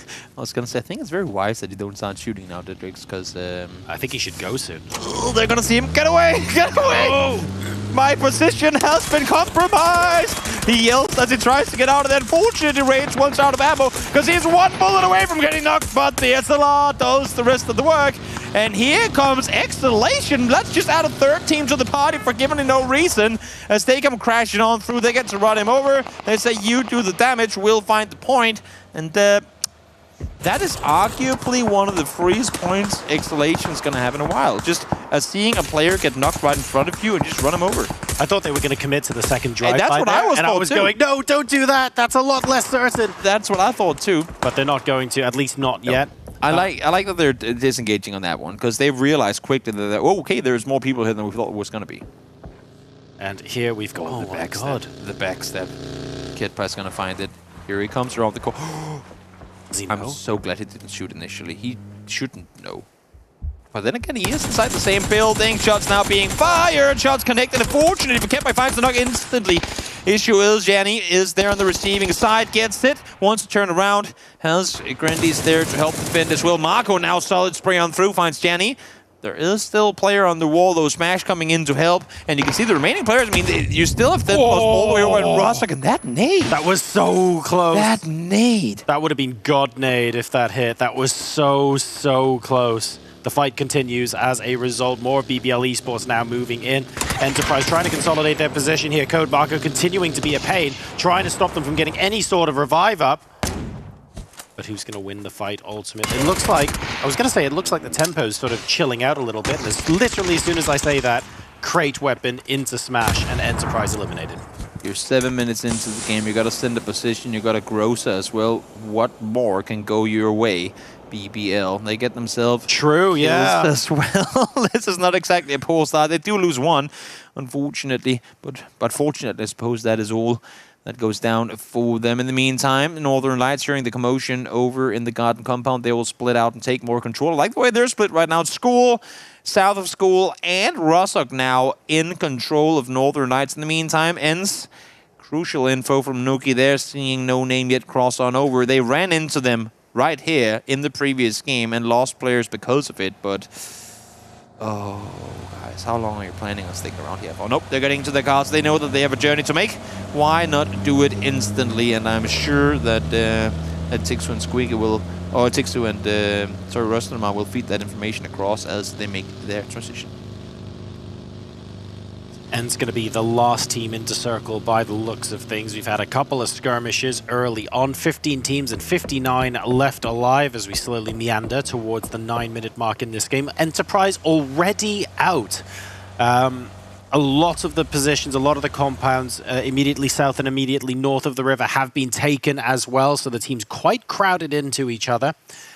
I want to know how deep into the circle the late rotators are going. So I'm thinking about Ding. I'm thinking about Polish Power. I'm thinking about Ents when they get there. Are they happy to play the edge knowing that everything is taken? Or do they go, the moment phase 2 hits, we want to maybe send it and actually pick an aggressive location to take? So I'm keeping an eye on them because those teams are very good in a coordinated team fight. And I reckon at least one of them might actually pick that fight. I'm surprised that Footballers hasn't fought anyone yet.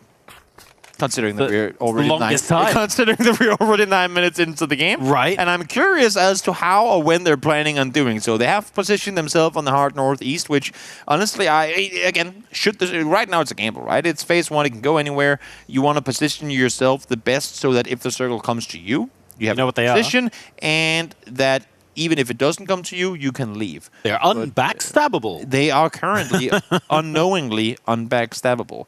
That is true. They're continuing the wraparound, though, and this is what I'm seeing, and this is what I was a little worried about, that maybe they'll get eyes in the compound, that heroic currently. Let's see in the meantime, Polish Power, spotting a Ding, make the rotation on over. It's only Senyo who's crossed on over so far, and somehow has yet to take any damage.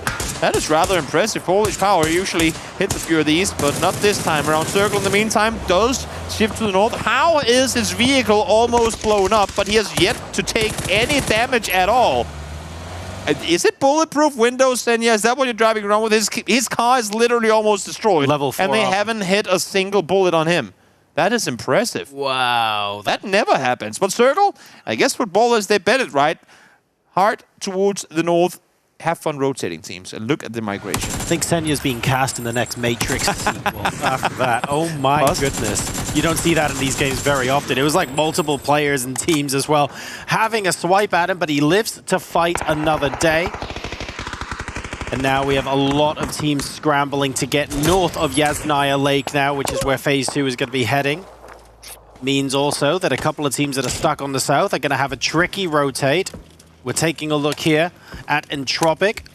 They're trying to get across one way, but Sakura Zensen aren't really having very much of it. So Evas and Co. are trying to move towards the east instead. They've got Tokyo Manchi Gang, but in theory, they could, well, I was going to say they could let them go in peace and just move in behind them, but given the amount of bullets they've just expended trying to knock one of them out, I get the feeling they'll now be looking behind. The fact that Exhalation are maintaining this two-way split has me a little worried. They have the Granny, or Junkyard compound, whatever you want to call it. And they have no lean as well, just on the northwest side of the Yasnaya Lake. That is, I mean, it's not that wide a split, but it's a no-info split in terms of the fact that you can't overlook your teammates. There's no clear vision path between the two compounds, which makes it dangerous. And I feel like if one of them gets pulled up on, the other teammates can't get there fast enough, I would assume anyway, to be able to have a proper impact. It's pretty dangerous, but at the same time, I mean, as you can see, if you're watching the map stream as well, they are maintaining full control of what's going on right now. In the meantime, Na'Vi, they've come in from the south side of the circle. They've spotted players up the hillside. I'm not sure, though, if James and Mexi are aware that there's an entire team of Na'Vi players just below them. I don't think they are, you know. But at the same time, if Team Liquid were to get back into the buildings, for example, like Triple, it's so difficult to get a grenade knock because you can move up and down the stairs and stuff like that, and they can see you coming from a fair bit away.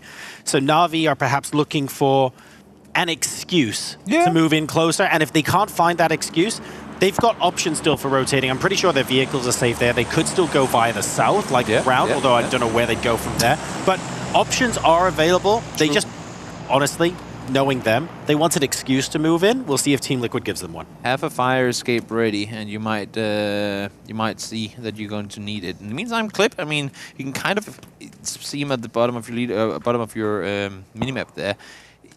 They heard the vehicle from Clip, but obviously Clip doesn't have an idea that Na'Vi is there. He could be the one to kind of accidentally spot, guys, by the way, there's an entire team south of you, but with the way that you can see the arrows from both Mexican teams right now looking south, as they were at least for a second, I want to say that Liquid knows there are players south of them. You can see now Clip is looking over in that direction too. Yep, he spotted the cars, he spotted the players as well. 1, 2, 3, that is crucial info from Clip to again, probably kind of coincidental that they even saw them there, but massive information now. He sees them all run off. Circle down towards the southeast, and remember, we do shift away from the water come phase 4, so we're heading inland. We're looking somewhere between where essentially Sakura Sanson and Northern Lights is right now to be where this game is going to go down, and we all know for a fact that that is an area with little to absolutely no cover, and a lot of people dying within the next, I would say, 2 minutes.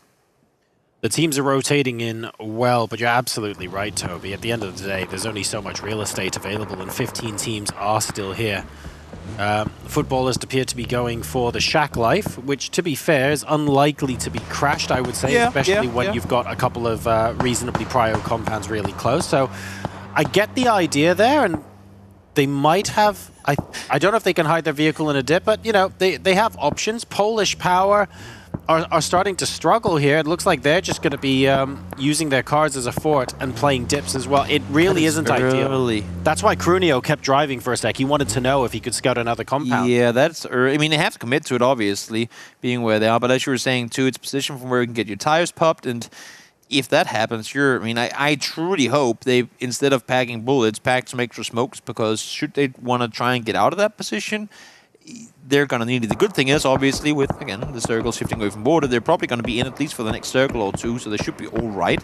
But if they get pulled up, well, like, that is a position you see a lot of teams pull up on, because usually teams crash that position from the west side. Like, they come in, they wrap around, they come in from the west, essentially the same path that Polish Power took into that position. Yep. And you don't know that there's an opposing team there before you're literally in that dip because you're coming over the hillside, and Polish Power can't do a whole lot to prevent a team from doing anything until they're literally right on that doorstep. So it always becomes pretty chaotic when people go there. In the meantime, let's see now.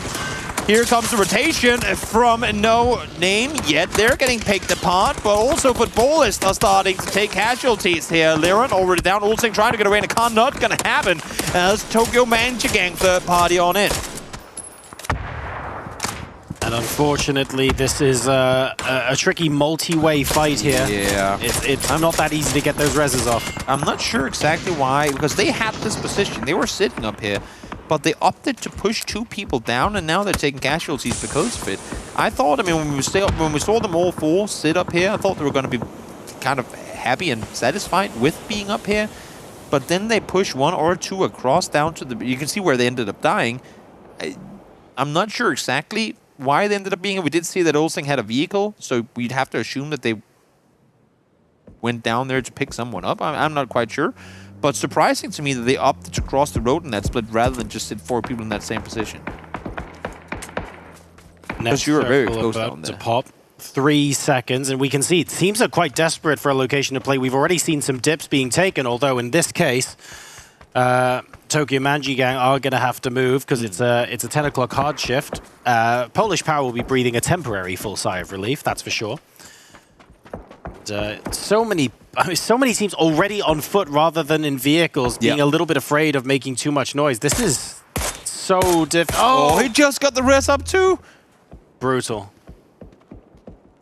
Do you get the second one as well, Max? It's all now they know where you are. Now the bullets are coming in. Thunderlust needs to keep them at bay. He needs to do all the damage needed in order to, well, allow for his teammate to get the rest on up. Aimlol, though, is going aggressive on this. They saw the knock. They saw that they were resting before, and they know that there are kills to be found up here, and they have the better position in the circle. Let's see Nate in hand, being pulled, being lopped. Let's see if we can get anything with it. It's going to go a little off to the left side, but might actually be good at least for 1. Yes, finds the first. It's actually going to be with the M4. Might have been a little bit long, but I think it did some damage, contributing to Code Marco going down there. We know Max is all pushing in as well, and it looks like they want to apply a bit more pressure. The problem is, Aimlol can't necessarily assist too much because everything else is focused on his position, including Salik from Exhalation. So this wasn't even a fight that took that long, to be fair. This is sort of in around the first 30 seconds. They were starting to commit, starting to push ahead. And already just with that, a third party has absolutely tapered off Tokyo Manji Gang's chances. Cannot just play with your bag open like that. He-Man, nice double headshot. Rustin Mars stands no chance of surviving that one. In the meantime, Max is all trying to do the same thing. Finds 1, finds 2. Will he find the third as well? Yes, he does! Wow. The Mini completely dialed in as he finds 3 with just a couple of bullets, lives to see another day, or at least another couple of seconds, I should say. Gets up close, gets healed on up, and adds 3 to the kill count for his team. Molotov going That was huge. That was mega indeed. Wow, that is so good. Stopping him from coming out of the shack, giving him enough time to heal as well. It's 18 minutes now, so do we feel that footballer's shack becoming prio is acceptable at this point in the game? Is that a thing now? Maybe it is. Gluttony couldn't go out and get the rest on up to Odin. That flashbang is going to keep him blind for at least for a good while. So there should be no way in hell he's getting out of there alive. In the meantime, tries to jump on over, tries to spot one. They know for a fact that he's in there. Throws a smoke. Don't want to be in vision into exhalation, but they need to deal with Gluttony now. They need to do it fast in order to move further forward. The timing! Goose might just get caught off guard here, but no! Gluttony up to stay inside the smoke. Fortunately, the smoke fades and Maxisol takes him down. 8 kills and counting for Tokyo Manji Gang. Now, how are they going to escape from this place, though? This is rough. Yeah, maybe. This is rough. It's like, okay, now you've got this shack. Do you really want to use it? Are you sure that's a thing? I don't know. We've only got 4 of the remaining 12 teams as well within Phase 5, but we'll talk about that in just a second because Ents managed to pull up next to a pylon, and Norcus with a beautiful grenade finishes them off. We've been blessed with some really good grenades on today's broadcast. Push up, lup 2 nades, back off again. That is so much pressure off, like just taken off of your shoulders. Very, very smart play. Dangerous play, don't get me wrong, but smart play by Norcus to grant them more space to play around. Or more breathing room, essentially, in the circle. In the meantime... Yeah, it gives you options. Yeah, exactly. Heroic and Ding, they were fighting off the west side of the circle. That came to an end. Heroic stands 4 strong. Ding down to just 1 player. So the victor, obviously, Heroic in all of that. And now, FaZe Clan pushing aggressively forward here. Nades in hand. Gustav, no helmet, but that nade looks absolutely prime. Could be as well. Damage jump with the first one. Damage jump with the second one as well. Ivers stays on his feet, though. Diggory finds Nux, but that's from elsewhere. In the meantime, Entropic continuing to get butchered from absolutely all angles. 8C does does find Ivers. Let's see what more damage can be done with the utility before FaZe commits to the full push.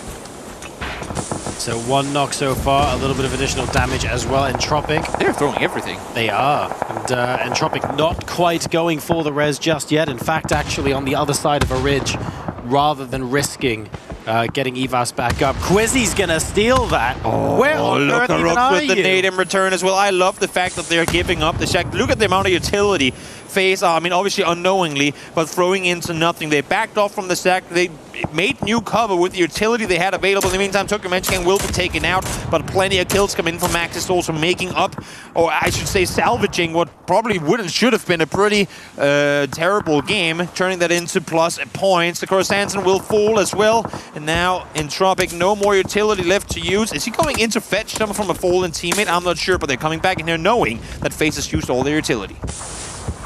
Entropic versus FaZe.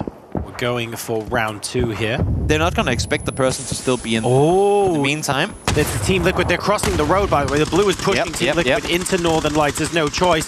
They definitely have less cover. They've only got smokes, essentially, and they have to try and make this work. But right now, they're struggling. They're sitting here. They're holding tight. Northern Lights in a good position to do all the damage they have to in order to stay alive in this spot. One falls down. Does he get the second as well? No, not immediately, but he will be taken down to the Molo. I would have to assume yes.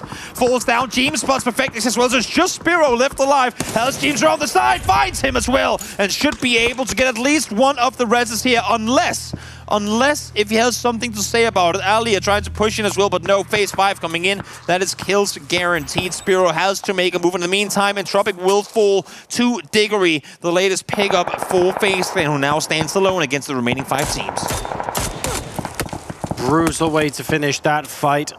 Unfortunately, it doesn't look like there's an easy way out of it. 5 teams and 14 left alive here as we approach a 23-minute mark. Exhalation deciding to ascend. We got a glimpse of the car on the north side of the circle. To that res? And I think Heroic are coming out to greet them as well. They think everyone's that side. They have managed to get Qrexy. Here comes the flank nade. Not quite close enough. I thought that was good enough to do some damage. I thought so too. Seeing the Boomhawk back with just 39 HP, thought that was going to get him too, but not going to happen. The victor of this skirmish here could easily also become the winner of the game as a whole. And what wouldn't it be like for Heroic after a couple of quiet first games, I should say, to go out and win back-to-back games here. Beamy finds Marsalik, tried to go for the crate, not going to happen. Forcing him back, has swapped on over from the bolt action to the SLR. Doesn't have any lethal utility, but does hit headshots galore with the M4 in hand. Second nade, I think that was, but Beamy managing to run back just in time. A lot of utility now getting thrown at him from Exhalation, but to no effect so far. Oh god, that was so close to perfect as well on the tree where Beamy is. Spiro has managed to make his way into the circle as well, despite being forced out into blue for so long. And he actually has the ridge to work with up the hillside. No one's gonna be anticipating this. And knowing Spiro, he usually just doesn't, like, he never sits around quiet and doesn't do anything. He'll see if he can find a third-party flush somewhere. And he could be the deciding factor in one of these fights going on.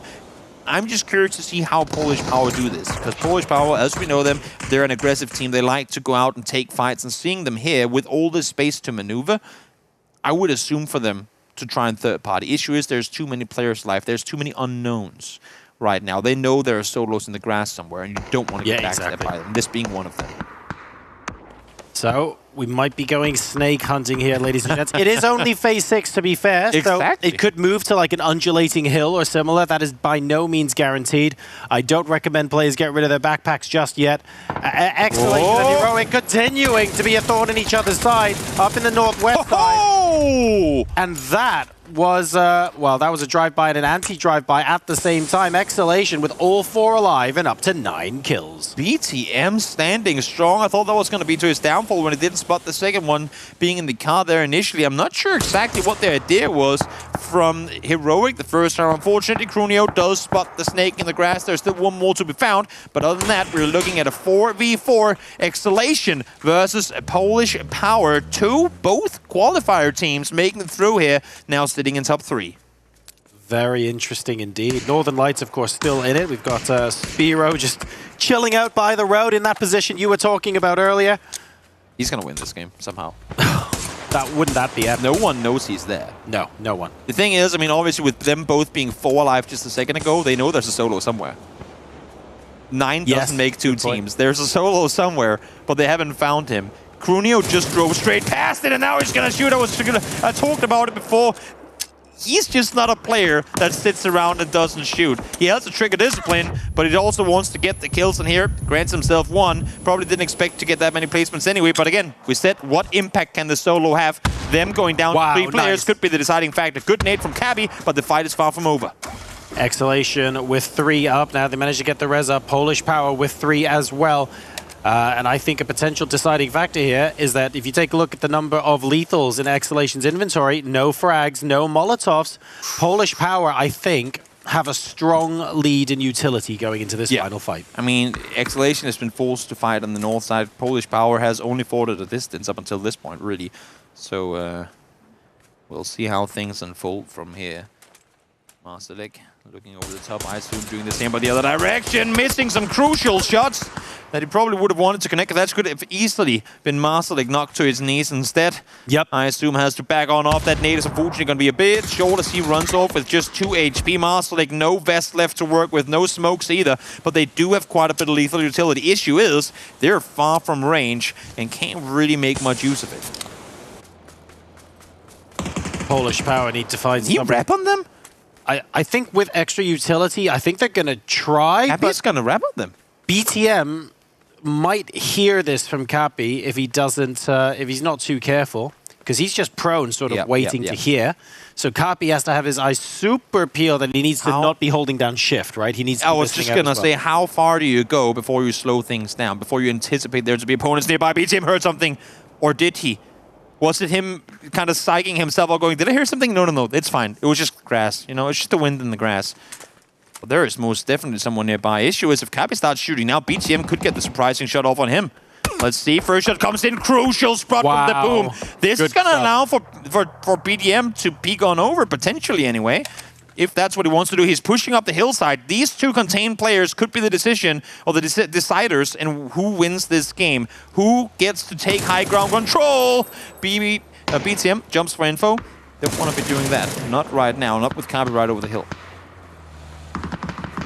And I love this from Cappy. Just try to maximize. Oh, the drive-by attempt! So the bait! good! The drive-by bait is so good. But Norgis to blue. Norgis ends up knocking himself because of it. Marcelik now finds Iceum as well. It's just a 1v2. 1 versus 2, 1 HP up on the hillside from Cappy. Marcelik down to half HP as well. The boom is all on his own, but wanting to make his way further forward. The nade is up, the nade is close, and it finds him! The boom finds Marcelik at max distance with the nade, and now it's a 1 versus 1. Spots Cappy, peeks at him, Hell's fresh level 2 helmet, only a level 1 vest to work with though. Does he go for a vehicle here? What is the play? Cappy versus the boom. It's a 1v1. Cappy spots him to the right side of the smoke. Remember, Polish Power had more utility earlier, although now that it's a 1v1. There's no way he goes for the rest here. Oh, no, no, no, no, no. This could be the death of you. This could be the death of you, and it might just be the max range nade met by a max range nade in return. Cappy throws it, seals the deal, and Polish Power wins it with 11 kills.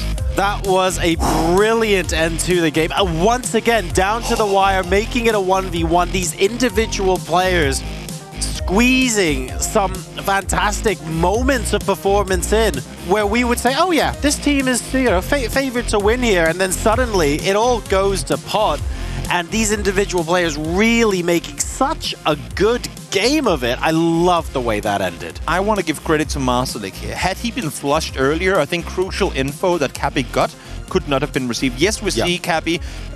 I mean, yes, I would just say he sees the boom running into the smoke.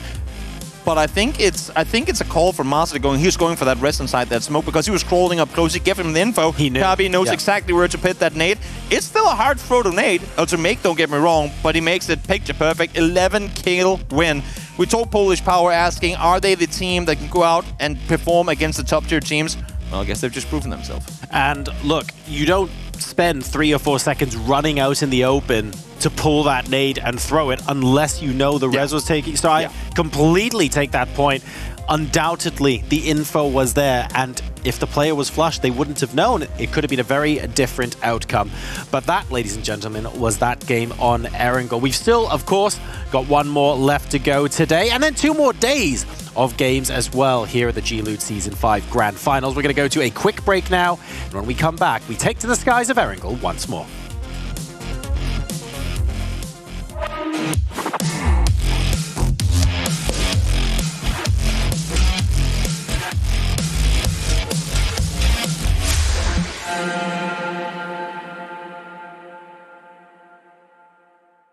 Everybody has to start somewhere. But even if one of them gets the knock on the other side, I don't think they're going to push for best it up. Able to find the first, take the shotgun in hand, gets the second as well. Feel the rush of competitive esports with G-Loot. Create your team. Compete in weekly and monthly tournaments. Play against skilled opponents around the world for the ultimate esports experience. G-Loot, the home of everyday esports.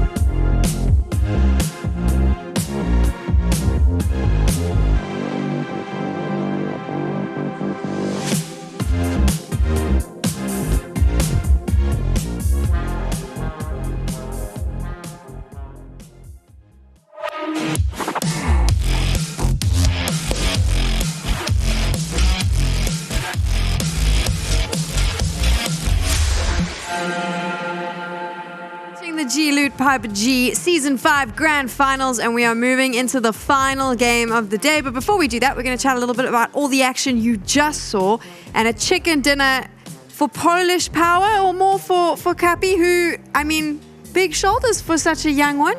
Yeah, indeed. You know, in a clutch situation like this, you're coming into a 1v1 to win the game, and it's 5 points basically that you can clutch, right? 4 more points for the win from second to the first place, and also 1 more point for the kill, right? And yeah, first year that he's able to play these PGC giving tournaments. He turned 18 late last year and is now able to compete here, and he's been talent scouted by Masalek and the rest of the guys, and he's extremely talented, of course. So it's good to see these guys are able to step up into the big shoes that they left themselves after the Super Week. Obviously, getting that 70-point day was massive, and now, you know, not bombing out completely in the first day, but having a good day in day one means a lot to these guys. I feel like we still haven't seen those kind of crazy things that we've been talking about from that team yet, though. So this was just some great play from them, and obviously towards the end there. Not acknowledging, seeing that smoke, knowing, okay, there's a rest going on. There's just one smoke. Right. Well, I'll just nade that one. Easy. Yeah, exactly. Perfectly executed by them. But overall, a pretty crazy game, I would say. We had a lot of drive-bys, a lot of, you know, pull-up in compounds where the circle wasn't even in. So we ended up losing quite a few players in the beginning. Yeah, I mean, early on in Garden, for example, we saw a lot of pull-ups there happening. But as we saw, of course, the circle, they went towards the north side and then towards the west side of the river itself. And it was so crowded over there, right? That's what we're seeing, like all of this commotion happening so early on because everyone wants to get to the best position possible. But towards the end, I just want to go back to Polish Power there. I really like that 2-2 split they had. Right. They had 2 in the center, 2 on the south side, and basically the 2 in the center was just gathering the information while they were making sure that they were pushing people away, and then you had the 2 in the bottom that was working against the teams on the edge, making sure that they had all the control over there. Yeah, they're basically poking all the players, and also in this nade here, big nade game from them all. And also NLT and Liquid, they had mutual destruction upon each other. It ended up only being one player that survived, to Spyro. He wasn't able to get the rest here, and then he had to go Snake. And they eliminated him as well. Heroic also having a decent game in terms of placement. Not that many kills as we usually see from them, though. But in general, it's been a day of, so far, northern circles here. It's been pretty rough for the teams looting on the south side. Yeah, and that's how it goes sometimes. I mean, sometimes you get those military circles, sometimes you get the northern circles. This time, it's going to be the northern circles. Maybe we'll see that in the upcoming game as well. But also, of course, Exhalation here towards the end, we saw them having a really good split as well. Kind of like the Polish Power split with the 2-2, but we saw Exhalation having the 3-1 instead, with 3 in the center, 1 on the eastern side, and basically Exhalation and Polish Power together worked against all the other teams. Yeah, and let's look at the scoreboard, Sam. I was actually going to bring this up with Exhalation because I think they've had a really good run today. And to be honest, I didn't really pay that much attention to them during the Super Weekend. And I know that sounds terrible, but they didn't really feature in my mind as opposed to some of the other teams. So seeing them do so well today, I've gone, oh, maybe I should have been paying more attention there. Exhalation has actually been, the last couple of weeks, had really, really good performance. Also in upcoming tournaments, previous tournaments leading up into this as well. Scrims, they've been looking really good. They're both in consistency in placement, but also in kills. They're able to kind of combine both here, and it's looking really good for them, obviously. Yeah, they've been exhaling a lot. Now they're inhaling all of the points, of course. But joke aside, I mean, it's great to see that team, right? Being able to come back here. We see them a lot during the previous year as well in PCS and stuff like that. But now, this is a new year, new chance, being here from the beginning. And so far, it's looking really great seeing them here. Seeing them here and seeing them where they're sitting now on the leaderboard after Game 5, up in the top 4, they're going to be happy with that. But Polish Power and Team Liquid as well, I want to pull your attention to that. They're closing the gap with Na'Vi. So this is starting to look like those teams that are possibly going to pull away as we go. Still quite close, but I think those hitting the 40 mark, maybe going to end day 1 feeling quite happy. We've only got 1 game left. Yeah, and 6 teams out of the 8 invited is in the top 8 right now. So looking good for that as well. I want to point out Na'Vi, though, 9 more kills than Polish Power. They have had a fantastic day in terms of frags, but placement-wise, it's been that win that's been 10 of the points, right? And then it's only 7 from 4 other. Sure, but at the same time, getting those kills, that's the first step of getting there towards those placement points. So I'm not too worried if I were Na'Vi right now. I mean, they're sitting pretty comfortable in the top, I'd say.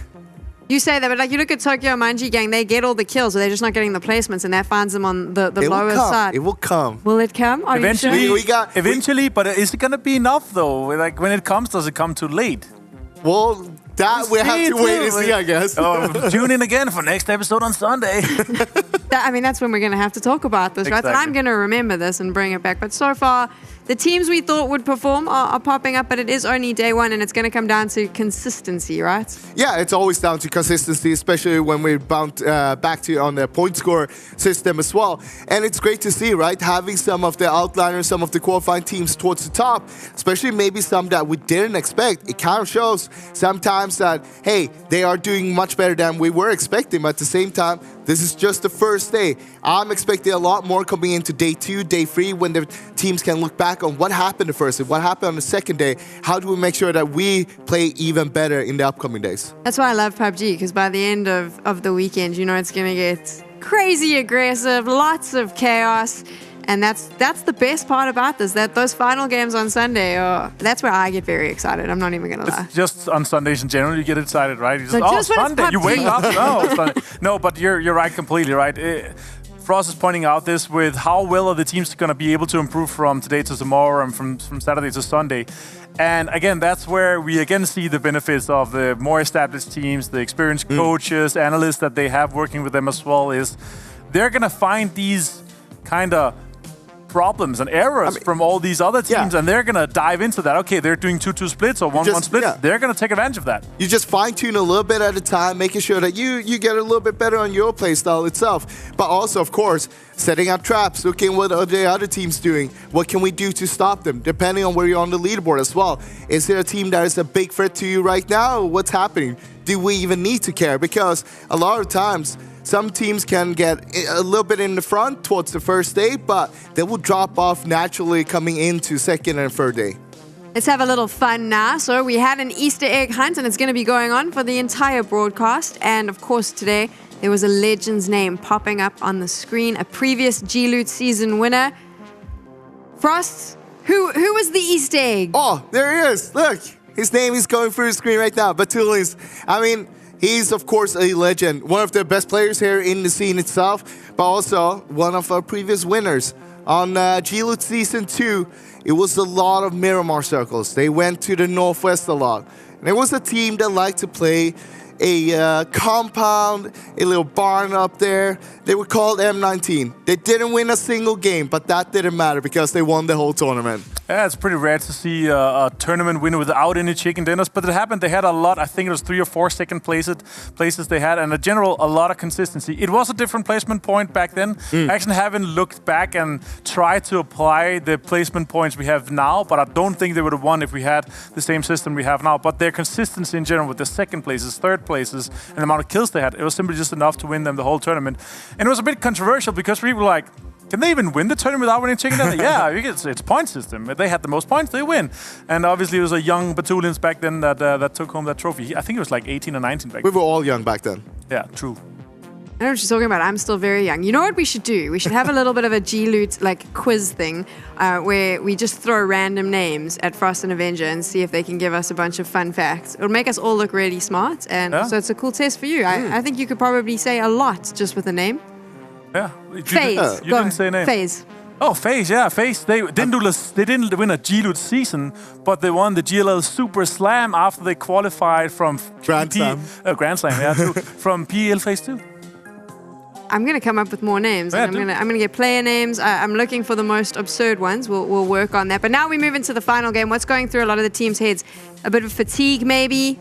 It's the last game. All you want to focus on right now is getting a little bit more points on the board. It doesn't matter what happens. It's all about giving it all right now. Reset your mindset for tomorrow and prepare yourself for tomorrow. Now, it's just like, all right, if we get 1 or 2 kills, fine. We got at least a few points on the board there. Yeah, for me, it's like how are the teams playing going into the further you are into the day. It's also how aggressive and how passive are they. If we can take a look at how the players have played so far, is there a lot of space on the edge? Is there a lot of space in the center? And how the meta is, that really evolves throughout the day as well. We're moving into the final game here for day 1 of the G-Loot PUBG Season 5 Grand Finals. Your casters, Jorasar and Toby. Thank you very much, folks. We're now moving into our last Erangel game. Are we finally going to see the crazy circle? To be fair, we've sort of seen a variation of the crazy circles, and we've had the crazy games on what we would not otherwise consider a normal circle up to phase 4 and 5. This tournament, this event, has just been determined to constantly throw us and the players off balance at every possible opportunity. I'm just going to put it this way. Every single plane path could have given us a military game. And yet it hasn't. And yet it hasn't. So I feel like now, third time's the charm. But having said that, I kind of don't want it to go military. So maybe that's also all right if it doesn't. I just got to say, I'm loving these like nice, straightforward playing paths today. Is this one a little harder to rotate east on? Obviously, we do know that down around the southern kind of belt from Ferry Pier to Farm, essentially, Ferry Pier to Milton Power, there's a lot of teams like to loot it around. One team that will opt to go far south this time around, though, is FaZe taking over military. Maybe they saw something that others didn't. We'll have to wait and see. Maybe they got dialed on in, as you said, when Na'Vi won their 17-kill game.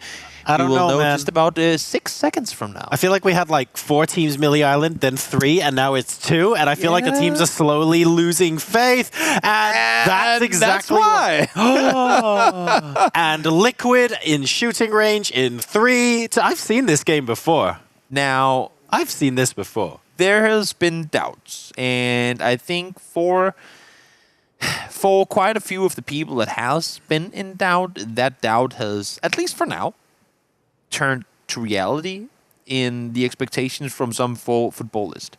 I feel like this game, though, they're sitting with, I'm not going to say they're going to win the game, but they're sitting right now with the opportunity, like they literally have an open buffet. And they know it, because they were one of the 2 first teams to jump out of the plane. While they were parachuting down, they've seen that, oh, wait, for another 2.5 kilometers, nobody jumps out of the plane. Yeah. So we have space right now to go take. What I don't want to see happen now, though, is what we saw in the previous game where they ended up fighting against the Coruscants and then Northern Lights, is if you try and split now, you have to have an exit plan. You have to have an exit strategy. That's why you claim 4 compounds, so that if a team comes to fight you in one of them, you say, oh, okay, you'll take that. We still got 3 left. You don't start fighting for that 1 compound, because if that compound means that much to you that you don't want to leave it when you're in a 4-way split, maybe you shouldn't have been a single player there to begin with. Yeah, and completely fair. I mean, footballists, I'm not defending them. There's a reason why you don't have that many points at this stage of the day, and if you're consistently at the bottom, you do need to switch some things up. Yeah. At the same time, I feel like they have had their share of bad luck. Oh, most definitely. Like I still feel bad for them, and I think that this is a golden opportunity for them to say, guys, this is day 1 of 3. Don't write us off. This game is the statement that they can make. You know what? I will give them all the benefit of the doubt. They got the circle. They're sitting well in it right now. They have, as you said, everything to pick and choose from. We will see how they make use of it. In the meantime, over towards Yesnaya we go. One of our other teams who, they qualified through with flying colors. They did incredibly well, being Sakura Sanson in making their way on through to the grand finals, but we haven't seen a whole lot from them as they made it here. One of the things that they really succeeded in doing during the Super Weekend last week was to play quiet in the early and mid game, find approaches, come in late, find approaches to the circle from where they don't really have to fight a whole lot of people, kind of on the more quiet side of the circle. Sure. And then once we get to the late game, because they hadn't been fighting early and mid game, they have the numbers, they have the fresh Kevlar and utility, and they will be all right to make the aggressive play. In the meantime, as you can see, I love that Joe is pointing it out to me for ballers. We are not splitting 4 compounds this time. We are fortifying the center of the circle. If anyone has asked whether they think whether they've taken lessons from what happened in the previous games, they're like, no, look at this. That is literally Fort Knox in the middle of the circle. They're sitting with shotguns galore, just wait. They've put down the gas can, they've done everything. They are ready to be breached this time around. But to finish my point, Sakura Sanson succeeded in being allowed to play quiet on the edge to then aggress late. Like, they never really got their kills in the early and mid game. Here, because of the aggressive playstyle of most of the, or at least some of the other teams, they aren't allowed to play as passive as they probably would. They aren't given as much space as they would, because when they sit on the edge, when they play quiet, they still get challenged. And a lot of the challenges that they could kind of weave out of during the Super Weekend, because we've stepped up the competition that notch, they take a casualty early. They take 2 casualties early. And all of a sudden, they come into the late game where usually they would come in 4 alive, no damage done, all that good stuff. Now they come in 2 alive, 3 alive, half vests, half helmets, haven't been able to just sit through and rest on their meds and all that. And they don't have that upper hand to take the fight late. And therefore, when they meet some of these teams that might on individual terms be better mechanically, they can't win the fight with sheer numbers. Now, let's hold that fort for a second. Polish Power winners of our previous game. I was going to say getting pulled up on by Liquid, but that's a little bit of an overstatement. They'll continue making their way north. I just think it's fun to see how certain teams thrive and succeed in lobbies, but when trying to take that same playstyle that has granted you the success to other lobbies, they can't kind of make the same results. And it's got to be incredibly frustrating, both as an in-game leader, but also just as a team as a whole. Liquid, where are you going here? You have gone too deep. You have gone too deep. No. Nothing else to say. I mean, that was excellently done at range, to be fair, by Enterprise. Oh, yeah. But it was also handed to them on a plate a little bit. I like the way that Liquid pathed their way up north, in the fact that they weren't ever really that much in trouble. I mean, they could kind of back off of the Polish power position, but knowing that there is a team looting, like that many teams to the north and the northwest, I'm not going to say that it's obvious that there's going to be a team in that compound this early on, because they like in many other games, they probably could have been the first team to that position. But I also feel like they had many opportunities to stop earlier and make sure that it was free. Sure, yeah, this perhaps it was maybe a sense of urgency after they were shot at by Polish power, where it's, instead of taking a look, you know, from the next hill and slowly scouting things out, it's the feeling is more, quick, we haven't got that compound, we need to get somewhere quickly, and then you end up rotating just a little bit quicker than you otherwise would have, and that's what does the damage. Exactly. But either way, Team Liquid down to 2 players, still very much in the game, very much center circle, if we're being honest. Oh, yeah. They can sit tight in the forest for a good while, depending, of course, on where the next circles do end up going. And Tropic, in the meantime, alongside FaZe Clan, will be leaving military. Once again, disappointed that the games do not go in that direction. I refuse. It must come down here. Come back. Wait till tomorrow, guys. We'll get that tomorrow. Or maybe because all this has been happening so much, PUBG has been like, okay, this is too crazy. We're not giving. They're toning it down a bit. We can't give them more of those circles. Let's see. Thing rotating in late, nothing new in that regard either. They're going to be backfilling on ends, and there is still a weird universe where this circle ends on Everest. Not saying it's going to happen. When's the last time you saw a ruined circle? It's been a while, but that's because of water. Yeah. Ruins is so much fun. The land ratio rules are... I get why they're there.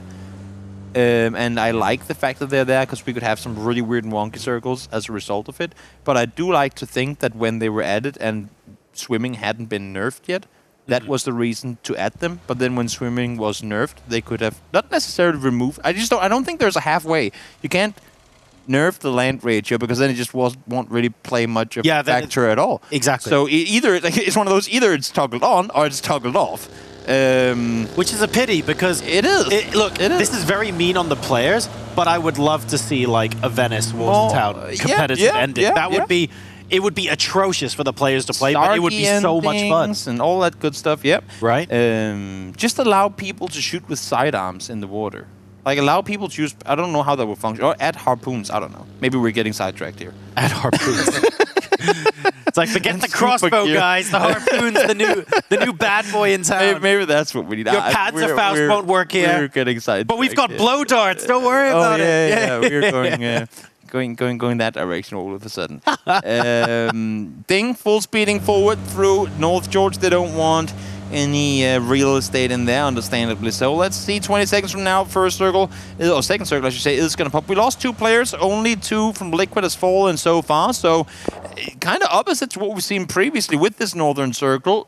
Not really the same amount of chaos that we had in game 1.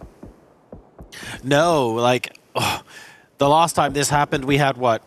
I mean, we had like 11 players dead at 9 minutes. Drive-bys, oh my god, it's well, oh my god. Well, we'll show you guys in a second, but wow. Okay.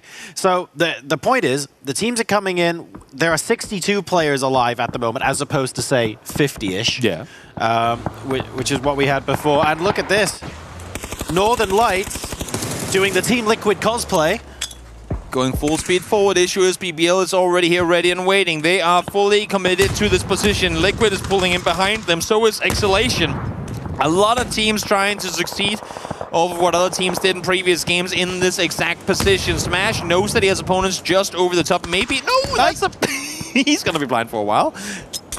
Oh no, and now they're hearing all the utility being used from the other side. That nade is good! Oh, a lot of damage done from Lou with that nade. Unfortunately for him, no knocks coming in. Nothing allowing for him to make the aggressive push forward. They want to get Batulin's back on his feet, but unfortunately their opponents on both sides of them now making things a little more difficult to maneuver through. This is getting very messy very quickly. Interestingly, Team Liquid as the duo have essentially been allowed to sort of park up on the north side of this because BBL have been so preoccupied with Northern Lights. And this is what Liquid succeeded in doing in that previous game, that BBL has failed to do. You must maintain control. You must split out, force teams away, and take control. But by allowing, or by, I shouldn't say by allowing, by not making sure to either take out Northern Lights or force them away from there, they have lost all functional use of shooting range. Now, instead of being a place where you can spread out, take control, and shoot at people from afar, now you just have to sit, hold angles, and kind of focus on Northern Lights rather than try and scout outward. Yeah, as soon as you sort of lose that first, you let that first team in, you suddenly have to shrink your long range game into close quarters game. You're being forced to do that. And then that position becomes, I don't want to say pointless, because it's still very, very center in the circle, and it could easily have the game end there. But you want to be able to scout up and around you, especially in a position where you have so much open field around you. Yes. You want to be able to know if the circle goes away from here, where can we go, where are our threats currently?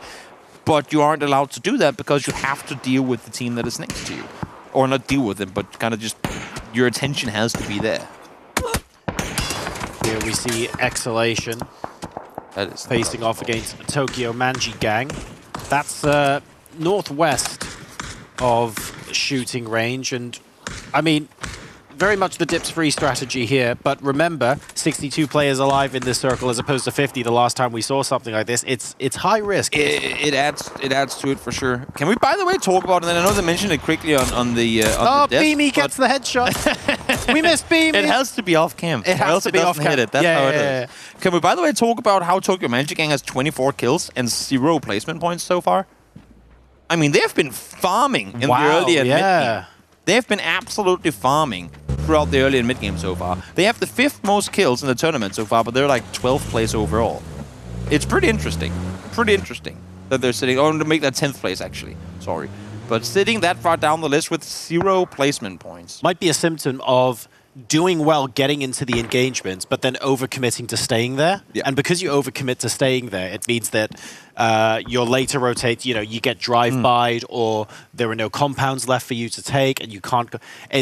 Recognizing that and making the adjustments, like the small adjustments and understanding, oh, this is the adjustment we need to make, not this, is the difference between teams like that potentially being on 24 points or 34 points, for example. New circle pops. Enza quick to make a move in from the southwest side of the circle. In the meantime, Na'Vi, realizing there's a team backfilling on them, they want to and have to deal with them before anyone becomes a threat. You can see on your minimap down in the bottom right corner that Melman is trying to flank around, maybe get a good off-angle position on them.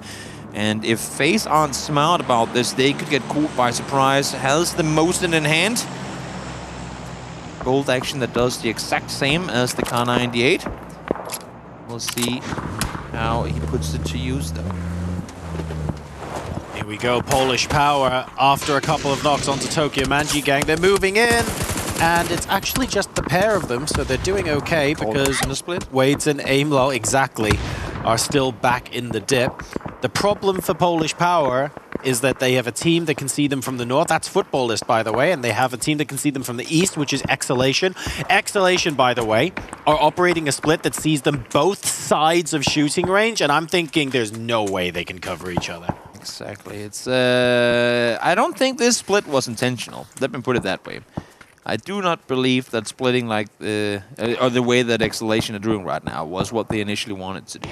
Because they're sitting very far from one another, and Zoom is currently prone with his face into a fence. So I wouldn't go out and take for granted that there's some sort of master plan behind what they're doing right now. What I do like to see, though, is both what we're seeing from Entropic, what we're seeing from Sakura Sanson, and from Enterprise. The north, like northeast and west positions are all maintained under full control. In the meantime, now let's hop down here, FaZe Clan. Up against the guys in yellow on the other side. 80 first to fall. Melman makes use of the bolt. FaZe Clan lying in wait. Na'Vi so close by. They want to just try clear out this quadrant, and there we go. That single bolt shot gave Diggory the opportunity he needed. He got Melman. Alya trying to trade. Unsuccessful so far, and Gustav comes in as soon as that gun goes off. That's why it's so important to make sure you can get that knock, because as soon as you telegraph your position to everyone else, you don't know who is lurking in wait. And now it all comes down to whether Example and Quizzy can try and save everyone else. They can! Quizzy with the angle, unexpected here, and Vex almost going down, but Entropic, that's a third party. Yep. No, it's Vex. He found that knock all the way from inside the city of Severny. Count that distance, friends. In the meantime, Noogie peeks on over. That's a fight against Heroic. Tries to take the fight. Choosing correctly. Has a response, though, from down below. These off-angle players are doing so much damage. Na'Vi will fall in the end of it. Vex stands to survive. Here comes in the meantime, Squeaky makes a push on forward, but gets spotted from the side. Page with a double, and it's Janny from the other side, able to do the damage needed in order to take out Ends. Heroic lives with a scare. They lose T-Bone, but they stay alive. Third party, fourth party, fifth party. This entire server's a party at this point, and we finally have a shift away from shooting range, by the way. So Team Liquid have taken the position that Heroic did in the game that they won, but it's going to be very much in the open. And would you look at who is smack bang in the middle with a compound? Just when you thought this server was a party, wait until you start seeing teams rotate into this next circle. Because they're all going to be fighting for 1.5 compound. And as you were saying, look at that compound. Oh no. Footballers has been waiting for 16.5 minutes for this to happen. They have been spending countless hours prepping for this battle. And they will be ready and waiting for it. Let's see now. Sales drops on over to the AR. Not going to find anything with that. In the meantime, Entropic on rotation, getting picked apart. Diggory running over a teammate. That is suboptimal considering that they're currently fighting Ding on the other side of the circle. FaZe Clan can't really move in. Ding can't really move in. They're sort of blocking each other at the moment. And then Northern Lights, too. They might be able to gatekeep whoever wins this as well. And No Name Yet are just chilling by the plane crash, by the way, because that's high ground and they can afford to rotate up west. So that's super smart. But these guys are locked in battle. They've got no choice. I mean, this is phase 4. This is starting to chunk. It sure is. You can't rest in the blue. Unless if you're very close to the edge, doesn't matter. The Uber and Best of Luck work together, take out the remaining FaZe Clan players. They fall in 14th, and Ding now has a rotation to make. Where do they go from here? Do they somehow avoid confrontation with No Name Yet, or do they go straight into the action? There's no easy answer here without knowing where everyone else is as well. I think footballers are just surprised that 4 different teams haven't crashed at the same time. That is the nade! What? The amount of damage from Monkey on that one takes Uber down, almost gets Senya down as well. And look at the HP and Best of Luck. Absolute perfect. How do you predict that? It's like, not only is the car going to stop here, but they're going to get out of the car and go slightly further. That is... Oh, no. No, Smash! No, Smash! Oh, exhalation! There you go. Man. That's a free B2 nades thrown. They'll do the rest of the damage themselves. Polish power out as well. You said you wanted to see the party. That was only the warm-up you were seeing before. My God. This is the chaos unfolding before your eyes, and the end thing will fall as well. We lose team after team after team as this phase 4 continues closing on in. We're only 20 minutes in, and we have lost half the server. We've seen 2 different nade plays there, and we went from exhalation to exasperation, but unfortunately the namesake was on the receiving end of the stick there after that vehicle mishap.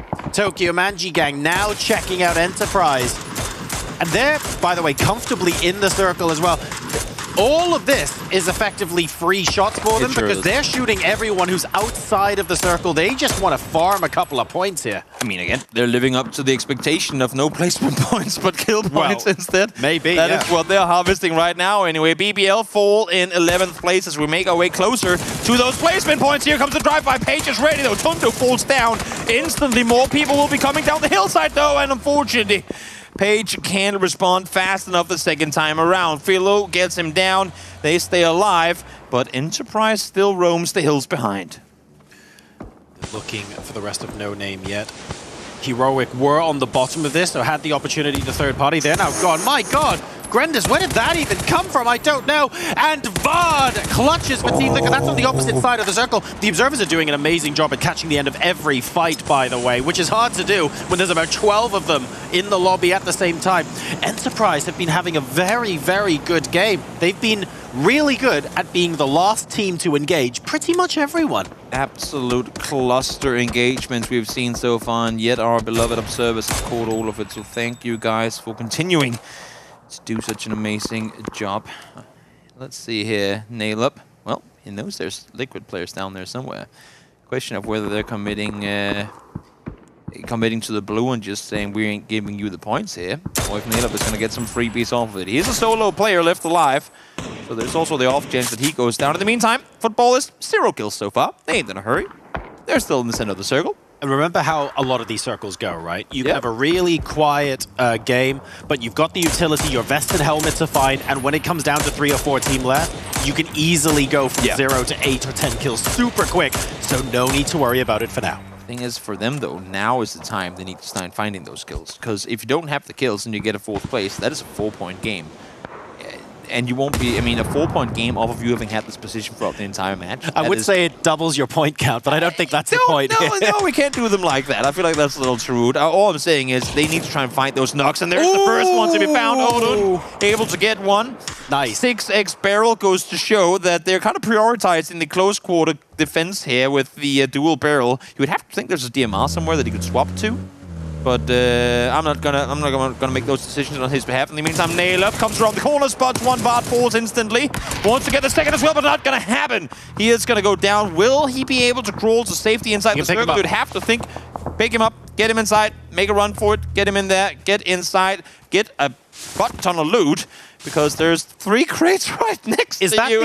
Is this the old Footballers priority? It must be. It must be. At least now it must be. In the meantime, you can see Odin trying to get some better angles against Northern Lights. There is one player, should I say, from Northern Lights taken out of the game. Spiro is still alive though, and I'm loving that the Footballers continue to play aggressive on this. Odin once again active in the kill feed, finds one more knock, continuing to try and do damage over on the other side. Running low on ammo though, only has 2 bandages to play with. Again, they committed to this absurdly early, and having sat here the whole time and only fought at a distance, they haven't had a chance to re-loot, or to get looted up, I should say, on any damage they've done so far. That's the real... Oh, no, that's the real reason, by the way. You need the kills. It's for the loot boxes more than the points, right? Honestly, yeah, it can play a massive factor. Taking those up-close fights, getting some extra loot as the game goes on can be essential, really. So you're winning the game. Once again, I mean, Odin, that's going to be the 3rd headshot knock on Batulins. Here we go. He's really bleeding out at this point. Granny's, in the meantime, trying to stay put, gets into a vehicle. That is optimistic at best, I would have to say. Tries to make a run for it. 7 bandages in the back. All he has to work with, not gonna matter, not gonna work for him. Tokyo Manager Gang finds one. Will they find more? They might, but Salty might have something to say to it. Proton down, gets the headshot confirmed as well. Not sure how he is still alive in this. Gets back on his feet and takes him out. Wow! Nixie functions as the bait as Salty somehow lives to see another day. That was very good from Salty, proning just long enough to force his opponent to go, okay, there is no chance he's not healing now, and then taking the re-peek when he's looking at someone else. The first 2 knocks of this game, or the first 2 flushes, I should say, was Jeans and Clip. That feels like 4 games ago. Vard and Mexi have been chilling by that shack. They're in the top 4, the entire game. Yeah. And not only are they top 4, if they can somehow deal with Sakura Sanson up on the hillside, we know what they're capable of. That's a big somehow, though, isn't it? You know, I'm trying to... trying to get the energy back up after a little bit of a quiet time. It's Vard. 1v4s are his specialty. That's what I'm saying. Right? He's there. He'll get it. In the meantime, Batulin's not too keen on giving any points away. Gonna try and heal it out. I mean, again, with the circles closing in, has an 8, has a molly, has an 8, has a molly, throws all of it, concede. Fair enough. Northern Lights finish 4th place. Footballist from close to no endgame presence now find themselves. Let's see that headshot here, Odin. Show it to us. Okay, that's good. The pre-fire headshot. I like it. There was a bit of a wiggle peek initially. Anticipates the second wiggle, gets it there. Let's see if we can find one more. Let's see if we can find one more. Nope, goes for it. But it's the same thing. Peek when you anticipate, or shoot when you anticipate them to make that peak. He's got 13 bullets. He is running out of ammo, and he's got literally no meds. Quite literally no meds. This is like hardcore survival. I mean, there is only 5 players left alive, so he's just gonna hit headshots. Just one headshot per player, easy peasy. Yeah. Add that to the rulebook, or to the how to get rulebook. Knock someone with every bullet. Just headshot people. Just headshot people. Yeah. Liren, well, no headshot needed when you have a broken vest already. He becomes active footballers now as they push on out, start showing presence. They full on double down on that compound early on, and here it shows why. Not only did they get the compound, but Liren has literally just picked up level 3 gear at home as well. Here they come full speed forward. He-Man falls down. Tegas should meet the same fate in just a short moment, but don't get overzealous. We still have Vard and Mexi in the race here. As I say, that Vard does fall down. 1v1v4, glued in a perfect angle there. Spots Mexi. He is now a single player left alive. Footballist. A 3-1 push over the top. Smart decision making on their part. One more falls. Odin once again with the bolt in hand does the damage needed. One more left to find, and Odin once more gets the kill. They had nothing at the start of the end game. They finish off with 17 points. Wow. All right, footballers, end our day here with a chicken dinner. And who would have seen that coming? You're right. I mean, and 0 kills for most of the way through the game. And we knew from watching last week, we know from competitive PUBG experience, wait, the kills will come. Yeah. What I like the most about that, after the day they've had, I know that, like, even if you're the lowest scoring team in this lobby, you're still a very good team, right? It would have been easy for them to stay in their compound a while longer. They took the opportunity to go aggressive. They had a lot of reasons today to have their confidence knocked, and I think that move showed that no, this is objectively the correct thing to do. Put everything else aside. We're winning this game. Let's go out there and get it. Loved it. I mean, we said in the first game, right? I mean, in the start of this game, I should say, we said in this game, it's not been a great day for them. They get the circle here. How are they going to take advantage of it? They commit to the compound, fair play. They full-on commit to it. They barely have any meds. They barely have any weapons to utilize, but they make the play out of the compound when they have to. And that's what I feel like most teams fail at. You can get all the circles in the world, but if you don't know when to leave that compound, those walls that you're using for cover are going to be the walls that the opponents are using to narrow down angles on where you're coming from. They knew exactly when to make that play. They did it at the right time. And sure, it wasn't a flashy game, but literally every single team here will take a 17-point game any day of the week, and they were the ones to get it. And here's what's interesting as well. They've gone from having a terrible day and they're at the bottom of the leaderboard to, because the middle of the standings is so packed, they're actually in the running in that midfield now as well. Okay, they're not top of the midfield, but they've clawed their way right back in this with that one game. How amazing is that? It is absolutely amazing. It goes to show the comeback potential of a lot of these teams.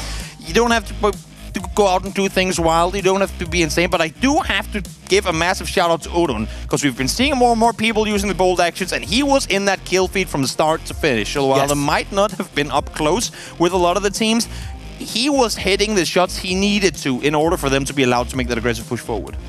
So, a lot of very interesting stories in that final game. Some really cool ones that we're going to be following into tomorrow and the day after as well. Plenty to break down. And thankfully for us, we have 3 of the best in the business about to do that for us. Sam and Co, over to you. Thank you so much, Jorisar. I want to talk about footballers because they did not have a good start. I'm not going to sugarcoat this. It looked rough for them, single digits all the way into the final game. But now they seem to have woken up. They're here, chicken dinner. They're going to be happy with that. I'm happy that they're able to turn it back like that, considering they came into this game with only 4 points. But not only being able to turn it around, but also keeping all 4 alive until the end game was such an important thing. Not just for them to get the win and the points, but the morale boost in getting that, ending the day like this. This is the greatest comeback that they could have asked for. And I mean, coming in for tomorrow, I feel like this is just going to be like any other day for them now. Yeah, and you know, this compound in general is such a good compound to come out and get a chicken dinner from. Like, you have such a good approach from basically any angle. You can put a lot of pressure from like to anywhere from that compound. And yeah, it's great to see that nobody ends up on having single-digit points. We were talking about it. don't want to end the day after 6 games having single digits, and they managed to jump into it. I think they're going to end in the start of the 20s there, so it's going to be great for them. It's that mental thing, right? If you finish today really low, it's very difficult to get back up tomorrow. And there's a couple of teams that I'm sure will be looking back not happy with their performance, but at least for footballers, maybe a different conversation tonight when they're all sitting chatting. Yeah, you can end the day on a high note. Like, yeah, you can celebrate, and then you can look at, okay, what happened in the 5 previous games of that, because it is not enough to compete for the top 8. And obviously, we're playing for all these PGC points. We're playing for that juicy prize pool as well that you want the lion's share of, obviously. So you need to step up the rest of the games. Their Miramar games was terrible. And if they can step up and maybe get a win on that tomorrow or the Sunday, that would be great. I mean, what we saw is basically them adapting to the lobby, to the circles itself. We've seen a lot of northern circles, and they had a little bit of trouble rotating into that in their earlier games. But now they realized, all right, we go early, we take something, we're just going to hold that down. We don't need to push anything. We'll play a little bit more safe, use the bolt, and great, of course, Zion, and with that bolt and that pre-fire into that shack onto NLT. Woo, that was beautiful. That was spicy. In general, the game here for us as well, it was a hard game to play. Another Northwest circle with an even harder terrain to play. Especially that shift, when it shifted away from the shooting range as well, it's so hard to get away from. You only have that little canyon to kind of play with. There's a few shacks down there. And whoever is on the very furthest north, they can pretty much just shoot at everyone coming into them and take over the area. Also, of course, a great performance from teams like Sakura Zensen and Enterprise here in the last game. Some of the teams that was towards the bottom of the leaderboard coming back super strong here in the last game of today. And I mean, that is something that is needed for them. Of course, they might not think or might not feel like they have as much pressure on them, but it always feels good to end it on a high note and be able to push yourself up there towards the middle pack themselves. So right now, I don't think we're going to have like a bottom pack. It's just going to be a huge mid pack, basically. Yeah. The problem with the huge mid-pack, though, is a team like Na'Vi who's been sitting on the top first out in this final game. That's going to make them nervous because now the points start coming into play and everyone in the mid-pack can play some catch-up. Well, again, though, now they might not be in the first place, meaning they have to go for the chasing game instead, not be in the first one. And I feel like that's not just Na'Vi, but a lot of teams, they're way stronger on doing that, having the chasing game rather than holding that first spot. Any other teams that you had a look at today, Avenger, specifically in this game, that impressed you enough that you think we should give them a mention? Yeah, I think Sakura Stanton did well. Liquid being able to salvage the game from being 2 players from super early on and then getting that many kills and a 3rd place as well. It is good to see because that is also, in terms of consistency and getting as many points as you can, it's also the average points per game that you can, if you can increase that, and as you can see here, 11 points for Liquid, the 6 kills and the 5 points from placement, if you can consistently put that up, you're going to be in the top 4 easily. It's going to be interesting when we take a look at the leaderboard at the end of day 1. But right now, a lot of these teams being able to get some points with the kills for us, and that's going to make them move up a little bit. And I think when you talk about the mid-pack, I'm starting to think this is going to be a pretty open leaderboard by the end of today. Lots to play for tomorrow. Oh, 100%. And that's just amazing to see, right? It's going to open up, and here we can see the overall leaderboard. And, well, okay, sure. The bottom team's a little bit behind maybe, but look how close they are towards the mid-pack there. It's still so close. It's still anybody games. And of course, we have a new leader right now. It's got to be Team Liquid. They had an awesome first day here, especially with a lineup change, adding a new coach to the role. It is a lot of things to take in hand for them, but they've been dealing with that really good here today. The walking PUBG encyclopedia is next to me. Mentioned it in the pre-show. You both said Team Liquid is a team that could potentially be not only the best in Europe, the best in the world. And they're sitting in the top spot there, and they have put on a really good performance. Yeah, and luckily I can count to 10 on my 2 hands, and I can count 6 teams out of the 8 invited partner teams on the top 8 as well, Sam. So that's looking good. But what is really catching my eyes on this leaderboard specifically here is the 12 points from Football is the 16th. Up to FaZe Clan on 33. That is not a lot of points. Like, it is extremely close. Anyone on the bottom half of the leaderboard can have a good game day 1 tomorrow, and they will be in the top 8 easily. This might be one of the closest leaderboards we've had in competitive PUBG after a day, 1 out of 3 days. It's super close compared to like how sometimes you have a team that is running off, or 2 teams that are having a little bit of better games running off from everybody else, and some team towards the bottom that might be falling a little bit behind. But right now, this is so close between all of them. So what we've learned today is that it's all still to play for. It's open season and we can't call it at all. And that was always a little bit tough because going into tomorrow now, all of these teams know that it's going to increase the nerves a little bit. It will, but at the same time, as we mentioned before as well, this is where the experience comes in. The experienced teams, they are probably going to jump a little bit ahead coming into day 2 and then coming into day 3. Maybe even a little bit more ahead of the other teams because they know what they need to fix straight away. They know how they adapt to the other teams straight away, and they do that really quick. Compared to some of our less experienced teams, they need a little bit more time to work on that, figuring out, okay, what is going wrong right now? What's not working for us, and how do we fix that? And how do we do that in a short time? Yeah, and the in-game leaders, the coaches, the analysts on the team, they're already going to be jumping straight onto those 6 games, trying to break down what could we do better, where are the weaknesses from the other teams as well, because there have been some personal mistakes and errors and also misplays from some of the teams that you can really take advantage of. Also analyze and look at, okay, how much space is on their circle. Is there a lot of teams doing big rotations? For example, the last game here, I really wanted some of the teams to do some of those big rotations when we saw that Northwestern shift to make a rotation to over close to Servney, because there was a lot of space on the northern side, and on the southwestern side of the circle, there's a lot of teams fighting, and you could hear it, you can see it in the kill feed. And some of the teams in the very back, I really wanted them to try to make a scout for try to make a rotation all the way on the eastern side to try to come up and contest the Enterprise on the north side. We do have an opportunity to chat to one of the players from our top team after day 1. James from Team Liquid is with us now. James, you gotta be happy sitting in that top spot after day number 1. How does that feel? Always a good feeling. Not an uncommon one. That's a little bit of a cheeky answer there, James, but we'll take it. We'll take it. Obviously, good to be back competing for 2022. How was that first day of competition for you personally? It's interesting. We've been playing scrims for almost 3 months now, so it's feeling really good to play again. I'm enjoying it. Definitely enjoying it. And also you're enjoying it when you're in the top spot, no doubt. Frost, any questions for James? I gotta ask you, are we seeing a comeback from the Nate God, considering what we saw in the previous game here today? Oh yeah. He's coming back, man. Yeah, I have a question as well, James. We talked to Clip a little bit earlier, obviously, and we asked what are the 3 biggest opponents. And after what you've seen today, do you still agree that it's Na'Vi, VP, and Heroic? Yeah, I think so. So, I think also FaZe is a good contender. I think even though EAQ didn't have a good day, they're also up there. There is a lot of teams with potential in EU, to be honest. If they have a good day, they'll show up really strong. Yeah, okay.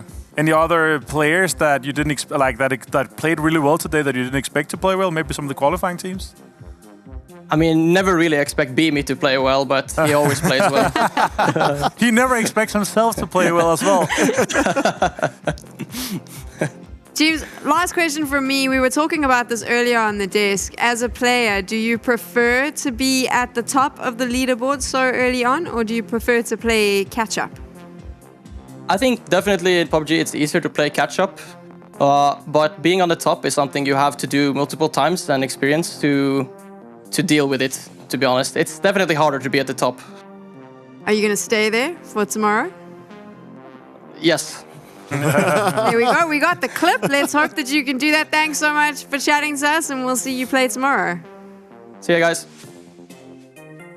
I always love that because, if they do stay on the top now, we've just got the same clip. We can just play over and over again. Right. Teams saying yes. And if they don't, we can use that as well. What I loved the most was his cheekiness, obviously. That is something you don't want to have in James. If you give James confidence, he will boost that himself to 10,000 levels above it, and he will fuel himself into playing even better, aggressing even more. So I could definitely see Liquid pulling up and being really good tomorrow as well. Maybe winning a game or 2. I'm not going to say that we've never seen this happen before, but Liquid on the first place after day 1, and then it doesn't work out all the way. Well, we'll have to see what happens there. Hopefully they've broken that curse. Yeah, always the bridesmaid, never the bride, right? Yeah. It's often been that for Liquid. And obviously with this roster change, this is what they're hoping to change. They're hoping to be able to win some of these tournaments here in Europe. No doubt Fuzzface is going to have a big grin on his face tonight, but we'll have to see how they perform tomorrow. And you get to watch as well. This is what the schedule looks like, so you don't miss any of the action. We have another 6 games tomorrow, and then another 6 on Sunday. So you're getting stacks of PUBG esports in your faces. It's been too long. We've missed it here in Europe, and now we're back. Yeah, it's great to be back. And of course, tomorrow, starting off with Erangel, that's going to be interesting since we ended with Erangel today as well. Seeing how the teams adapted straight away, what are they expecting in terms of circles. Today it's been a lot of north. I wonder if we're going to keep on going north tomorrow. What do you think, Avenger? Are we going north? Let's just make a random statement to end the show. Just a random statement. About going north, possibly. 3 military circles? No. Statistically, we see 16 to 20% of all the circles go military if you look over thousands of games, right? But sometimes you just have those, 3 games a day where 2 or 3 of them goes military. Now, today, it's 3 of them goes north. I would like to see some changes into the circles. Like, we don't want them in the same areas, all like north. Then the teams that are playing north historically just have that kind of home turf advantage, and I don't think we're going to see that when we're eventually going to be ending up having those 9 Erangels played. So tomorrow some changes, hopefully, and now that we're starting on it rather than ending on Erangel, maybe we could have it on the other side of the map or east or west. I got to agree. We want to have variety of circles, right? That also means that we get variety of the gameplay, how the teams are going to adapt to those kind of circles and the teams they have around them. And that's the greatest way. That's what you want to see. That's what you want to live when you're watching PUBG. Also, one thing I've learned is that the circle never does what you want when you're playing PUBG, so you're not going to get any of that. There you go. We will be back tomorrow with more of the G-Loot PUBG Season 5 Grand Finals. Thank you so much for watching, and make sure you come back tomorrow. We'll see you then.